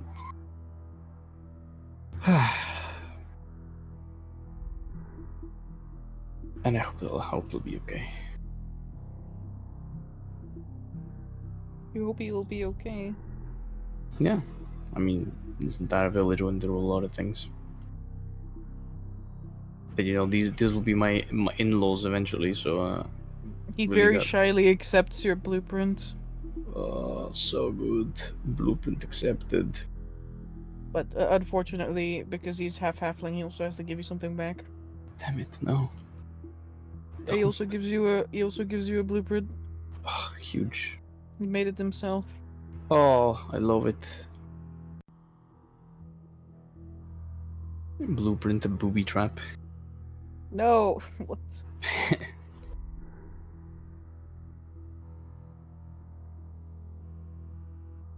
It's a little blueprint for an iron press that like gets your clothing nice and pressed. Oh, amazing. So they don't have to ever like show up and have like crinkled clothing and worry about that. That's great. What a great invention. You don't have to iron your own clothing, you have a little iron automata. Mm-hmm. Love it. I'll accept it with much gladly, and I'll contact the counselor, tell him that the job is done thoroughly now, and now it's time for him to take up the rest of the issues left in here. Mm-hmm.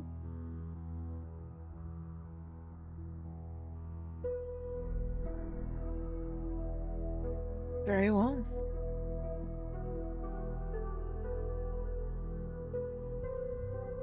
Is that all before you set off towards the Witches and Bone? Trying to remember if there was anything else. We have Jenny with the rings made of Olga's teeth. That I'm not sure if they're finished or not. I don't think we have anything else that we need to investigate, unless anyone else has any other things left over.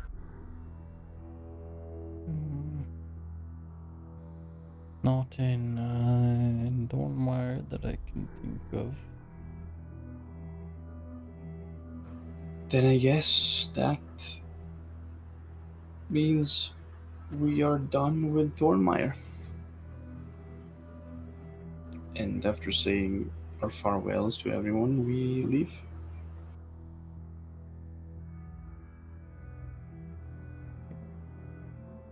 Very well.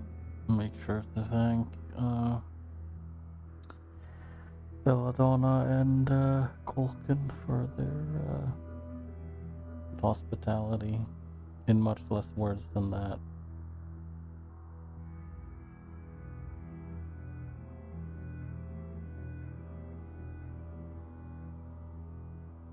Sorry, what did you say, Vittorio? The Vittorio thanked Belladonna and Colkin for their hospitality, but in less words than that. Very much It's so. okay. They're very good. They're very good at dealing with people who are not so talkative. Blessings of brother life on you. They will pack you guys some sweet treats. Oh shit, I love it. Sweet little halfling treats. Cyanide pills. Nice, I could eat some of that right now. No, I think you need a therapist. Vittorio does. Just saying. Yeah. I also need a therapist. Vittorio. Okay. But yeah, that basically signs our last day in Thornmire, and we skedaddle and skedoodle. I imagine we might sleep the night there for the day that we had this altercation, and then just return to the witch's abode after doing our things. Yeah.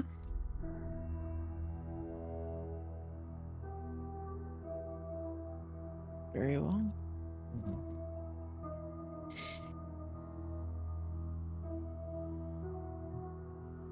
I guess today your edging streak continues. Edging streak for combat continues, but it's okay. It's okay. I'm sure. It's okay. The end is in sight. I'm sure we'll fight the beast. The in beast. Niflheim. Us when we get on our little ship and the waters part and we begin to descend, and it's like you turn around. Roll me a wisdom saving throw, please. Not again.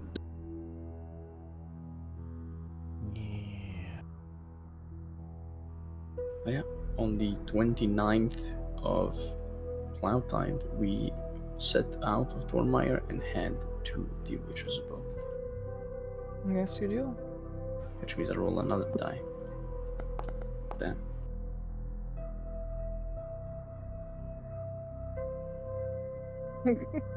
Not very lucky. You want to roll higher than that? Of course. No, not really. Mm.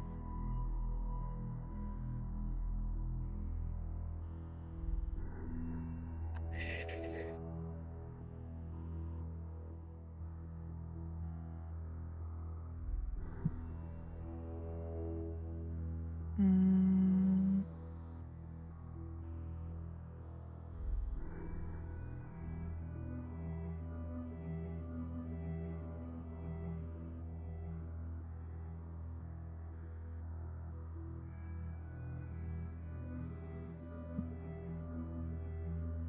That's this one. Then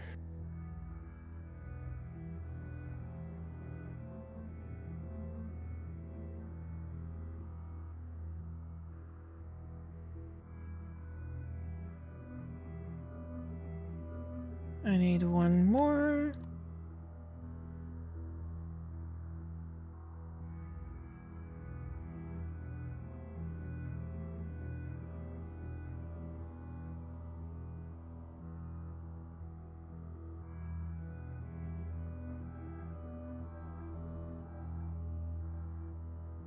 Mm, this one.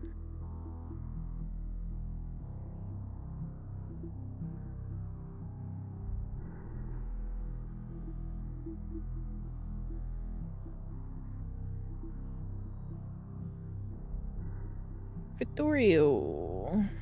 I'm pulling out your last day on this Earth chart. Didn't say that. I'm Vittorio.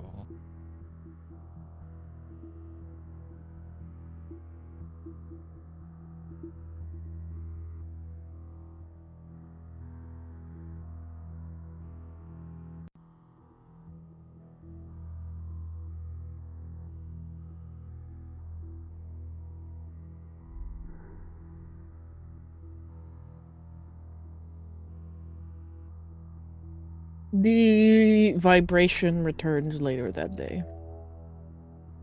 On the 29th or No, the 28th.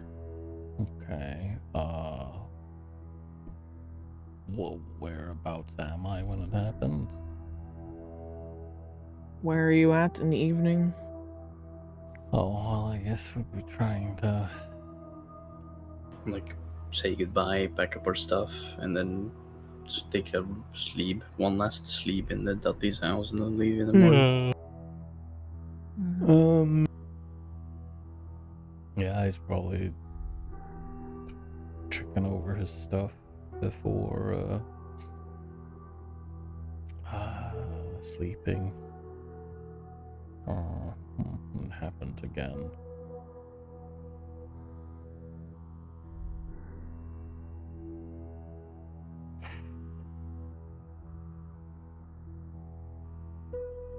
That sickening, tightening feeling.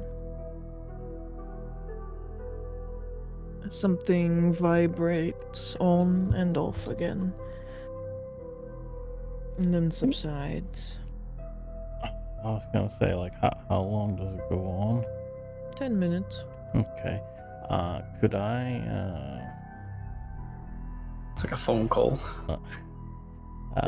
Me, like, calling you on my sending stone, but you Yeah. never answer. yeah. Sorry, I swallowed it, right? Can I, after, like, I wanna say 2 minutes or so, I would like to make my way to the church, to have a look around. This Okay. man will talk with anyone but us. You get up and walk to the church. Several minutes pass for you to get there. Hey, yo. You get there. You push open the door of the Sunsung Hall. All is quiet at this hour. People are trying to go back to a normal rhythm. And many still shun the inside of this cathedral. It lies quiet through the depiction of Darlene, a huge stained glass mural. The moons shine, casting their twin lights. I think it's twin. Let me double check.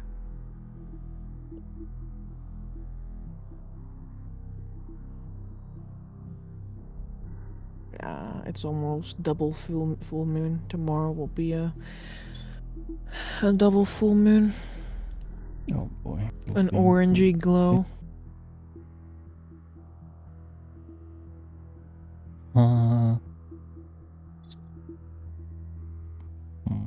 I would like to look for, well, first and foremost, any of the quote-unquote apprentices or any of the dark feathers. Go ahead and make me a observation check. Observation.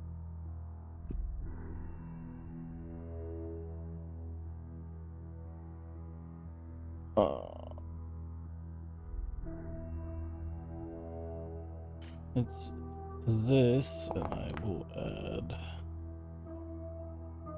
this because I have slept. Add a little bit of spice. A little bit of spice, consume resource. 20 in total.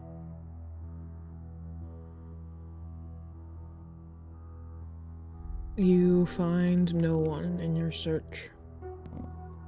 And soon the vibrations stop altogether. Did they get like weaker or stronger on the way here? Or did they They kind stay of the just same? pulsed.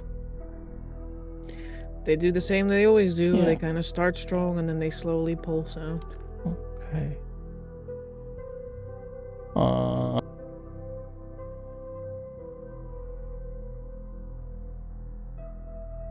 Yeah, Victoria looks around a bit.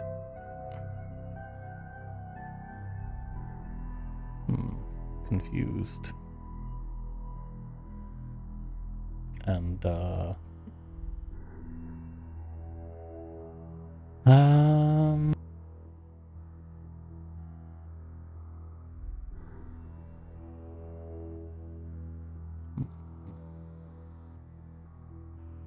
yeah, I suppose he will make his way back where we were supposed to sleep. Alright.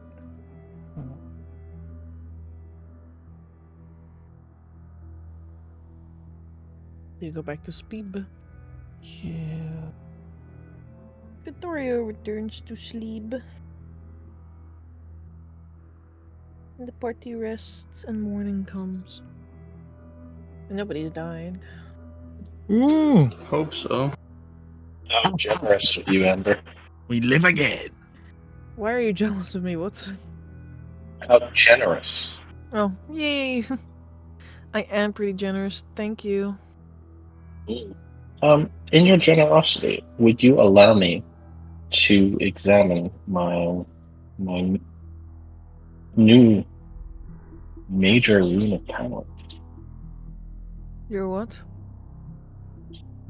I've been informed by the party that apparently we have our stuff back from Jenny this whole time. Mm-hmm. Yeah. That I got Which, my stuff before we got into the village. which was news to me. So yeah, I guess I wasn't at that session or something. Yeah, you can study Jenny's rune. Yeah, I don't know, can I do a vibe check? Can I see how my Sunblade's doing? Like how it's feeling? Yeah. Sure. Tainted by corruption. Oh, I kind of like between disseminating all my magic at the end of the day into the Sunblade and into the acid, or the ether, the general ether. I kind of just want to know if they're alright. If there's Go been ahead. any shift. Nice. It's a new day. So I use human determination. Make my vibe check. Yeah, it's a little worm with little spikes. So cute. Yippee! A big number. It's the highest I've ever rolled on a witch touch. It's almost a natural 20.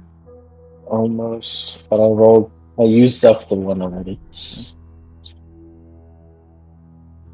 Lawrence's witch site was not the tactile one, that was Toka's. Lawrence's witch site was... Do you have expertise in which side? No? Oh, no, you just have proficiency. Ah, damn. Oh, that's true, because you have big Proficiency wisdom. with a +1 and a big wisdom. Mm-hmm. I think mine was tactile, and then Zaris's was auditory. Darius was memories. That's what I remember. His which side relies on his own memories to Oh, symbolize never what mind. kind of I think it was then Lawrence auditory, like the choir of singing and stuff. Yeah, I believe mine was bad. Let's double check. I would have put it in the chat. Which now makes me realize that every time Darius pukes because someone's overwhelming his witch side, he's actually puking because of his own memory. It goes into a feedback loop of him, like, remembering the time he vomited. And then Oh, vomits yeah. again. Hate that. Like, by the end of the campaign, it's just a vomit, like, compilation. It is literally Zarius the movie, but every time he vomits again. Hate that.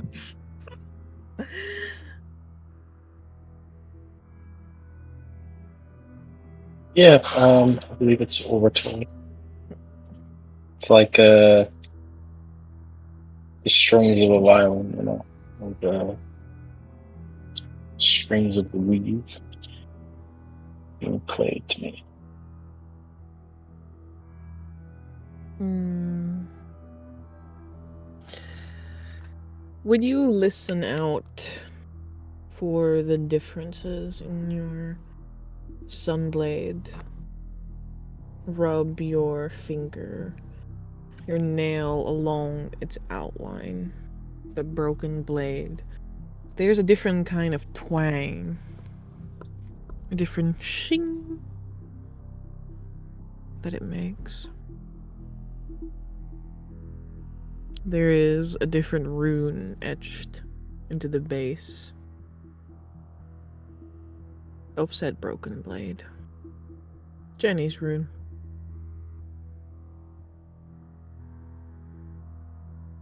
And it thrums with power.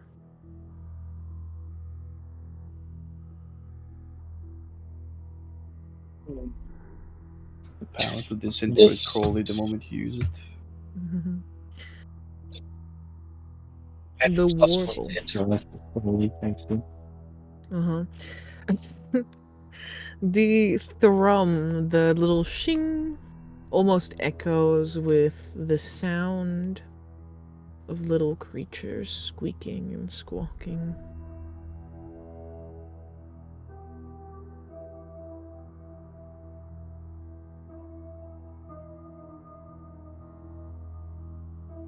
And you can feel the Sunblade's desire to cut through that tiny, slivery piece of reality to let out the little creatures that wait on the other side. Oh nay, your sword wants to let the demons in. Tainted sword. Correct. And how is that different from what the Sunblade desired or sung before?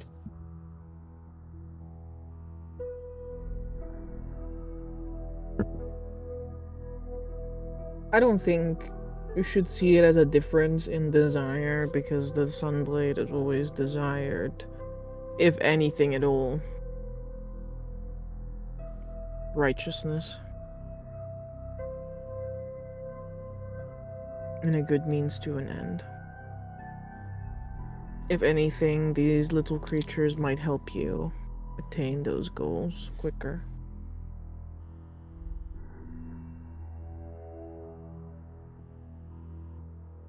Or they might make the road just a little bit more comfortable. I hear you.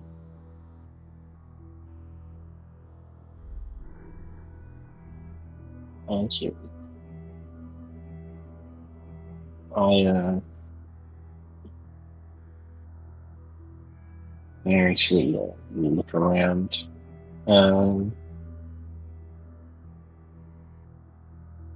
Look around this space that we're camped, and look for a particular object or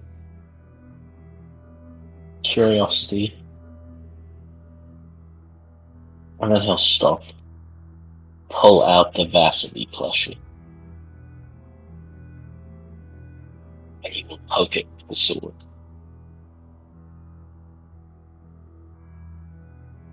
And use the major feature, Tiny Servant. Imagine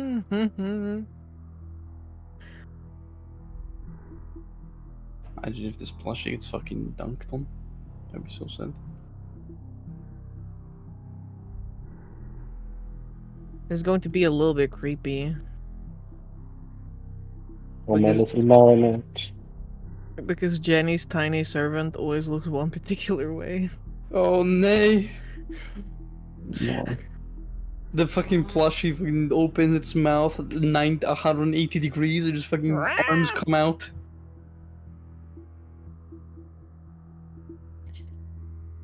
Where are you? Oh no, I hope it doesn't rip the stuff in. I don't. I'm so embarrassed if I have to go to.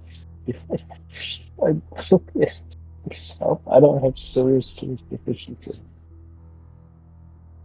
Don't have what proficiency? Libris tools. Oh yeah. Early right pretty matters. Makes sense.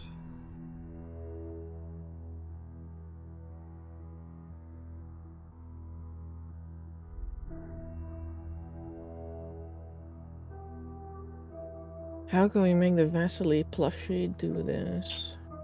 Well, how does a normal tiny servant look? Tiny. Sure. Servile. You poke the plushie with his little like beady glassy eyes with your sword. And like you're like, yay, a tiny servant plushie, but then the eye pops out of the plushie. No. Ruined. No, that's so sad. And it rolls over the ground. As it rolls across the ground, like little sticks and twigs get like stuck to it, and it like sort of like gets up and looks at you, and now it's just this one like pinkish pupiled little vampire doll eye sitting on a little body made out of sticks and twigs. The plushie is too big, as Lawrence has taken. What the fuck? The plushie is too big to be used the casting of this stuff. No. We live and learn. It looks up at you expectantly.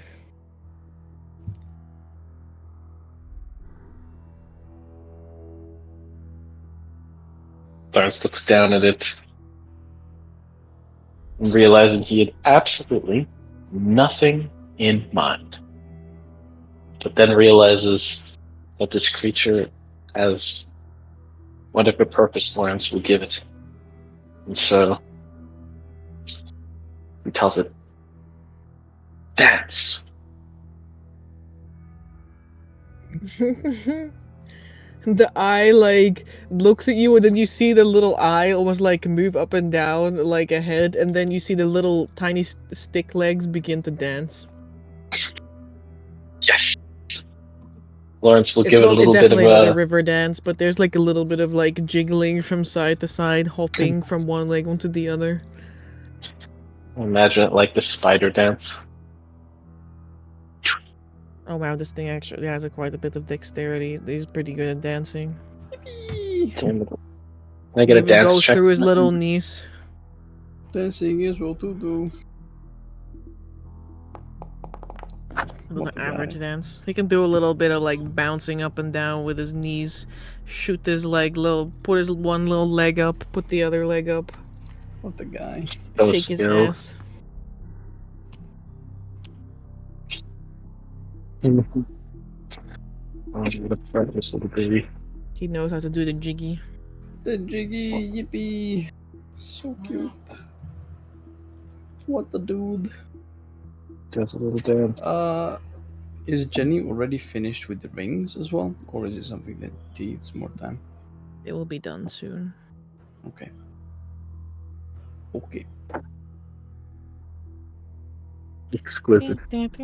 Truly remarkable. I think outside of that, not much more. Then- Amber, I wanna ask it when, after I, give it some basic other commands, kind of see what it can do. Eventually I tell it, okay, go resue yourself back into the doll. Alright, so the little legs walk right up to the doll, and then he kind of like kicks the doll over with one leg, fighting his demons. And as the doll is like laying on its back, the tiny servant patters over it and then begins dipping his toes into like the hole where the eye used to be, as if he's trying like a pool, and then he's gonna squish the entirety of the stick and grass body that it built for itself into the fucking brain of the doll. Hmm. Finally putting the eye back in place, which is still moving by the time it's like, resumed. Jesus Christ. I hold him a good boy. And then I tell him to just stay there and keep watch. Alright, he's gonna spy with his little eye while you're having your little whatever you're doing next. He will always be watching. Good. I'll let the spell end itself naturally.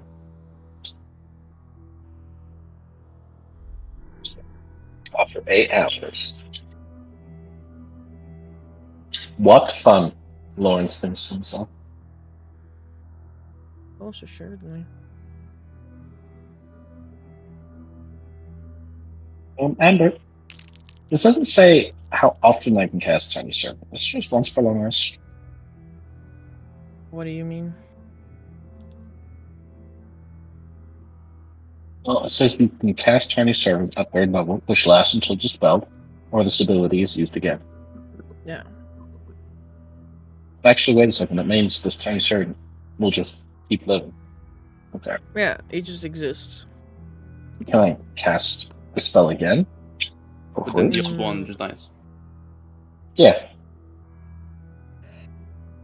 I think so. That's what it says. I right? think all major powers can be used Once per day. once per day or something, unless otherwise. Okay. Let me see. I'm pretty sure they can be used once per day, like both two. Yeah. The only thing that isn't Oh, no. active is your +1 to bonus to befriend critters while this little thing exists. Oh, and you're Yeah. moderate as well. Small critters, mind you. Not critters, only small critters. Like small little babies. It's critters kind of Yeah, I know. I'm just saying because it's funny. I've clearly never seen a big critter. That's true. True. My bad. Well, I'm gonna get some water. I'll do some Disney princess stuff on the road. Lovely.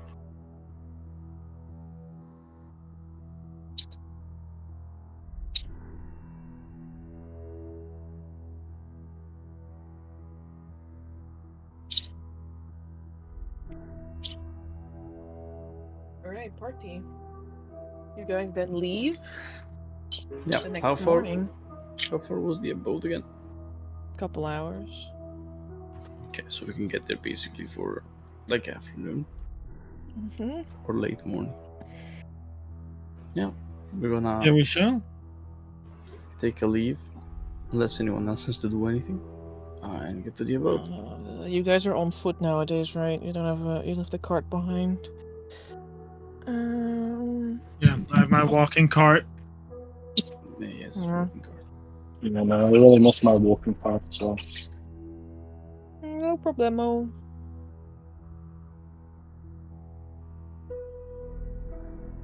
Took us about half a day to get from Peafield to Thornmire, and I guess a couple of hours to get to the witch's abode. So I guess from the witch's abode to Peafield is gonna be about a day.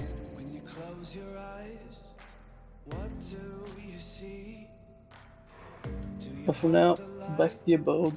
Talk to the witches about our Their abode. slowly dying friend, the end of the world, and if they're interested in repositioning into a little derelict tower.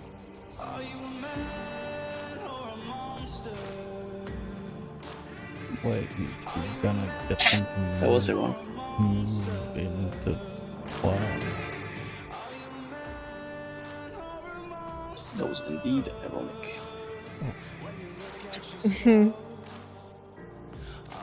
Yeah, I'm just gonna tell them, hey, drop everything you have and like go into this decrepit town. By the way, there's an alien archmage there. Don't worry about it.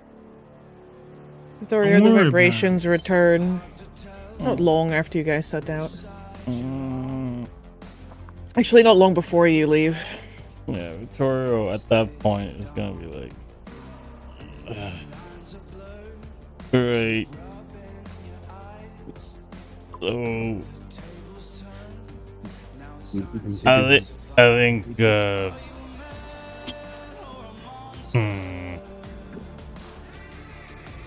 don't know if everything's fine in Thornmire. Everyone packing up their stuff on their backpack on the edge of town. Huh? I don't know really how to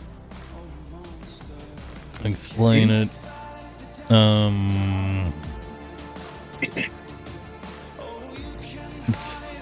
Every now and again I get just a really weird feeling in my chest. Like what? Like it hurts? Hurts, vibrate. Fine. I think Lauren looked at it maybe once, though I don't remember. I can look at it again. I'll immediately cast Sending. Will target Cricket, and within 15 seconds, I'll say, Etharis coin is vibrating. It has been for a couple of days now. What does that mean? A couple of days. 2 days or a couple? Wow. Are you calling people? Yeah. Third level Sending Cricket. I'm telling him, hey, Etharis coin has been vibrating for at least a day or two. What does that mean? Is Stormire not free?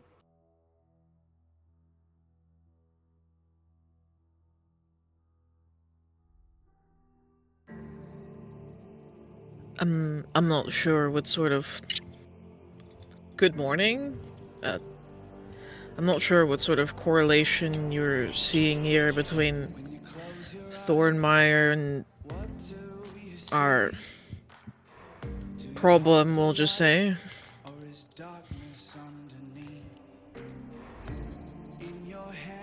Is that the whole message? If we can fit it into 15 seconds, he will add...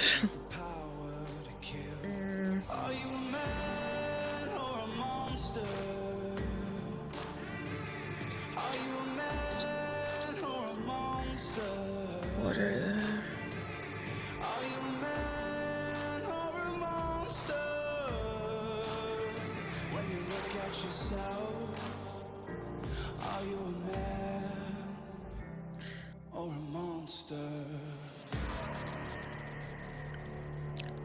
What enemies did you make?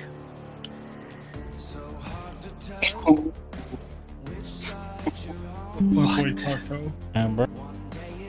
Yeah.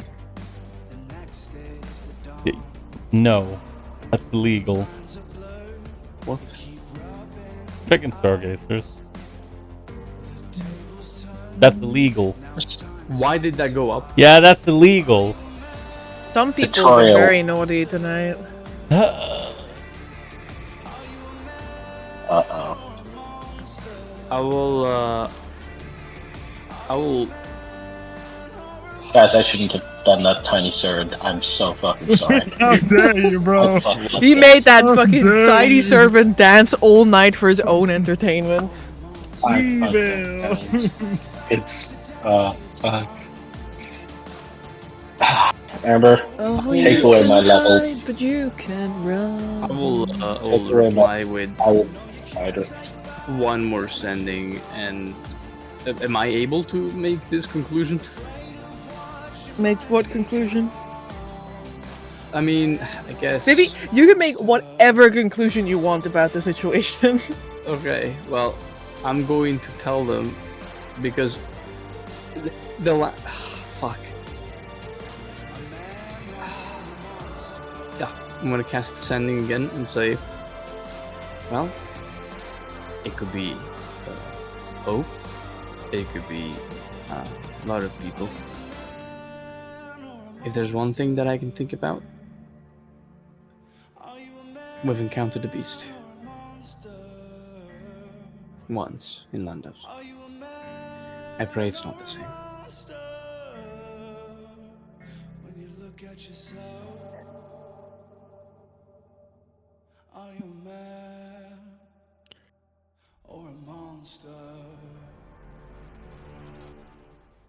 If you value your life and that of your same-size girlfriend and that of your companions, you will never speak that name again. In anyone's Captain goes presence. up. Luckily, I overthought it.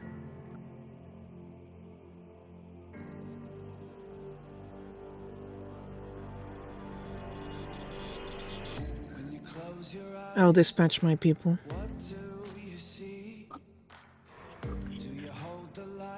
Right, I will not cast any more sendings because if we're gonna get fucking attacked by a massive thing of death, I think I need at least a third level spell slot. So, So yeah. we're gonna just tell Vittorio, suck it up, brother. I look around to Vittorio. So, remember where we met Landos? The time we arrived. Yeah, we need to get out of here. No. Could get out of here as in. Thornmeyer. We need to get to the Witcher's Abode immediately. Right. So I guess we'll immediately just pack up, start walking. Fast-paced people. Let's go. TaleChasers? This is Jay's like, Turns around. Yes. My love, what's up? what is going on? What is gonna happen? I do not know. I could have a hunch. It could be wrong. But if it's right, then we don't want to be near Thornmeyer when this happens. Because if it does, then the people of this place will be swept up in it. And that's the last thing I want. What I want is to be near experts that know a lot more about this than I do. So we pick up our feet, our belongings, and we start walking and hope that in the next few hours the air is still as a breeze and that thing, that Victoria's chest, stops buzzing like a stone. All right. Let's go then. Let's go. Great. Yeah. Remember, I'm going to, as we're on the move, moving at our fast pace, I'm assuming, part. Mhm. Can I use some of my newfound tools to look at Vittorio without dissecting? Listen to his heart rate. Mm-hmm. My doctor ear things. Could I assist? You may. As Jogrim with diagnosis is very skilled in learning things about disease and probably mutation. How do you feel, Vittorio? Yippee! It's a very good question. Not good. Well, I also need to do this. Factual. Oh, I don't think that's great. Higher is better for you.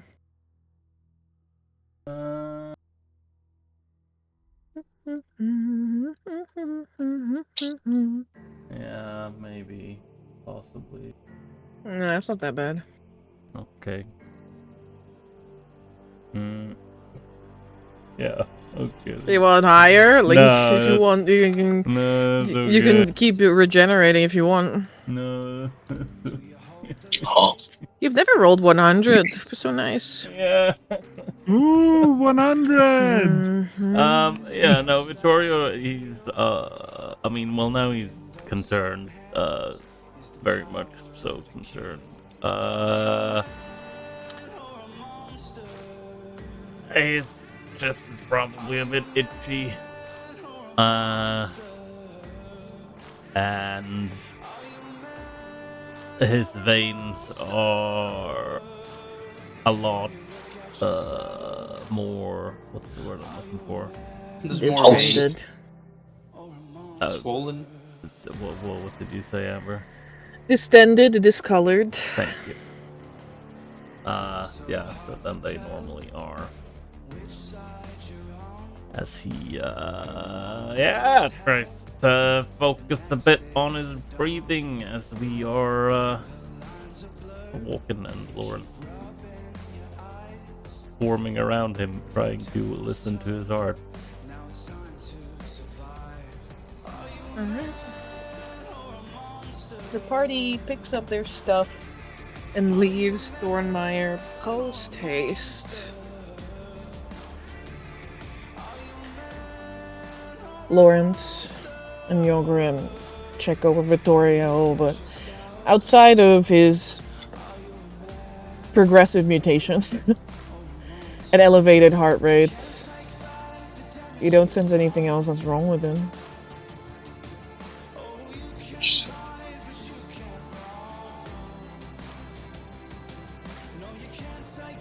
Sounds like he just looks like he's just a mutant. Like there's not much different. It's just got mutant stings. Just a mutant, Pull him guys. there. Well, that's what he is. It's not like an offensive term. It is. To him, and that's all that matters. I'll be quiet while I listen. I'd like to reach stage 21. We see if I can sense any fuckery that's happening around him that's different than usual. I don't have any experience with witches.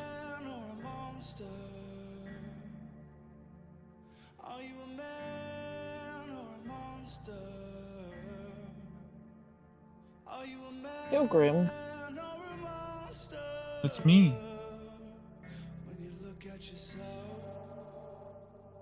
About an hour's ride into this journey towards the witch's abode. You start feeling a horrible churning in your stomach. I feel like I need to poop. Oh, fuck. Oh, this Oh, is if not only good. there was an outhouse here. Well, there was a house in the middle of the woods. Oh, crap. I'm gonna just watch for a moment. I'm gonna run around the corner. I'm gonna run around that tree. Take too long. Weird places to be. I'm going to be in pain. You do indeed feel in terrible burning pain. God damn it. Now, a couple of things are going to happen all at once. Oh yeah, I was gonna ask you something too. Yeah, go ahead. Well, as Jorgrim is going to do that, I want to do a thing that I haven't done since we have finished the egg hunt, which is open my book. I'm gonna split it right in the middle and look through its blank pages.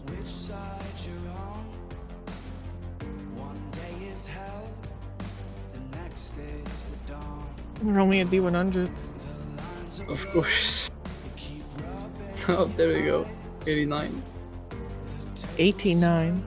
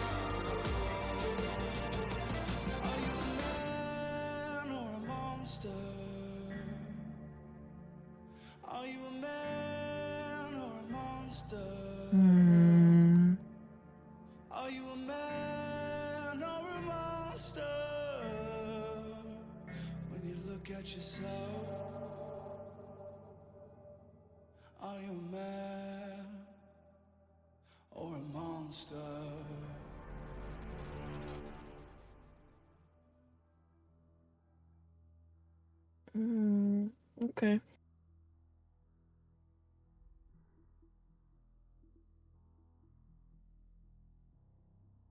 Bringing these things together is always so difficult.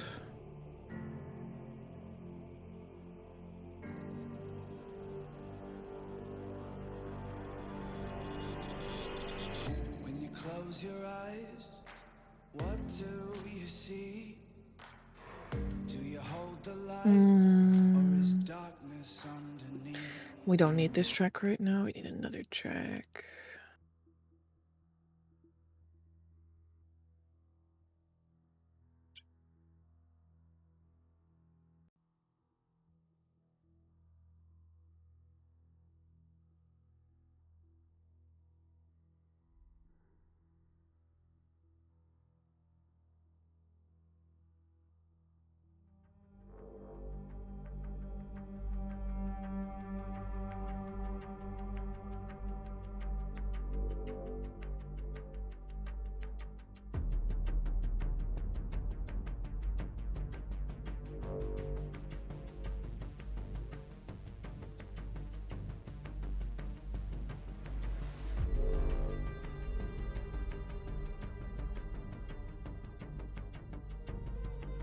Yes.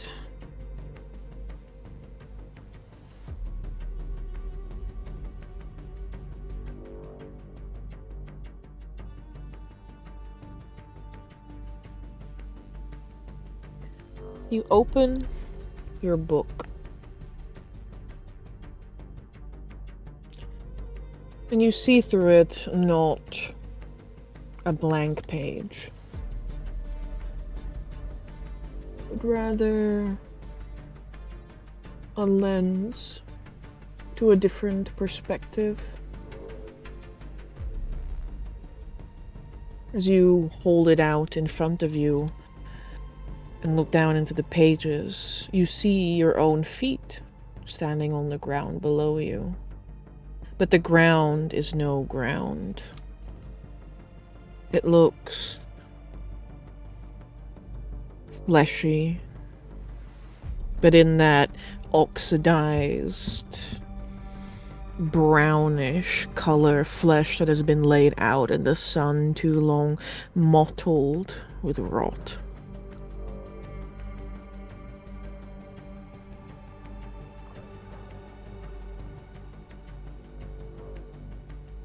What do you do?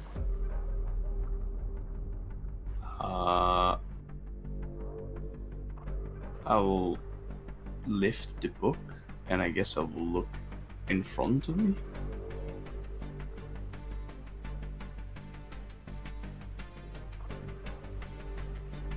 You lift your book up and pointed around you. There is more flesh, skin, strands of great proportion. Hair, maybe, but hair as thick as trees.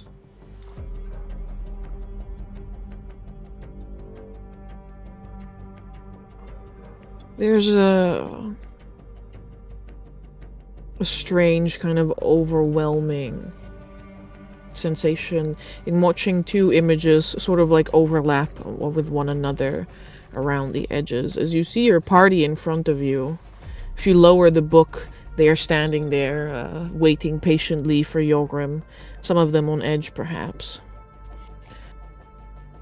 But when you look through your book, you see them all crouching down on the ground, feasting on this rotten flesh, pulling clumps full of it, hair and meat and muscle and gristle and bone, and shoving it into their mouths.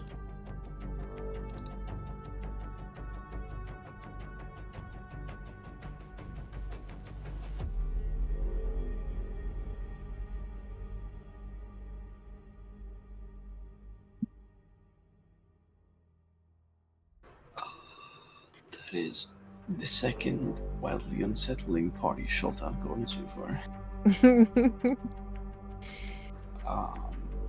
the last thing I'll do is look at myself. I will hold a hand in front of the book. And if I look normal through this lens, and after I scan my surroundings and try to understand what the fuck this kind of environment is, I'm gonna flip the page.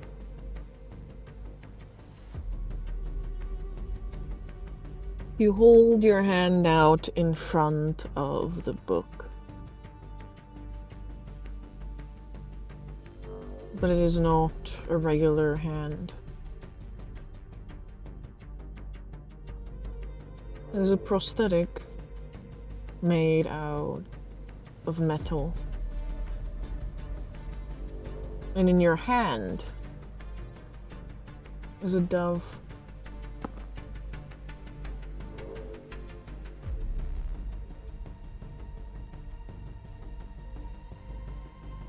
A prosthetic of metal, and I'm holding a dove. It's not a living dove. Oh. It's like you're holding like the meat of its body and its head is like flopped over. Oh. Broken neck. Is this a prosthetic I recognize?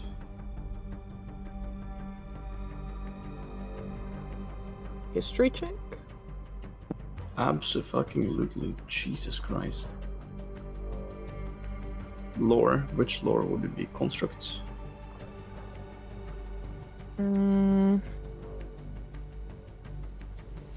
Make a general intelligence. Of course. Oh, that fucking sucks. Second 2 I've rolled today. It's okay, it's an object. You can add your thing to Oh, it. that's true. I have a +3, so it's a 9. Mm-hmm. Massive.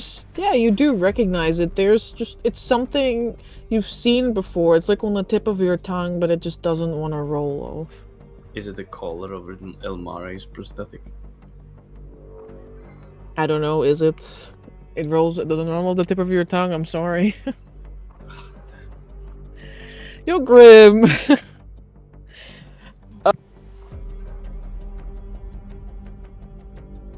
Oh no, Amber died.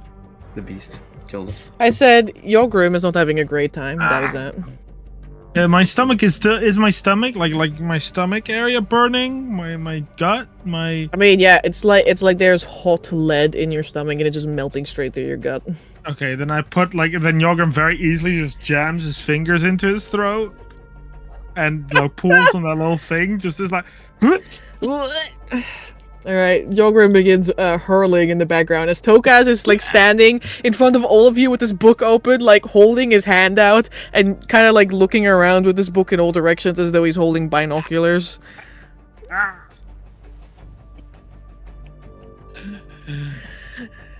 Elsewhere. Away from this place.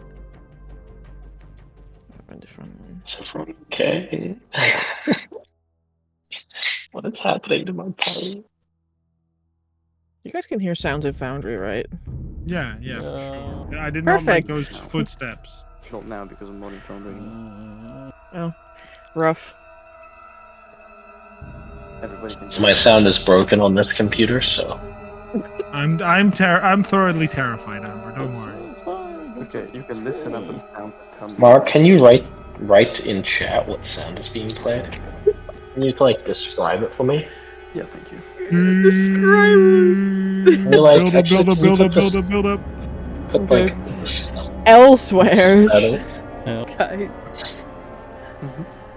Elsewhere.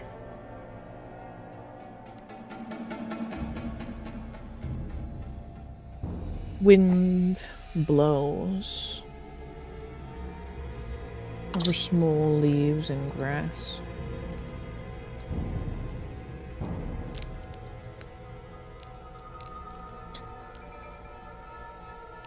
And swirls through ashes. Although no one is there to witness it, the air, cold and lifeless, grows thick with something sweetly rotten.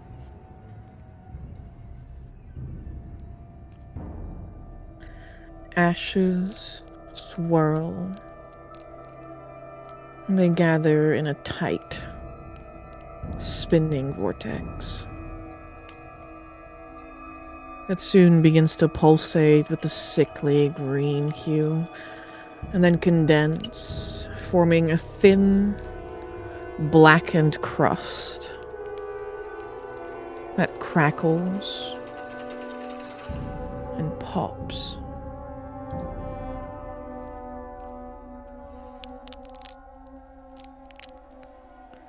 Sinew and muscle reweave themselves. Dark, shadowy tendrils that intertwine, that solidify. Bones emerge next, bleached and white and wet. Viscous, black liquid drips and hisses and burns the leaves and the grass.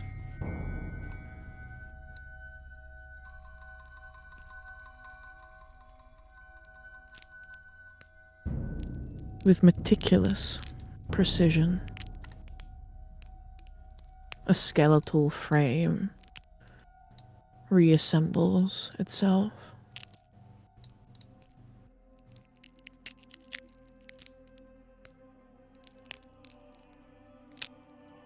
Sinew attaches to bone and muscle wraps around. Skin marred with dark, pulsating veins glows faintly with that rotten green heartbeat.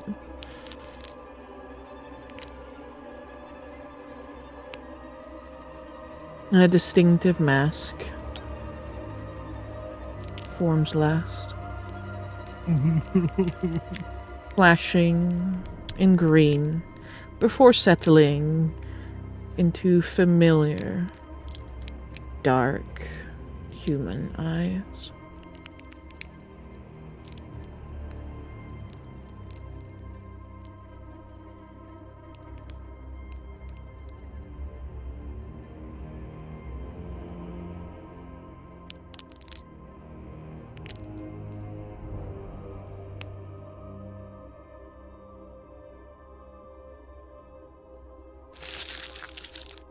Oh no, why? The doctor rises from the ground, taking in his surroundings.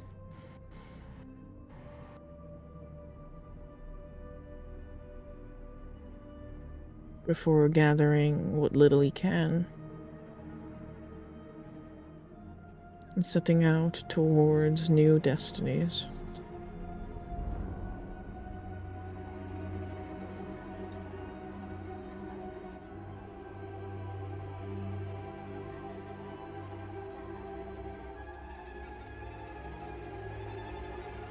I think it's good. I think I'm fine.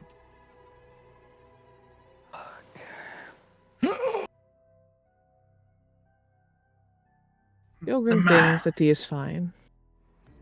In your hands, there's a touch that can heal. But in those same But some other people are not. power to kill. Are you a man or a monster?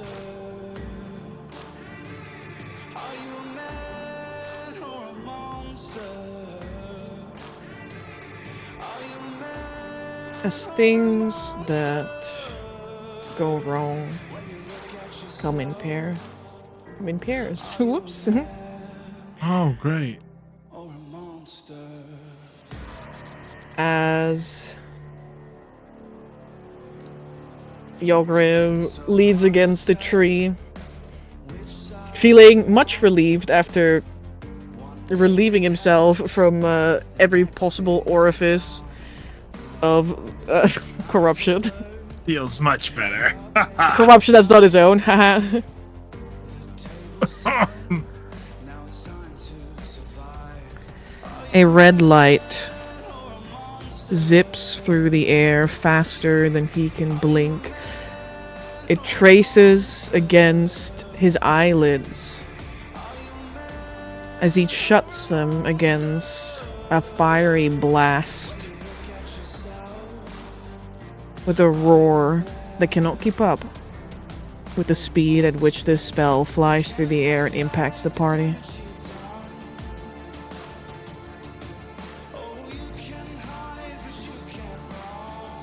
Yogrim squeezes his eyes shut, opens them, and he can still see the traces of crimson in every blink that he takes. He peers around the tree's edge in slow motion and sees approaching something inevitable. Oh no. Fucking damage. Great dark horses. Inquisition. An iron fist clutched tightly around reins. Are you a man or a monster? But we're gonna do that next session. Man, what the fuck is he doing here? Oh god, how? How the fuck did he find us? What the fuck? He's like, yo, we need a reason to stick with the party. Oh no! Everything's going to shit! Not only the beast has still 6 dice, the doctor is back. Thomason somehow found us. And that big bitch still has to appear. Oh my god. Everything went to shit in fucking 2 minutes. Hell in a Hopefully, like- handbasket, as they say. We did pretty well, and then suddenly there's just like, no, you did not. Yeah, I had a weird feeling about how we ended this entire adventure. Like, we're not really as cheerful as we were supposed to be. Oh, well, I guess that fucking explains why. If it helps, I think you guys did great. Uh, Yeah, you did that total voice does not inspire confidence. Can you go back to, like, when we were just rescuing Thormeyer, please? Next time, maybe. Yeah, that's okay. I'm sure there will be a Thornmire left. I mean, Guys, we Thormeyer's gotta probably protect not- Thornmeyer. Thormeyer's probably not disappearing, but, like, what the fuck is this guy doing here? What do you mean? His song played the entire evening. I don't know what his theme song is. I didn't bother to ask him, honestly, the last time I saw him. Damn rough. Guys, I'm still in jail. You're still in jail, and we are... is he alone? Is he with, like, a whole fucking convoy? That horses. Oh, yeah, I heard her horses. Yeah, but he can have a Oh my carriage. fucking god, I'm muted. Peace. Lords, He can have a no. carriage, and he can have 15. It's a little bit of a difference, you know? Oh, guys, he's literally... Okay, I'm gonna catch you up on a few of the things I said. 1, he's literally him. 2, I knew this would happen. 3, we're fucking cooked. This cunt didn't say anything. He says he knew this would happen, was fucking quiet the whole day. Unbelievable. He's like, I knew this was gonna happen, but I'm not gonna say it out loud to the party. Literally, Vittorio. Oh my I lord. did. No one believed me. No one believed me. I said knowing I was muted. How did he even find it? Well, I will tell you what I said before I realized I was muted, and that was, someone fibbed on us 110%. Someone fibbed on us. Snitch? Snitched, yeah, someone snitched on us, for sure.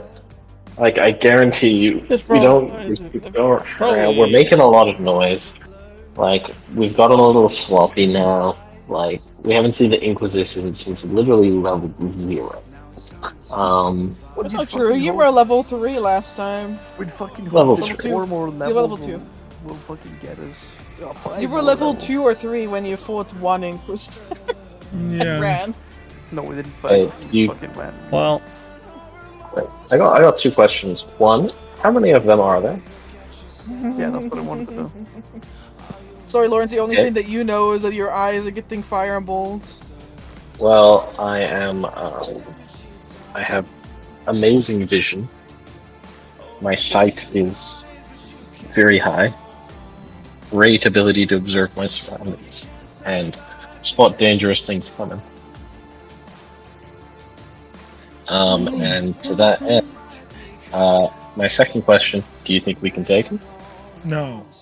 I don't know. Oh, It's like- actually, It's been 5 levels, but I fucking. We're level 7. If we can't take him at this point, They are made to fight mages. That is the problem. If it was another fucking random Inquisitor, I'd say sure. But these guys have like fucking manacles of obsidians and fucking zone and bomb and bullshit like that. So. Maybe. okay. Well, we're not going to be able to outrun him with 2 gnomes in the party and the fact that they're on horseback. This gnome can literally fly at 60 feet per round. 120 Okay, that if still you leaves will. people that can't fly that fast. this gnome can at least walk 25 feet per turn. Yeah, Yorgrim is dead. Living in here. Oh my god. Poor Yogurt, man. Fucking wheeze. The best thing I can do is turn into a griffin and grab 2 people. That's it. Can we just, for a moment, like, Tokas is just there, like, looking through his book. He's, like, holding his book up, looking all around. Suddenly he sees, like, a fireball in the distance. He, like, holds his book up. The fireball's not there. He puts the book down. The fireball is there. Puts the book back down. The fireball is there. Like you're saying I had enough time to counterspell it, right? That's what you're saying? I'm saying that you failed the intelligence check to know whose hand that was. It was Thomas. Amber, I can counter a fireball by casting a fireball at the fireball, so they hit each other mid-air and they just explode together, right? Fucking hell, man. What was Iron Hand. That's how it works. Amber, since you know this spell is happening, can I use by the Emperor's will to twin his fireball to fireball him back? I promise that is how the meta magic works. Is it? Yeah. That's how magic works, 100%. thank you very much for hosting, Ambrino. You're Thank you welcome. very much for being here. Yeah, like everything went pretty okay, and then Amber's just like, "Hey, you want to feel like you fucked up like the biggest you have in your entire Amber life be in like, the last 5 anyways. minutes of the session?" Anyways, you want to be reminded why this game is a grimdarky game? Here, get a fucking bitch slap on the face. Well, You still succeeded, so like that's something, Yeah. right? Gabe, you level up with your background, right? Is it really of any use if they fucking die now? Like, I don't think it's gonna be. I won't Hey, Tokas, Yes. I won't let you die. the I don't think doctor it's up is to you. still alive. Not that we know that, but hey. But yes, next time we will get bitch slapped in the face by the Inquisition and see what happens. Every fucking thing that happened in this game makes me go, I should have fucking done this instead of that. I swear to God. Oh. Man, This was really good. the way I described you guys, on one particular travel not too long ago, he did pick up several strays. A dragonborn with a leaky faucet for a mouth, a scruffy arsonist, a frightful boy with a strange glint in his eyes, and a quack with a penance for witchcraft. That is Zarius. Like, if you like the fact that you remember, I think is great. Like the fact Zarius has his acid doesn't stop from his mouth. Yeah, It leaks. dude. He has to wipe it away every time. So fucking Thomason has been looking for us this entire time. Bitch, it's been a year. You have nothing better to do? Are you Bro, serious? Yes. bro, imagine if this guy comes back and he has to say, "Yo, I lost an entire train track worth of fucking heretics." He comes back to Ember Kern. He's gonna get like, "Yo, you want to get your rank demoted completely, if not just straight up executed?" Oh, of course, because fucking fumbling around for a year doesn't get him demonetized or fucking excommunicated. Demonetized. Demonetized. Guys, subscribe to my YouTube video, please, Chat, and to our Twitch. Chat, tell me if I go back to Ember Kern, am I cooked? So here's my strategy, right? For this fight, I think we kind of just need to play it front back. Like we always do. We have our front line there. I don't think there's really going to be any room for conversation. The guy that I'm not willing to talk out with, like either we're blasting them or we're running away at Mac 4, which is very much. Can't outrun them. They're on horses. I mean, I can fly away. I can grab two. Sweet. I can grab Jace, and I can grab Joker. But then it's you, Vincent, and Victoria. You can fly away too. But then it's Vincent and Victoria. And those Yeah, you guys can end the stream already, Ferris, so you didn't have to wait. Yeah, okay. Yeah, until next time. Bye bye. Bye bye.